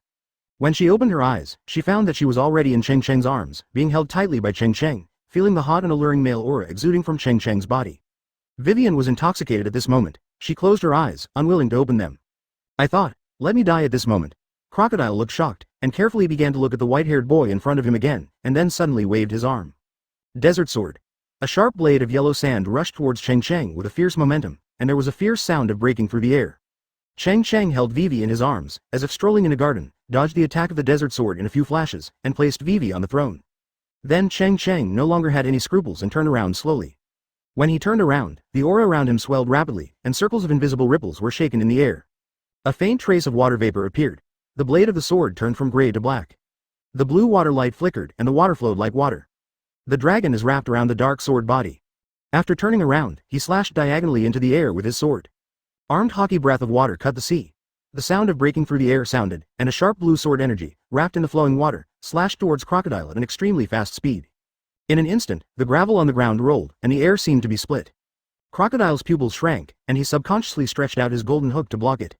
However, the next moment, the blue sword energy passed through Crocodile's arm, blood spattered, and the entire arm with the golden hook fell to the ground with a clang. Chapter 59 Angel Run. At this moment, Crocodile only had this thought in his heart. He widened his eyes and let out a painful scream. He ignored the broken arm of the golden hook that fell to the ground, and glanced at the white-haired boy standing in front of him in the sun with lingering fear. He didn't understand why someone who was so weak just now was not only not dead but also seemed to be a different person when he flew him into the palace. Run. Get away from this extremely dangerous person in front of you. No, in Crocodile's eyes at this moment, the white young man in front of him no longer belongs to the category of human beings. Too strong. Crocodile's body instantly transformed into a ball of yellow sand and disappeared with the wind. There were a few grains of yellow sand remaining on the ground where he was standing, and a bloody broken arm. Ah. Von Rek opened his mouth wide and exclaimed as he looked around, as if he didn't believe the facts in front of him. His boss, Crocodile, had his arm cut off with a sword and ran away without hesitation. What should he do? He suddenly screamed, made an extremely domineering move, and disappeared in an instant. Cheng Cheng smiled contemptuously and did not go after Crocodile. Lao Sha's base camp was in the rain feast, and the monks who could not escape from the temple. He didn't believe that Lao Sha could give up the plan he had planned for 3 years so easily. There was silence in the palace hall. The ministers and guards were all shocked by the scene before them. Who is Crocodile? The people present were all powerful men in the palace and core figures at the top of the country, and they knew all about Crocodile's strength. This is a big pirate recognized by the Marine headquarters personally, and is one of the Shichibukai. In Alabasta, he is regarded as a hero of this country. King Cobra looked at the white-haired boy in the hall in shock, his eyes full of shock and gratitude that could not be hidden, even if he knew that Crocodile was the mastermind behind the country's turmoil. As a king, he still can't do anything and dare not do anything. Advertisement not for anything else, just because the other party is Shichibukai, a peerless strong man that they can't afford to offend anyway. But today, the seemingly invincible pirate had his arm cut off by this young man with a sword. Plop. King Cobra knelt down towards Cheng Cheng. Please let the angels make decisions for me, the tens of thousands of people in Alabasta. I, Cobra, am immoral and incompetent, so I would like to thank the angels. After the king prostrated, he shouted sincerely to Cheng Cheng. For a time, as King Cobra knelt down, all the other ministers and guards knelt down willingly. Even Princess Vivi did not hesitate to kneel down. After Cheng Cheng saw this, he smiled bitterly, flashed in front of Vivi, and put his hands around her slender waist to stop her movement. King, you don't have to be like this. I'm not an angel, I'm just Vivi's friend. I don't deserve your respect. Besides, King, you are not that ungrateful and incompetent king. Cheng Cheng said in a deep voice, and at the same time motioned for Vivi to help the king up quickly. After everyone stood up, they looked at Cheng Cheng with sincere awe. Your Majesty, now is not the time to reminisce about the past. The 700,000 rebels led by Kosha have already arrived at the city and are about to launch a general attack on the royal city. It's up to you whether you can stop this war. Cheng Cheng said to Vivi and the king. Now I have to take advantage of Crocodile's injury and kill him while he is sick.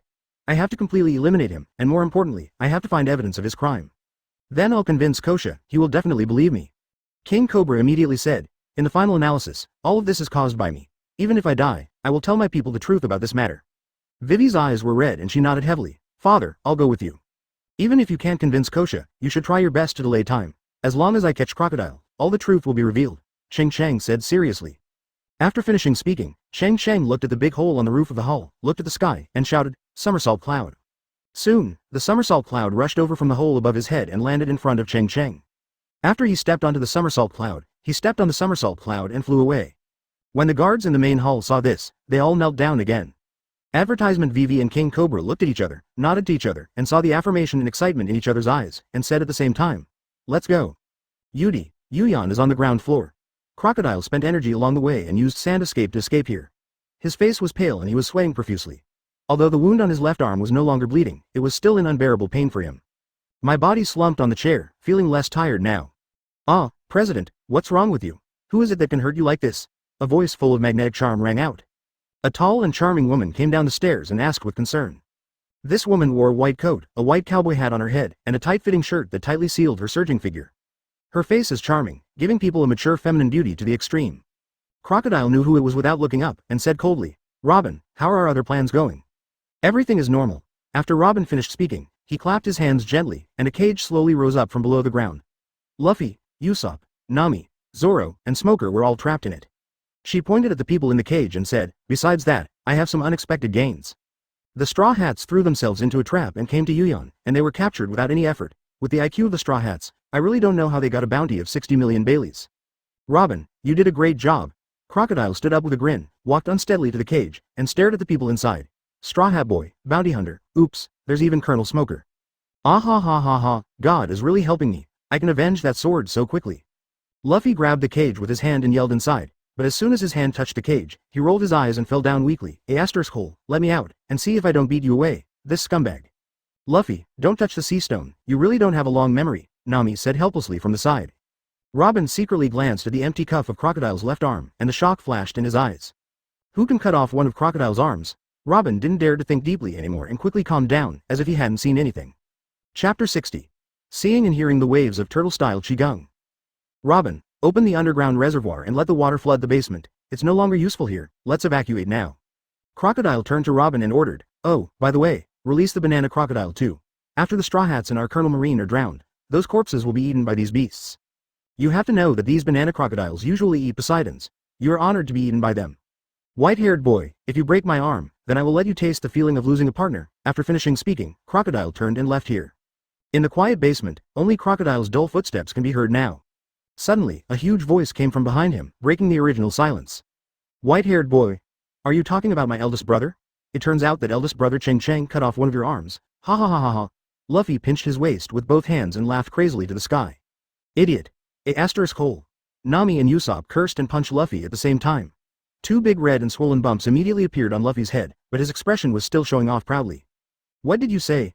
That white-haired swordsman is your eldest brother, Crocodile, who was walking in front, paused and froze on the spot after hearing this. Crocodile turned his head, with a fierce look in his eyes, and said to Robin, "Turn off the water valve first. Suddenly I am not so anxious." At this moment, Robin had opened the valve of the basement reservoir halfway, and the water in the reservoir was flowing along the ground in a large area. Through the giant glass, you could see the banana crocodiles like hills in the reservoir, wandering wantonly. After Robin nodded in agreement, he turned his wrist slightly and the reservoir valve was closed again. Looking at the president's murderous eyes and thinking of the president's broken arm, she sighed in her heart. It seemed that he was going to do it himself. Nami and Usopp were shocked in the cage, and they hugged each other in panic. Smoker, who was sitting on the ground, was smoking a cigar with a calm expression, blowing out smoke rings slowly, not knowing what he was thinking. Zoro took off the green scarf on his arm, stretched out his hand and tied it on his forehead, pulled out a ghost and held it firmly in his hand. There was nothing in his eyes. He was completely unaware of Crocodile coming towards him with murderous intent. All he could see now was the upcoming attack. Crocodile came outside the cage, looked at Straw Hat Luffy, and asked again, "Are you really the brother of the white-haired swordsman?" "Of course, needless to say," Luffy said proudly, looking at him as if he were an idiot. Nami and Usopp looked at each other, ready to cry. It's over, it's over. A smile gradually appeared on Crocodile's lips. Very good. After saying that, Crocodile stretched out his only remaining arm. After extending his palm, a slender yellow sand dagger appeared in the palm of his hand, and the entire arm exuded a faint yellow light. Advertisement. After a while, dozens of yellow sand daggers condensed in the palm of his hand. "In that case, I'd better kill you with my own hands." Crocodile laughed ferociously, and dozens of yellow sand daggers passed through the gaps between the cages, and all shot towards Luffy quickly. "Not good, careful, Luffy," Nami and Usopp exclaimed at the same time. They all know it.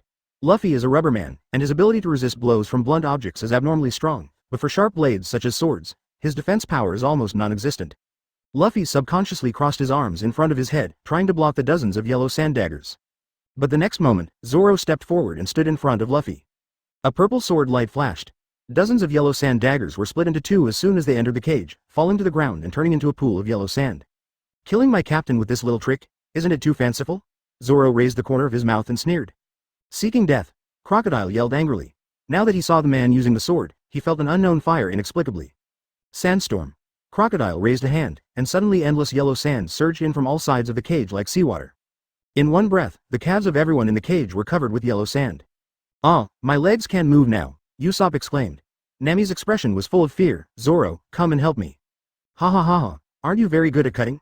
You might as well try to see if you can still draw your sword now," Crocodile laughed crazily. He just likes to see the painful and fearful expressions of those who are dying, which can give him extreme pleasure. Zoro lowered his head and saw that the yellow sand had reached his waist. Even he couldn't draw his sword now. His eyes turned. He couldn't die here. Nami and Usopp are unreliable. Luffy and Colonel Smoker are both devil fruit users, and they are basically useless in this cage made of sea stone. The only one who can save them now is himself. "I can't die." Advertisement. I haven't fulfilled my promise with Kuina yet, and he hasn't become the world's #1 swordsman yet. The veins on Zoro's arms popped out, surging like blue dragons, and Guetei's surface began to emit a strange and seductive purple light, but he couldn't use any strength at all. "It's useless. No need to struggle anymore." Crocodile raised his palm and suddenly made a fist. "Enjoy the last fear before death." The yellow sand in all directions around the cage surged again, instantly swallowing everyone inside the cage. The yellow sand outside the cage formed huge cubes. In the basement of Yuyan, silence returned again. Robin looked at the huge cube and was filled with emotion. What a pity, who would have thought that the Straw Hats would end up being buried alive in the end. The next moment, Robin's eyes widened. Only the surface of the huge cube could be seen, and countless criss-crossing purple sword energies appeared in an instant. Those sword energy flickered from the outside inward, dismembering the yellow sand cube like cutting tofu. In an instant, the yellow sand was scattered all over the ground by the sword energy. Nami and Usopp were coughing and gasping for air. "Ah ha ha ha, I'm alive again. That's great," Luffy said with a grin. "Brother Cheng Cheng, Brother Cheng Cheng, you are here to save us." Cheng Cheng. Then Robin saw a white-haired boy in front of him, holding a broad sword in his right hand. He was handsome and handsome. She immediately thought of the white-haired swordsman mentioned by the president just now. He looked at Cheng Cheng with incredible eyes, so young. When Crocodile saw that Cheng Cheng was coming, he subconsciously turned into a ball of yellow sand and wanted to escape again. Now he couldn't even think of fighting Cheng Cheng. "I won't let you escape this time, Lao Sha." Cheng Cheng inserted the Zhenhai sword into the ground, bent his knees slightly, and put his hands together at his waist. Suddenly, there were strong blue-white energy fluctuations in the palms of his hands, quickly forming an energy ball full of destructive power. Closing his eyes, Cheng Cheng used his sense of perception to sense Crocodile's next move. Seeing and hearing color turtle-style Qigong wave. His hands suddenly pushed forward, and a strong blue-white energy shockwave hit an empty place. Chapter 61 The king leaves the city just when everyone was questioning whether Cheng Cheng's shot was wrong. The next moment, they saw this incredible scene. Crocodile, who only saw his whole body turn into yellow sand, suddenly changed his direction while escaping, and headed towards the extremely powerful shockwave as if looking for death. Boom! After a loud noise, Crocodile was instantly beaten until his true form emerged. The body was hit by the shockwave and flew backwards, hitting the ground hard. The moment he hit the ground, a mouthful of blood spurted out from Crocodile's mouth, instantly staining his entire shirt red. After everyone saw it, their eyes widened and they were full of shock. My brother Cheng Cheng is still the most powerful, ha ha ha ha. Luffy looked up to the sky and laughed wildly. This time Nami and Usopp finally stopped fighting Luffy, but could not help but marvel. This is Crocodile, one of the Shichibukai, and he was defeated by brother Cheng Cheng like this. What the hell Shichibukai, if you let me out, I think I can kill him with a slingshot, I'm Captain Usopp. Boom. Luffy stretched out his fist and punched Usopp. He put his face against Usopp's long nose and said angrily, I am the captain. The two of them struggled with each other as neither one accepted the other's will. Be careful. Brother Cheng Cheng. Zoro saw many arms suddenly growing on the surface of Cheng Cheng's body. He immediately recognized this as Robin's ability and hurriedly reminded him. Robin, you are too weak now. Cheng Cheng smiled calmly. It was obvious that Robin took action. Armed and domineering, after Cheng Cheng circulated his aura, his body instantly turned pitch black, and his entire body's skin was covered in armed domineering energy. The 6 hands that originally grew on various surfaces of his body dissipated instantly. Robin instantly felt that he had lost control of the Wawa fruit. Cheng Cheng's body at this moment seemed to be the forbidden area of the Wawa fruit. Cheng Cheng picked up the Zhenhai sword and stepped out. A big hole was instantly created on the floor. The Zhenhai sword in his hand turned from gray to black, and with unrivaled ferocious power, it caused a wave of force and slashed towards Robin. Blue water surged on the Zhenhai sword, and the sound of breaking wind sounded in Robin's ears.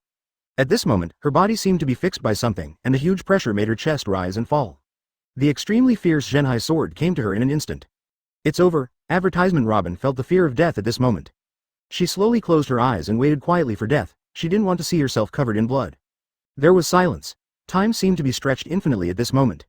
She thought of the carefree life in O'Hara when she was a child, thought of her giant friend, and in a trance, she saw O'Hara in the ruins of a sea of fire.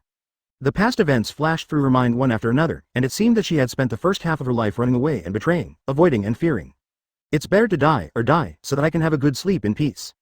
However, after a long time, the broadsword had already struck him. But she still didn't feel any pain, so she opened her eyes in confusion. She only saw the white-haired boy in front of her smiling brightly at her. The huge broadsword was suspended less than 5 centimeters above her head. Cheng Cheng's warm smile made her slightly startled. Do we know each other? This was Robin's first thought. Soon she regained her serious expression and said coldly, why don't you kill me? This world owes you a lot, Cheng Cheng said calmly with a warm smile. The reason why he said this was that Cheng Cheng suddenly thought of the evaluation of Robin by his friend who used to watch TV series together in another world. Robin stood there at a loss for a moment, looking confused. Cheng Cheng ignored Robin and picked up the Zhenhai sword and came to the cage. The sword flashed. The collision produced a burst of brilliant sparks. The iron lock outside the cage was cut off with a sword. Nami rushed over immediately and hugged Cheng Cheng. Brother Cheng Cheng, you finally came to save us. I made you worry, Cheng Cheng said apologetically. Smoker was smoking a cigar and asked coldly, Cheng Cheng, is this your true strength? Only then did Luffy and others remember that there was a marine colonel behind them, and they couldn't help but become nervous. Luffy was sweating for a while. He was very afraid of this cigarette man. Because he found that his attacks had no effect on him, and his punch was like hitting the air. In an instant, the atmosphere in the entire basement became tense again. Advertisement Smoker held 10 hands, closed his eyes for a long time, threw away the cigar in his hand, and said slowly, let's go. For Cheng Cheng's sake, and for your sake of saving Alabasta's face, I will spare you this time. But if I meet you next time, Straw Hat Luffy, your life will be at risk. After Luffy and the others listened, they all smiled knowingly. I don't seem to hate you anymore. Luffy patted Smoker's shoulder and said with a grin. Smoker was in a daze for a moment, and a blush appeared on his cheeks, and he said angrily, take my stick. The 10 hands moved through the wind and were about to hit Luffy. Luffy ran away in a hurry. Everyone laughed again. Alabasta Royal City, Albana. At this moment, the people in the royal city felt an inexplicable vibration, and the frequency of the vibration was getting bigger and bigger. The glass that was originally placed quietly by the table slowly moved outside the table as the vibration continued, and finally fell to the ground and fell into pieces. The wooden barrels placed on both sides of the road roared due to vibration. In the quiet and peaceful royal city, chaos suddenly broke out. The streets were filled with people from the royal city guards and kingdom guards maintaining law and order, carrying cannonballs, bows and arrows, and a series of war weapons. Women and children can only observe the outside world through the windows of their homes. A series of abnormal reactions indicate that the war has begun. The leader of the rebel army, Kosha, led 700,000 rebels to attack the dynasty, and the abnormal vibration was caused by 700,000 people stepping on the ground at the same time. All these women and children, who cannot go to the battlefield, can only pray silently at home that war will not come. The gate of the royal city, King Cobra and Princess Vivian came over together. The surrounding guards immediately saluted with serious expressions. The king nodded and said to Ikaram, the captain of the kingdom guard beside him, "Open the city gate." Ikaram said with a worried look, "Your Majesty, do you really want to do this? What if those rebels don't listen to you?" The king waved his hand, indicating that Ikaram didn't need to say any more. Everything that happens in this country now is because of me. If I die today, I will make Vivian the next monarch according to my will.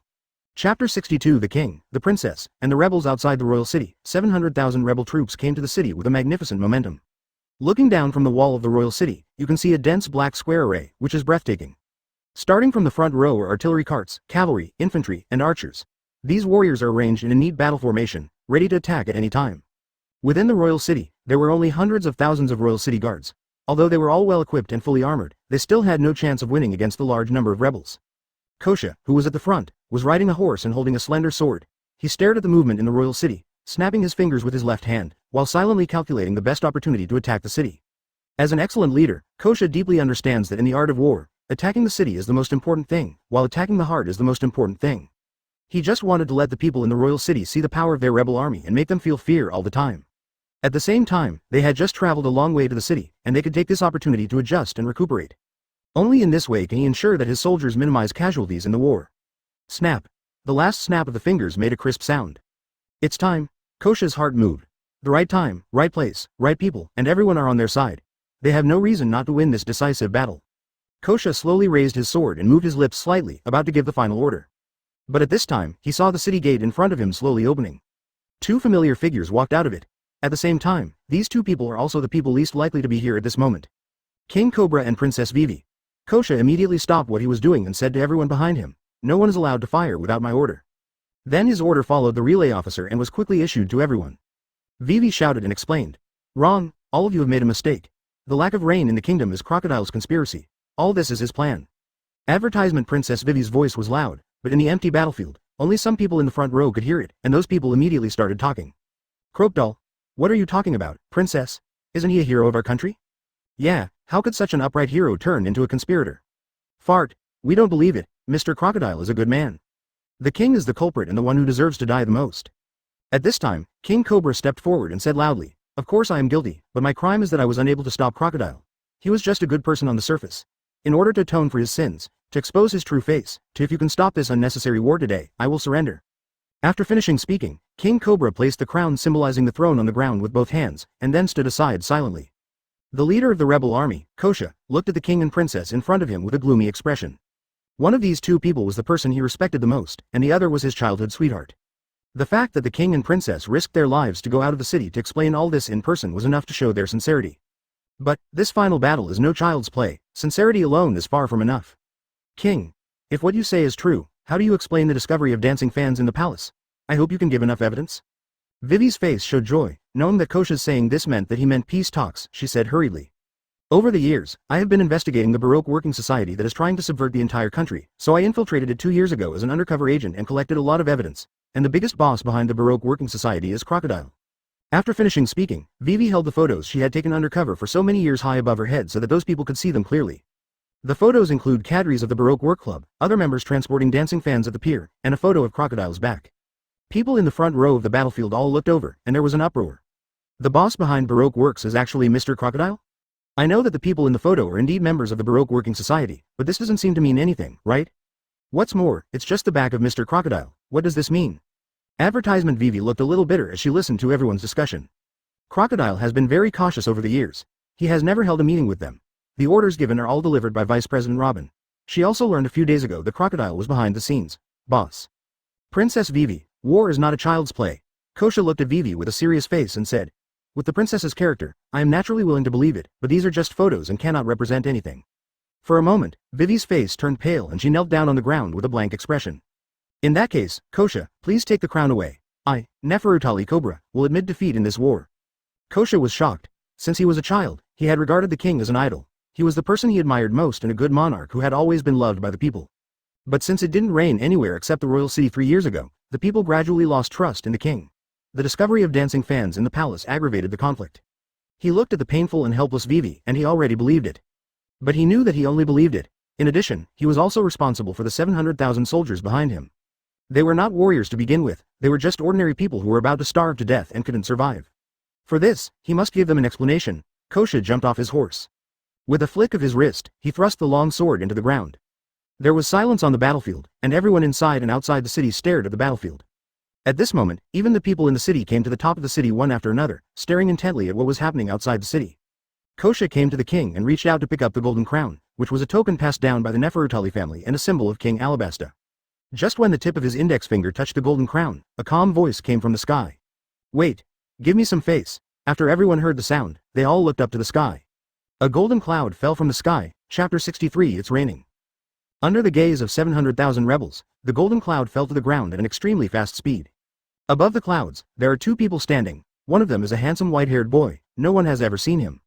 The other person had disheveled hair, blood stains all over his body, a broken arm, and a broad sword on his back. Although it didn't match the impression, they quickly recognized this person, Hero Crocodile. Everyone was in an uproar. How did the national hero in their minds become like this? Kosha stopped picking up the crown, stood up and looked calmly at the white-haired boy in front of him. "My name is Cheng Cheng, and I'm here today to tell all the people of Alabasta the truth." Cheng Cheng smiled faintly, and then kicked Crocodile directly. Crocodile immediately flew backwards and hit the yellow sand on the ground heavily. "Speak for yourself." Crocodile's current devil fruit abilities are all suppressed by Zhenhai's sword, and there is no way to turn his body into sand. When Vivi saw that it was Cheng Cheng, she burst into tears instantly. She sat on the ground, twitching and crying loudly. She really didn't expect that Cheng Cheng could actually capture Crocodile, one of the Shichibukai, alive and bring him to her. The king also stared wide-eyed, unable to conceal his shock. In the palace hall before, I saw Cheng Cheng cutting off Crocodile's arm with a sword, and today he captured him alive. The king is very aware of the power of Crocodile. Over the years, he has continuously sent the kingdom's guards and masters in the kingdom to try to wipe out the Baroque working society. But it has never been successful. The agents of Baroque Works are so powerful, let alone the bosses of those agents. Kosha also looked happy. If Crocodile himself admitted it personally, this matter would be easy to handle. "I have nothing to say. I was the one leading everything behind the scenes in this matter. If you hadn't intervened, all of them would have died today," Crocodile said bitterly. "It's a pity that my plans for so many years were ruined by you today." After hearing this, everyone was shocked and looked at Crocodile questioningly. At this time, they unconsciously thought of something. It's too much of a coincidence that since it stopped raining 3 years ago, Crocodile has become a hero in this country. So they were already somewhat convinced by the princess's words. Advertisement Cheng Cheng looked at Kosha and asked calmly, "I think the rebels are in the royal city. There should be a secret force, right?" Kosha nodded. There was nothing to hide. Originally, his battle plan was to attack both inside and outside, but now that the king has announced his surrender, there seems to be no need to use the secret force. If you still don't believe it, now you can ask the people in your city to search Yu Yan. This is Crocodile's headquarters, and the dancing powder distributed all over the country is produced here. Kosha said seriously. "Okay, if it's what you said, then there is enough evidence." Then Kosha snapped his fingers, and someone immediately sent a phone call from behind him. After quickly getting through, he ordered the other party to take people to search immediately. Cheng Cheng smiled slightly and couldn't help but look at Kosha with a kinder look. It seems that this Kosha originally intended to cease the war, but now he needs enough evidence. He not only needs to use this evidence to convince himself, but also to convince the 700,000 rebels standing behind him. Cheng Cheng couldn't help but take a second look at such a person who was in a high position but was not attracted by the greed for power at all. You must know that as long as Kosha just picks up the crown and accepts Cobra's surrender, he will be the next king of Alabasta. And Cheng Cheng had an inexplicable feeling that even if he couldn't provide enough evidence just now, all the rebels would retreat as long as Kosha gave the order. This is a born leader. Cheng Cheng silently gave him this evaluation in his heart. Time passed slowly. The 700,000 rebels in the front were whispering to each other, and the word was passed down from one to another. The soldiers at the back who had no idea what was going on the battlefield all knew what was going on. No one among them is really willing to choose to fight, but if they don't take up arms to fight today, they will die of thirst or starvation tomorrow. The walls of the royal city were crowded with guards and people in the city. They all looked at the activities outside the battlefield with concerned eyes. In the eyes of this peace-loving, simple and kind-hearted people, no one really wants to see war. Kosha kept staring at the phone bug in his hand. 10 minutes later, the phone rang again, and there was a rush of surprise. "Chief, what you said is true. We found tons of dancing powder on the second underground floor of Yuyan, and there are many equipment for producing dancing powder here." Kosha was instantly overjoyed and said excitedly, "Okay, I understand. Just stay where you are and watch the dancing fans, and don't let anyone get close to you." Advertisement Kosha shouted excitedly. Compatriots, we have always been lied to. Our enemy has always been not the king, but Crocodile. After everyone finished listening, they immediately started talking. It turns out we've been lied to all along. I just said, the original king loves his people so much, how could he suddenly do such a thing? It turns out we misunderstood the king. Everyone was talking incessantly, and everyone's face showed a relaxed look, without the ferocious pain before. It's raining? A rebel soldier holding a bow and arrow felt a sudden coolness on the tip of his nose and whispered softly. But after he finished speaking, he even laughed. He looked up at the sky, seeing dark clouds covering the sky. Except for the rain in the royal city of Alabasta, it has not rained in other places for 3 years. How could it rain today? His voice was very small, but it was still heard by the other archers side by side, which involuntarily aroused a burst of ridicule from his compatriots. What are you daydreaming about? It's still raining, you idiot. The mocking voice of his companion stopped abruptly, because he just felt a cool feeling on his forehead, as if he had been hit by something. With dull eyes, he stretched out his fingers and touched his forehead. His fingertips were a little moist. Is it really raining? His voice trembled a little, and he hurriedly threw the bow and arrow in his hand to the ground, opened his arms and looked up at the sky, wanting to confirm again. But before he could confirm again, a burst of cheers suddenly broke out from the crowd. The raindrops grew from small to large and gradually became denser. Just like this, a miracle happened silently. It's raining. Great. It's raining. Everyone threw down their weapons in excitement, hugged their companions and cheered. Some people laughed and cried, their tears intertwined with the rain, and together they irrigated the arid desert. Cheng Cheng felt the roaring sound. The breeze blew through his silver-white hair, a light golden color flashed in his eyes, and the corners of his mouth raised slightly. Chapter 64 Surrender. Listening to the thundering cheers, Ko Sha breathed a long sigh of relief and relaxed his whole body. The current situation is very clear. After Crocodile, the mastermind behind the scenes, was caught, it started to rain immediately. There is nothing left to question. He turned around to face the crowd with a serious expression and shouted, "Retreat!" The cheers of the 700,000 rebels suddenly stopped. They picked up their weapons and began to slowly withdraw from the battlefield in an orderly manner. Seeing the rebels retreating neatly, Cheng Cheng couldn't help but admire him. It was absolutely impossible to train a group of rabble into such discipline. Kosha. This is a natural general. Cheng Cheng glanced at the crown that was still on the ground, bent down to pick it up, handed it to the king again, and said slowly, "You are a good king.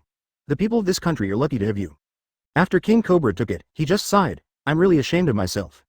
Boring. Crocodile, who was covered in blood, snorted coldly. Then he sat on the ground and closed his eyes in despair.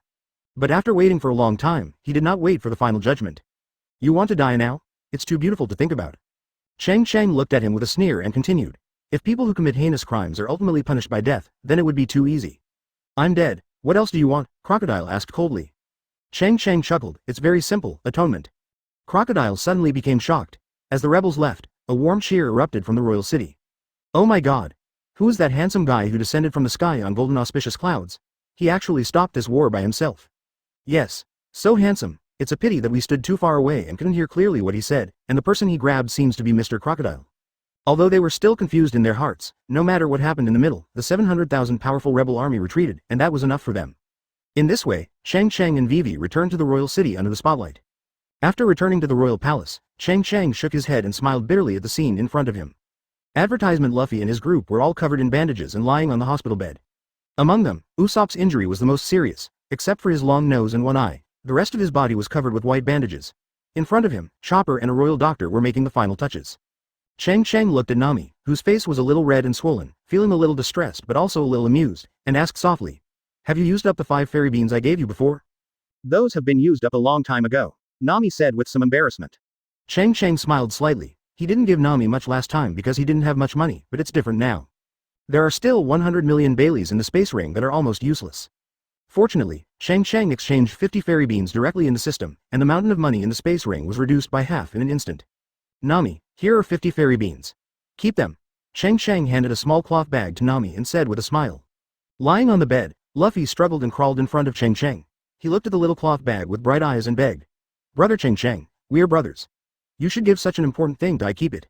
"Haha, if I leave it to you, I'm afraid these fairy beans will be gone tomorrow." Cheng Cheng raised his fist and gave Luffy a loving iron fist. The pain made Luffy lie down and roll on the ground. Everyone burst into laughter for a moment. Then Nami carefully distributed a fairy bean to each person, and Luffy, Zoro and the others instantly became lively. The Imperial Doctor on the side was dumbfounded and muttered to himself, "Is this a miracle?" Outside the palace, all the people in the royal city gathered here. When Cheng Cheng brought Luffy, Zoro and the others out, they only saw a sea of people in the main hall in front of the palace. The king has made the crimes committed by Crocodile known to the public, letting the people in the royal city know his true face. They even knew that Crocodile had secretly placed many cannons around the royal city. As soon as the time came, the entire royal city would be bombarded by countless cannons. At that time, both the members of the Kingdom Guard and the ordinary people in the city will disappear together. For a time, Crocodile attracted a burst of curses and ridicule. It rained heavily and raindrops fell on everyone. But no one held an umbrella, standing quietly in the rain. Advertisement only the king's voice echoed among the crowd. In the past 3 years, we have lost a lot, but we have gained nothing. Now it is different. This country has been reborn starting today. The war has ended in our country. After the words fell, everyone in the square suddenly burst into cheers. The cheers lasted for a long time. After King Cobra saw Cheng Cheng and others walking out, he pressed his hands down to signal everyone to stop. Then he said loudly to everyone, "From now on, the Straw Hats are our new heroes in Alabasta. It was they who stopped the villain Crocodile's conspiracy and saved this country from war." "No way, no way." Nami scratched his head and smiled sheepishly. Luffy laughed heartily and was extremely happy. Usopp put his hands on his hips, held his head high, and looked arrogant. Those who didn't know thought he had defeated Crocodile himself. The king continued to say sincerely, "Here, I would like to thank someone in particular. I saw with my own eyes that this man fell from the sky and cut off Crocodile's arm with a sword. Later on the battlefield, he descended from the sky with golden auspicious clouds under his feet, turned the tide from falling, helped the building from falling, and successfully stopped it, this war. I believe many of you have seen that scene, but I think you don't know his name yet. From today on, I hope you can remember his name forever. This hero's name is Cheng Cheng." Suddenly, a burst of enthusiasm broke out from the crowd. The sound then became extremely neat, and everyone was shouting a name. "Hero. Cheng Cheng. Cheng Cheng. Hero." Cheng Cheng's calm face also showed a smile, and he murmured softly, "It feels good to be loved by others." At the same time, he also felt the water of life slowly emerging from the great holy grail in the space ring. It only stopped when it reached 1/3 of the volume. Cheng Cheng was instantly overjoyed and thought secretly, is this the power of wish? But what King Cobra said next made Cheng Cheng instantly stop smiling and almost spit out a mouthful of blood. The position of king has always been occupied by the capable.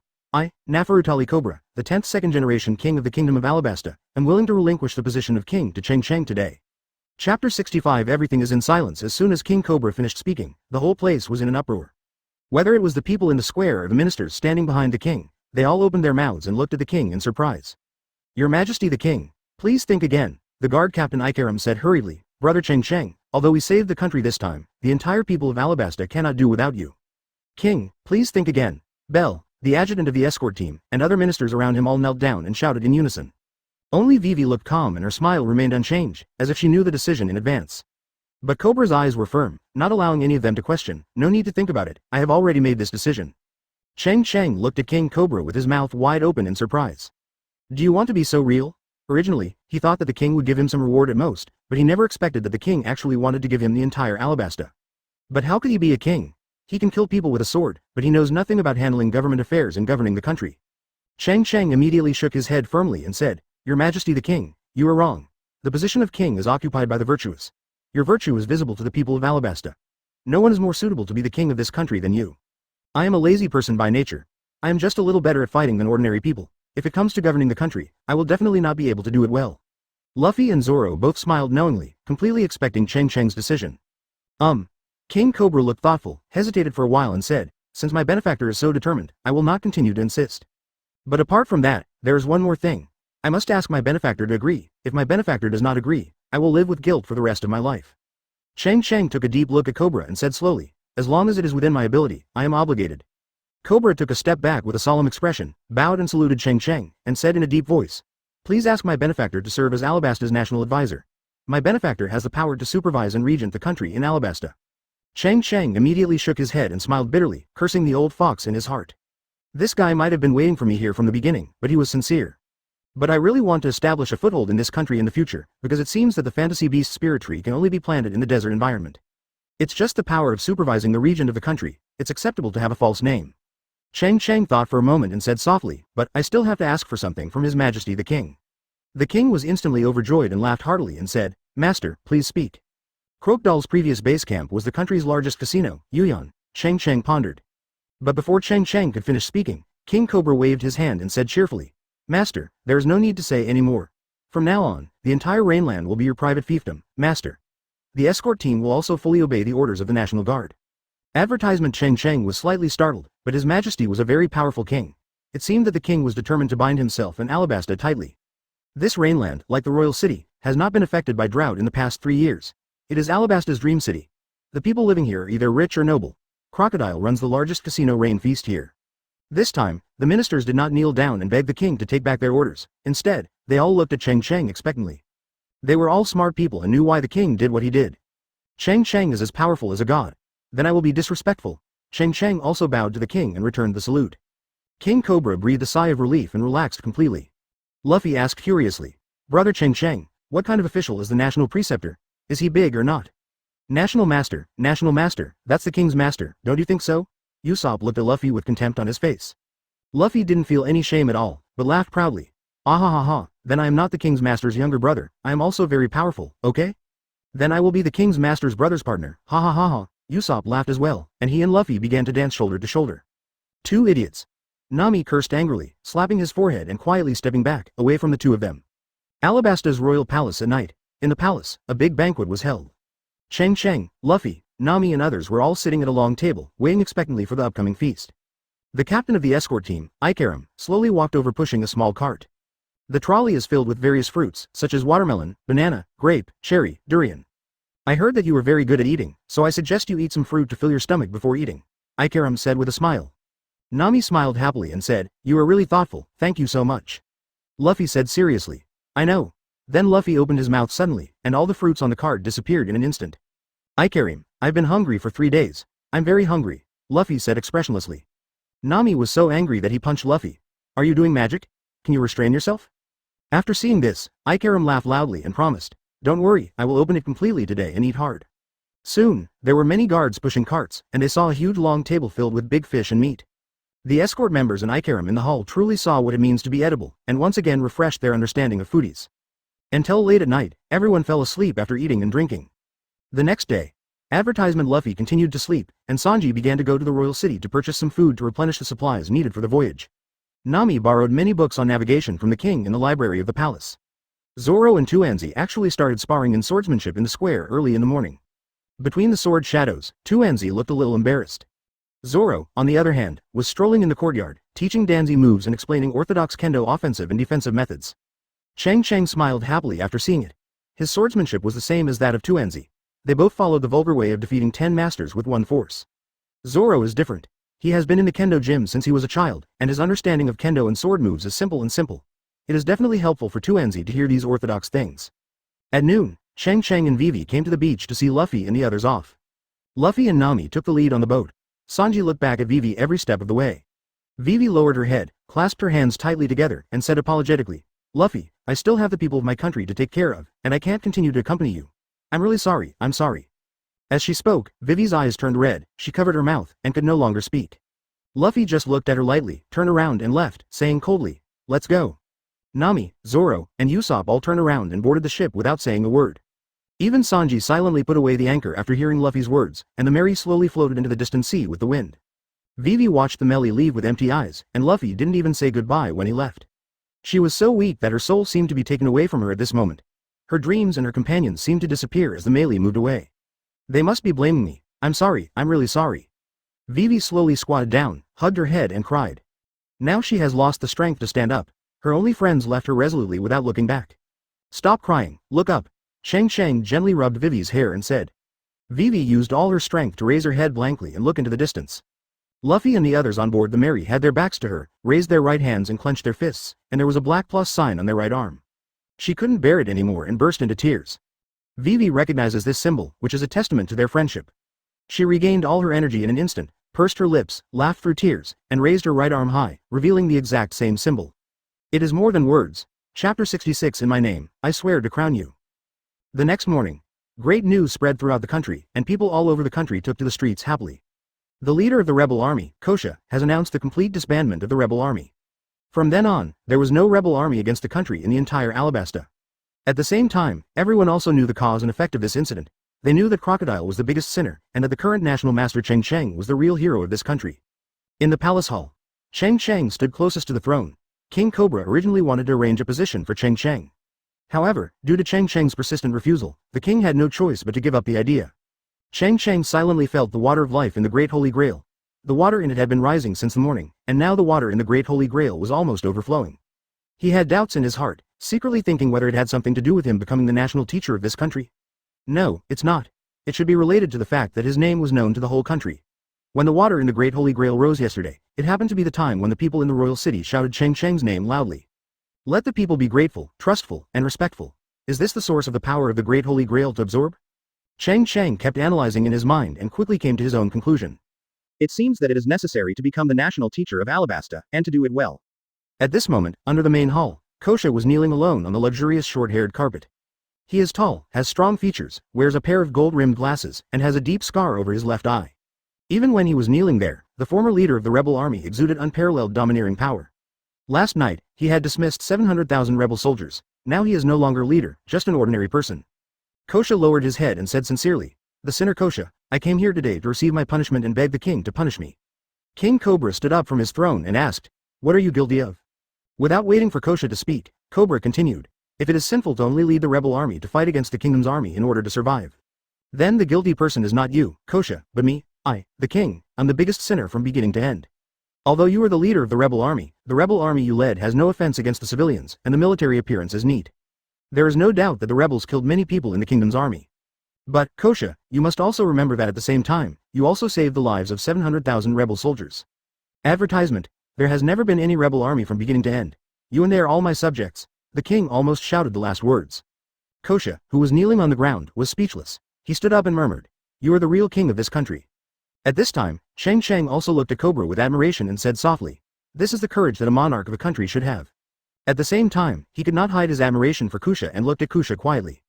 An ordinary civilian with no background turned out to be the leader of a rebel army of 700,000 people. It is enough to see his amazing leadership ability and his popular support. You must know that he was outside the royal city at that time. If Kosha chose to attack the city or accept the crown, he would be the one sitting on the throne now. If these experiences can be called a kind of luck, then Kusha's decision to dismiss all rebels cannot be explained by the word luck.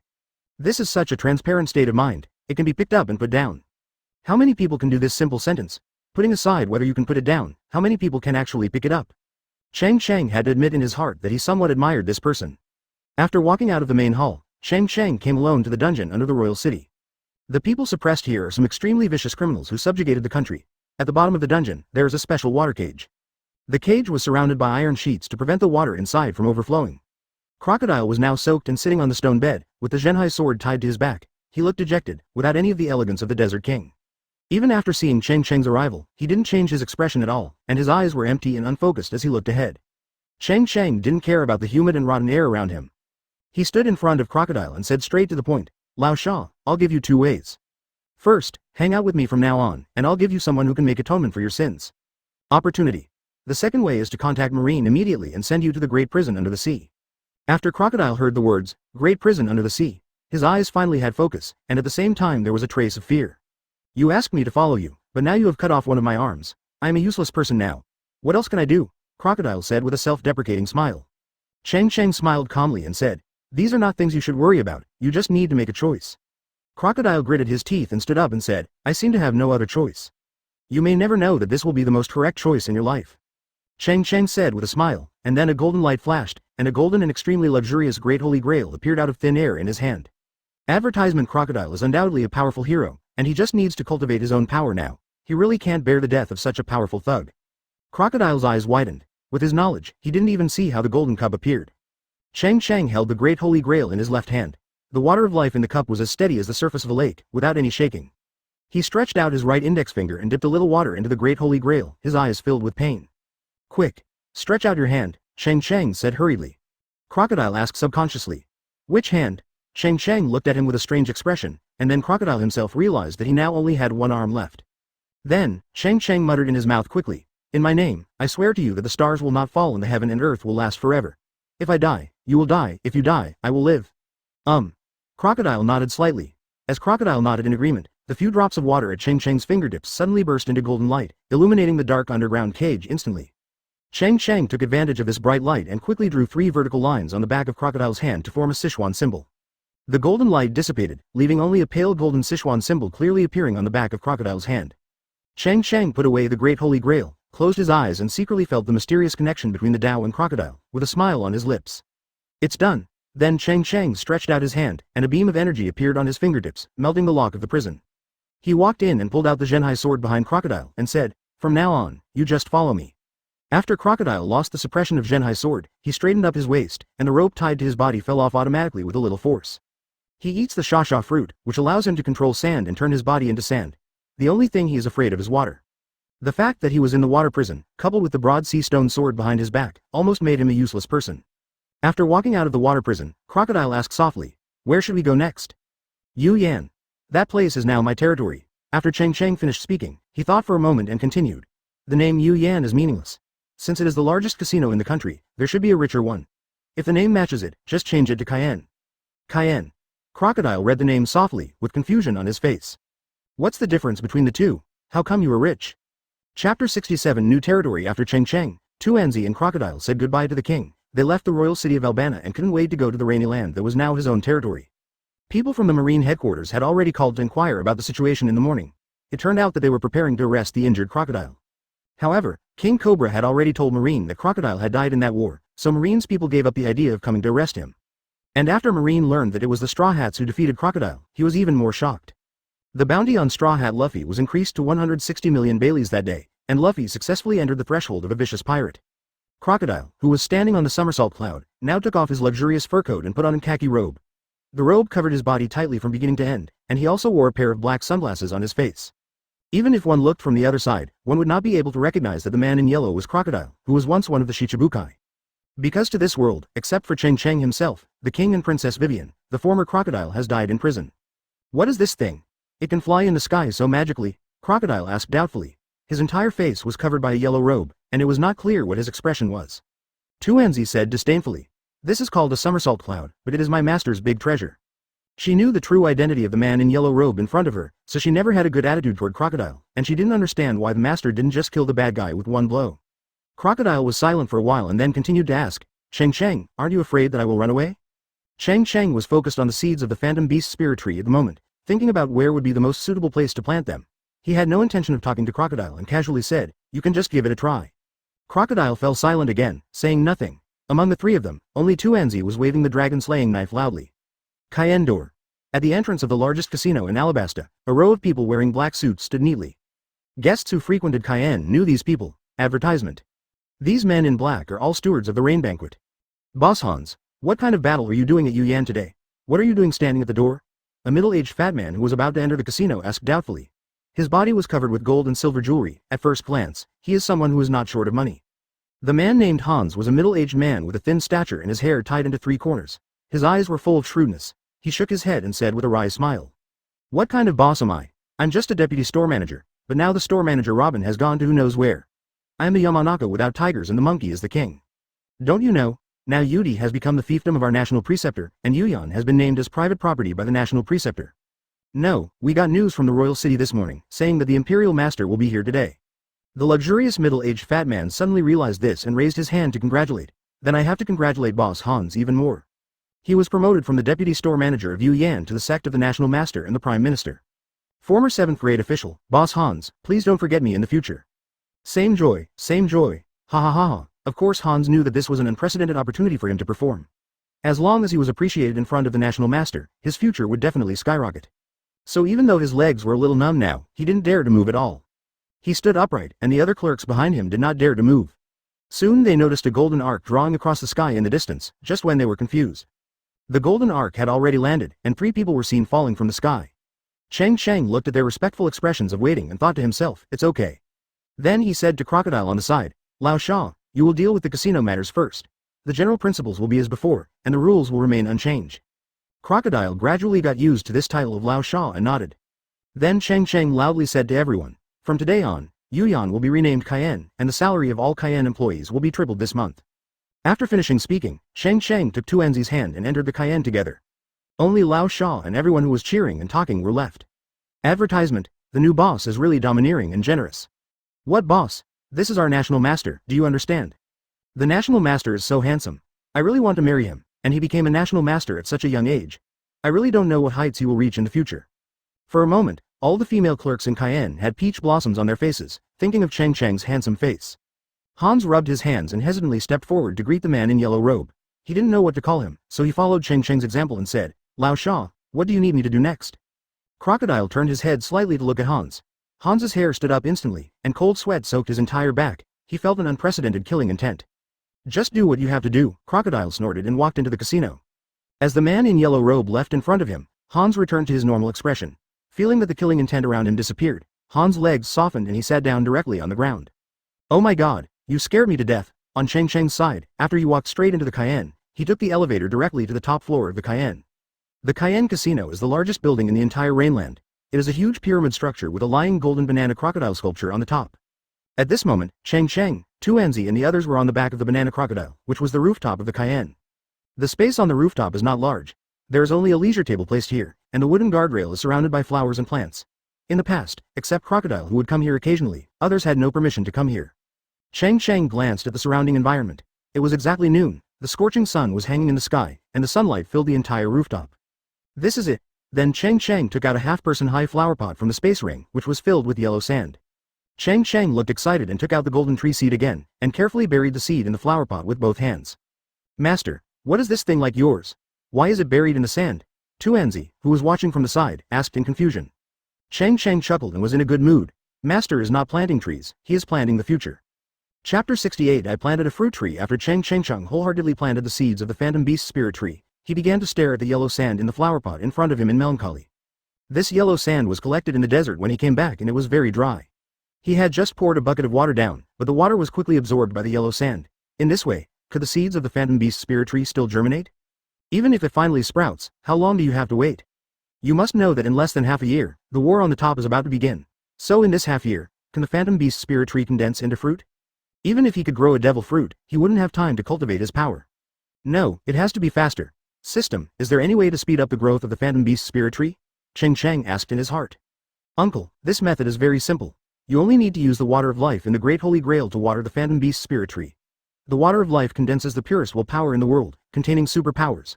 Almost all energy. Close black lens bracket. Cheng Cheng immediately took out the Great Holy Grail with joy. I cursed myself in my heart. I was really stupid. Why didn't I think of this? He had personally experienced how much energy the water of life contained. His previous empty body regained all its energy instantly after drinking half a glass of water. And with the Great Holy Grail in hand that can sign contracts with other people, he can cultivate his own power unscrupulously. Even if he cultivates 104 Emperors Kaido and 100 Buddha Warring States, he doesn't have to worry at all. Because all it takes is signing a contract with them through the Great Holy Grail. With the command seal, even if Cheng Cheng directly asks them to self-destruct, they will do it without hesitation. However, it is a pity that the effect of the command spell is only 3 times. Once it is used up, there is no way to force them to order them. Cheng Cheng carefully held the golden holy grail and slowly poured the water in the cup into the flower pot, and the water of life slowly flowed out. The clear water followed the great holy grail like a transparent thread and flowed into the flower pot. As soon as it touched the yellow sand, the clear water was absorbed instantly. It was quiet as usual, as if nothing happened in the flower pot. However, nearly a quarter of the water of life has been poured out at this moment. Cheng Cheng was about to curse when he opened his mouth wide and looked at the scene in front of him. Advertisement. Suddenly, the yellow sand in the flower pot bloomed with golden light, blooming with dazzling golden light. Cheng Cheng squinted his eyes and didn't want to miss any details. He only saw the yellow sand in the middle of the flower pot. It slowly bulged at first. As the yellow sand bulged higher and higher, it gradually emerged from underneath the yellow sand. A piece of golden bud appeared. The buds continued to rise, and the swaying golden buds slowly grew larger until they turned into a golden bud 5 centimeters high, and then they stopped growing. Cheng Cheng's breathing was rapid and his heart couldn't help but beat loudly. He stared at the young phantom beast spirit tree in front of him. He suppressed the shock in his heart and poured all the water of life in the great holy grail onto the flower at once, in the basin. The next moment, time in the flower pot seemed to be accelerated, and the golden buds began to twist and grow upward at a speed visible to the naked eye, slowly becoming larger. In a few breaths, it turned into a golden seedling that was half a person tall. The branches of the seedling were sparse, with only a dozen golden leaves swinging in the wind, and the veins on each leaf were clearly visible. Snapped. The flower pot made a crisp sound and fell apart, and the yellow sand in the flower pot immediately scattered to the ground. However, the phantom beast spirit tree remained motionless. Without the support of the yellow sand, it was still suspended quietly in the air. Under the golden fantasy beast spirit tree, there are countless tiny roots, like golden threads. After these golden roots are no longer bound by the yellow sand, they continue to spread outward. Cheng Cheng and enzi both stared at the golden phantom beast spirit tree with their mouths wide open and their eyes wide open, not daring to miss a single thing. When the roots of the fantasy beast spirit tree stopped growing, each root seemed to be inserted into the void, staying motionless in the air. The golden leaves flutter in the wind, and every time they flutter, little golden lights fall down like snowflakes. enzi reached out to catch the falling golden snowflakes, and after falling into her palm, they disappeared in an instant. Master, it's so warm, enzi said intoxicatedly. Cheng Cheng gently rubbed Enzi's little head and said, then you can help me take care of it from now on. This is the Phantom Beast's spirit tree. Whether we can have a bright future depends on this tree. Enzi nodded heavily, then stretched out his little hand and slowly touched towards the Fantasy Beast's spirit tree. The Phantom Spirit Tree seemed to have its own consciousness, and its small tree body also bent in the direction of Enzi. Cheng Cheng stood there and stared at the scene in front of him in shock. At the same time, advertisement somewhere in the sea in the New World, on the Moby D*K. Many pirates on the ship were looking in the same direction. An unusually tall man with a white beard was sitting on a chair, with a huge bottle next to him. He looked serious, sometimes frowning and sometimes sighing, constantly looking at the letter in his hand. His palms are much larger than ordinary people, so the piece of letter paper looks like a slightly larger band-aid in his palms. Of course the handwriting on it can still be seen clearly. The person who wrote the letter calls himself Ace's eldest brother, Cheng Cheng. Whitebeard thought about it carefully, and it seemed that Ace had mentioned it before, saying that he had an older brother named Cheng Cheng, who was a Marine in the Marine headquarters. But when he looked at what was written in the letter, he really couldn't believe it. Marco, whose hair was dyed like a middle school boy, asked worriedly, Dad, what exactly is written in this letter?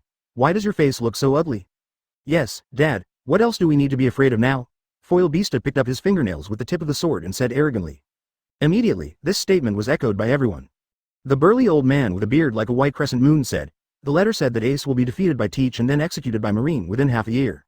There was silence on the entire Moby D*K. No one spoke. The next moment, everyone burst into laughter.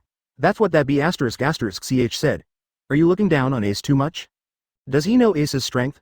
Although Teach has good strength and secretly ate the dark fruit, he will never be Ace's opponent after he has just acquired the fruit's ability. How can he defeat Ace? With the strength of the second captain, even if you meet Marine General, you will definitely lose. Even though he lost the bottle, the white-bearded man also stood up with great pride and laughed heartily.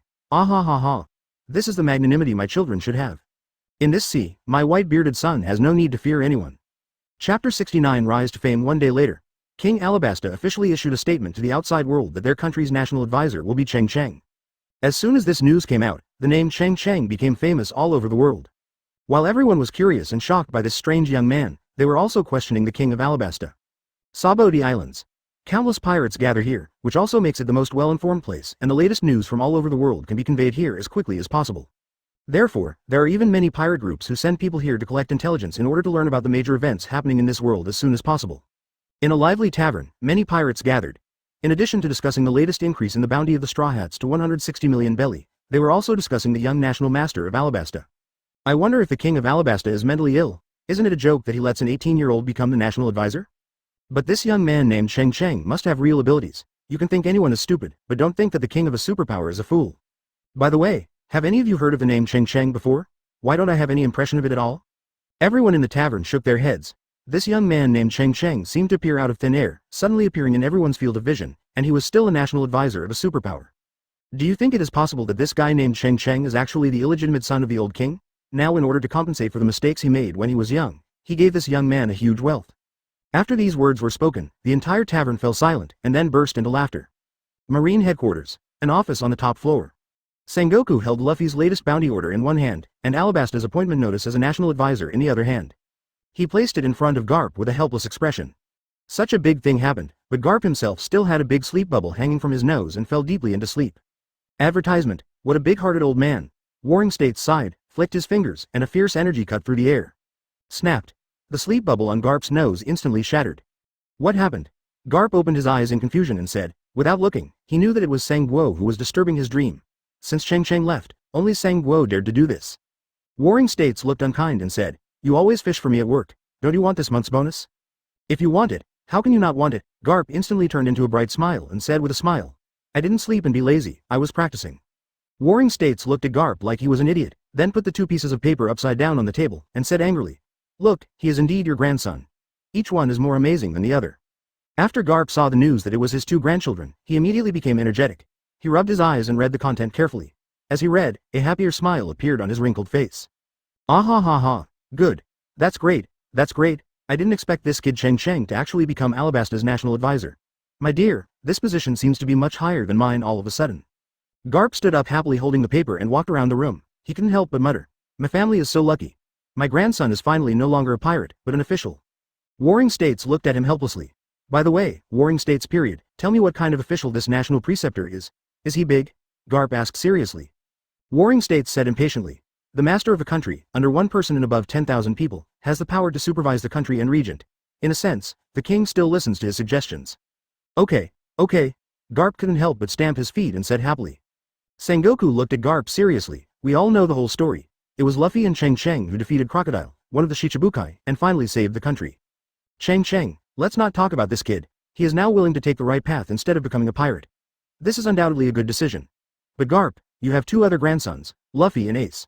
Don't forget they're all big pirates now. If you can come forward and persuade them in time. Warring states. Garp shouted angrily and continued to stare at his top boss. Marine Fleet Admiral said, I am just my grandson's grandfather, I am not them. Everyone has the right to choose their own life. This is everyone's different will. This is also the most precious freedom for everyone. Warring States adjusted his glasses, sighed, turned and left. Advertisement Donghai Windmill Village. In the only tavern in the village, Maginot listened to the people in the shop talking loudly about Luffy and Cheng Cheng. So I took 2 more bottles of wine and put them on the table and stood quietly and listened carefully. She was very familiar with Luffy and Cheng Cheng. They were both children who came from Windmill Village, and she had always been deeply impressed by Cheng Cheng's silvery white hair. After listening to their discussion, Maginot asked them for a Luffy bounty notice and a newspaper with Cheng Cheng's picture. Then she quietly turned back to the counter and took another look at the 2 pieces. The paper was carefully put away. Cheng Cheng, Luffy, you all have to work hard, Maginot said to herself with gentle eyes. Evening. Alabasta, Rainland. On the Cayenne rooftop, Cheng Cheng and Enzi sat cross-legged, carefully observing the Phantom Beast Spirit Tree in front of them. The Phantom Beast Spirit Tree emitting golden light is about 1 meter high, floating quietly in the air 50 centimeters above the ground. The roots of the Fantasy Beast Spirit Tree are now flowing with golden brilliance, taking root in the void, as if they are continuously gaining energy in the void. After Crocodile finished dealing with the casino matters, he also came to the rooftop. When he saw the small golden tree suspended in the air, he was also shocked by the scene in front of him and opened his mouth wide, but he did not know that the tree rolled. No, this is still too slow, Cheng Cheng shook his head. He and Enzi observed here all afternoon that the Phantom Beast Spirit Tree would only grow at a speed visible to the naked eye after receiving the water of life from the Great Holy Grail. After that, although the roots of the Phantom Beast Spirit Tree were continuously absorbing energy, there was no change after an afternoon. Enzi said softly, Master, do you want to pour some more water? This water is not ordinary water, it's not easy to get rid of, Cheng Cheng said with a frown, while thinking about how to get more willpower. If the water energy in the Great Holy Grail is continuous, the Phantom Beast fruit should grow out soon. Cheng Cheng stood up and looked down at the buildings around Yudi. Most of them had become dilapidated, and large areas of buildings were in ruins. This must have been caused by Luffy's group's previous battle with Baroque Company, Limited. Suddenly, Cheng Cheng's heart moved and he said, Lao Sha, you have nothing to do now anyway, so go help build a house. Chapter 70 Construction worker Lao Sha looked at Cheng Cheng with a strange look on his face and confirmed again, you want me to help those untouchables repair their houses? Are you serious? If not, Cheng Cheng looked at Lao Sha with a smile and said, if it weren't for your bullshit plan to find Pluton, would the town have been ruined like this by your men? This is also a way for you to atone for your sins, go ahead, Lao Sha, I'm optimistic about you. Cheng Cheng continued to add, and gave Crocodile an encouraging look. At this moment, Crocodile took off his sunglasses and the hood of his yellow robe. His face was very gloomy. He was silent for a while before saying, okay. After saying that, Crocker put on his hood and sunglasses again. After walking out of the balcony, he could not let others see his face. To this world, Crocodile, who was once one of the Shichibukai, is dead, and now he is called Lao Sha. Cheng Cheng smiled and looked at Lao Sha before leaving, and said to Enzi, First disciple, do you think it is a bit immoral to let a former Shichibukai build a house like this? What's immoral about this? On the contrary, master, you are too merciful. If I had cut off his head with a sword, I would have chopped off his head. Enzi said angrily, drew out his dragon-slaying sword and drew a streak of light in the air. Cheng Cheng said helplessly, there is no way, why do we lack thugs of this level now? With Lao Sha's help, we will save a lot of things. At the same time, Master also wants to see if Lao Sha can gather his willpower by asking him to do some good deeds. Now our top priority is to let the Phantom Beast Spirit Tree grow quickly. Master, are the Phantom Beast fruits growing on this tree very powerful? Enzi asked aloud as he stood up and brandished his sword. Cheng Cheng said 2 words seriously, very strong. After Lao Sha walked all the way down the balcony, he walked out of Cayenne with a gloomy expression without any pause. He stood under the Cayenne and gently pushed down his sunglasses with his fingers, revealing only one eye. Staring at the golden banana crocodile at the top of the Cayenne, his eyes gradually changed from cold to a crazy smile. Madness. Unexpectedly, Cheng Cheng, although you are powerful, you are stupid enough to believe in your oath. You are still too young after all. I, Lao Sha, can't afford to offend you, so why can't I afford to hide from you? Advertisement Lao Sha randomly found a nearby damaged house and walked there lightly. The prosperity of the buildings in Yudi is no less than that of the royal city of Albana, except for the magnificent palace. Other places in the royal city are actually similar to Yudi. Moreover, the population in Rainland is not that dense, and most of them are families with affluent lives, as well as businessmen who come and go doing business. Otherwise, Cayenne, the largest casino in the country, would not be able to continue operating. Now after passing through the rainy land of that war, the center of the town was the most severely damaged, and even some buildings on the entire street collapsed and turned into ruins. The streets were buzzing and full of knocking sounds, as people were busy repairing their houses. Lao Sha came over quickly. He looked at the destroyed house and let out a loud sigh, full of contempt. Other people on the street also noticed the mysterious man in yellow robes, and they all looked at him. Lao Sha ignored them and walked slowly to a collapsed house. This house was the most severely damaged. Now the structure of the house can no longer be seen at all. Only a pile of lois is left. The owner is directing workers to carry wood chips and dirt around. Who are you? What's the matter? The owner of the house next to him saw Lao Sha standing here and asked suspiciously. Lao Sha turned to look at him. If he had his previous temper, this man would have turned into a pile of yellow sand. But thinking that Cheng Cheng's cunning boy might be watching him nearby, Lao Sha could only say suppressed, "I am from the National Preceptor." After finishing speaking, Lao Sha took a step forward, stretched out his palm and gently placed it on the collapsed wall in front of him. Ning! Lao Sha shouted softly. The power of the devil fruit surged throughout his body, exuding an astonishing aura, and his palms slowly transformed into yellow sand, which then intertwined with the wall. The next moment, the houses that were originally a pile of ruins all began to turn into a pile of yellow sand. When the owner of the house on the side wanted to scold him, he opened his eyes wide and watched the yellow sand in front of him slowly rise. In a few breaths, it condensed into a brand new house, and the structure of his original house was the same. Almost exactly the same. Except for the lack of furniture and doors in the rooms, a house was easily restored by Lao Sha. Advertisement. The owner of the room immediately knelt down and kowtowed to Lao Sha. "Thank you, the Imperial Preceptor. Thank the Imperial Preceptor. The Imperial Preceptor will last for generations to come. You will be immortal." At this time, other people on the street also discovered the abnormality here. Everyone gathered around and knelt on the ground, saying excitedly, "What a miracle, the Imperial Master is a god." Lao Sha's face was filled with disdain. It was obviously me, Lao Sha, who had done a good deed, so why did he go and thank that guy Cheng Cheng? The eyes of those people who were kowtowing became more and more disgusting. At this moment, Cheng Cheng looked at the great holy grail in front of him with great joy. Dots of golden light in the cup were slowly condensing the power of will, and the extremely pure water of life appeared. It's just that the water of life rose a little slowly, and stopped when it reached about 1/3 of the way. It seems that asking Lao Sha to do good things is still very useful. Cheng Cheng stared at the fantasy beast spirit tree in front of him and murmured. It was already night. On the empty rooftop, Enzi was practicing with Zhenhai's sword while Cheng Cheng was sitting cross-legged in front of the phantom beast spirit tree. The phantom beast spirit tree looks even more dazzling in the night sky. The golden spirit tree exudes a faint golden light, and golden snowflakes slowly fall between the swaying leaves. Like a dream. Cheng Cheng just looked at the dreamlike scene in front of him and closed his eyes in a daze. The main street in the center of the town, which was still a mess in the afternoon, has now been restored to its original state, as if it had never experienced a war. Everyone on the street thanked Lao Sha and said goodbye, and then dispersed. Lao Sha, who was a little tired, slowly walked into the shadows of the street, took off his sunglasses and threw them to the ground. The sunglasses shattered instantly. Lao Sha laughed wildly. "It doesn't matter if I lose an arm. Sooner or later, Lao Sha, will make a comeback. Until then, just wait." Lao Sha took another look at the 3 golden lines on the back of his hand and snorted, full of sarcasm. "What a bullshit oath." Immediately, the whole person turned into a ball of yellow sand and drifted into the darkness in the distance with the wind.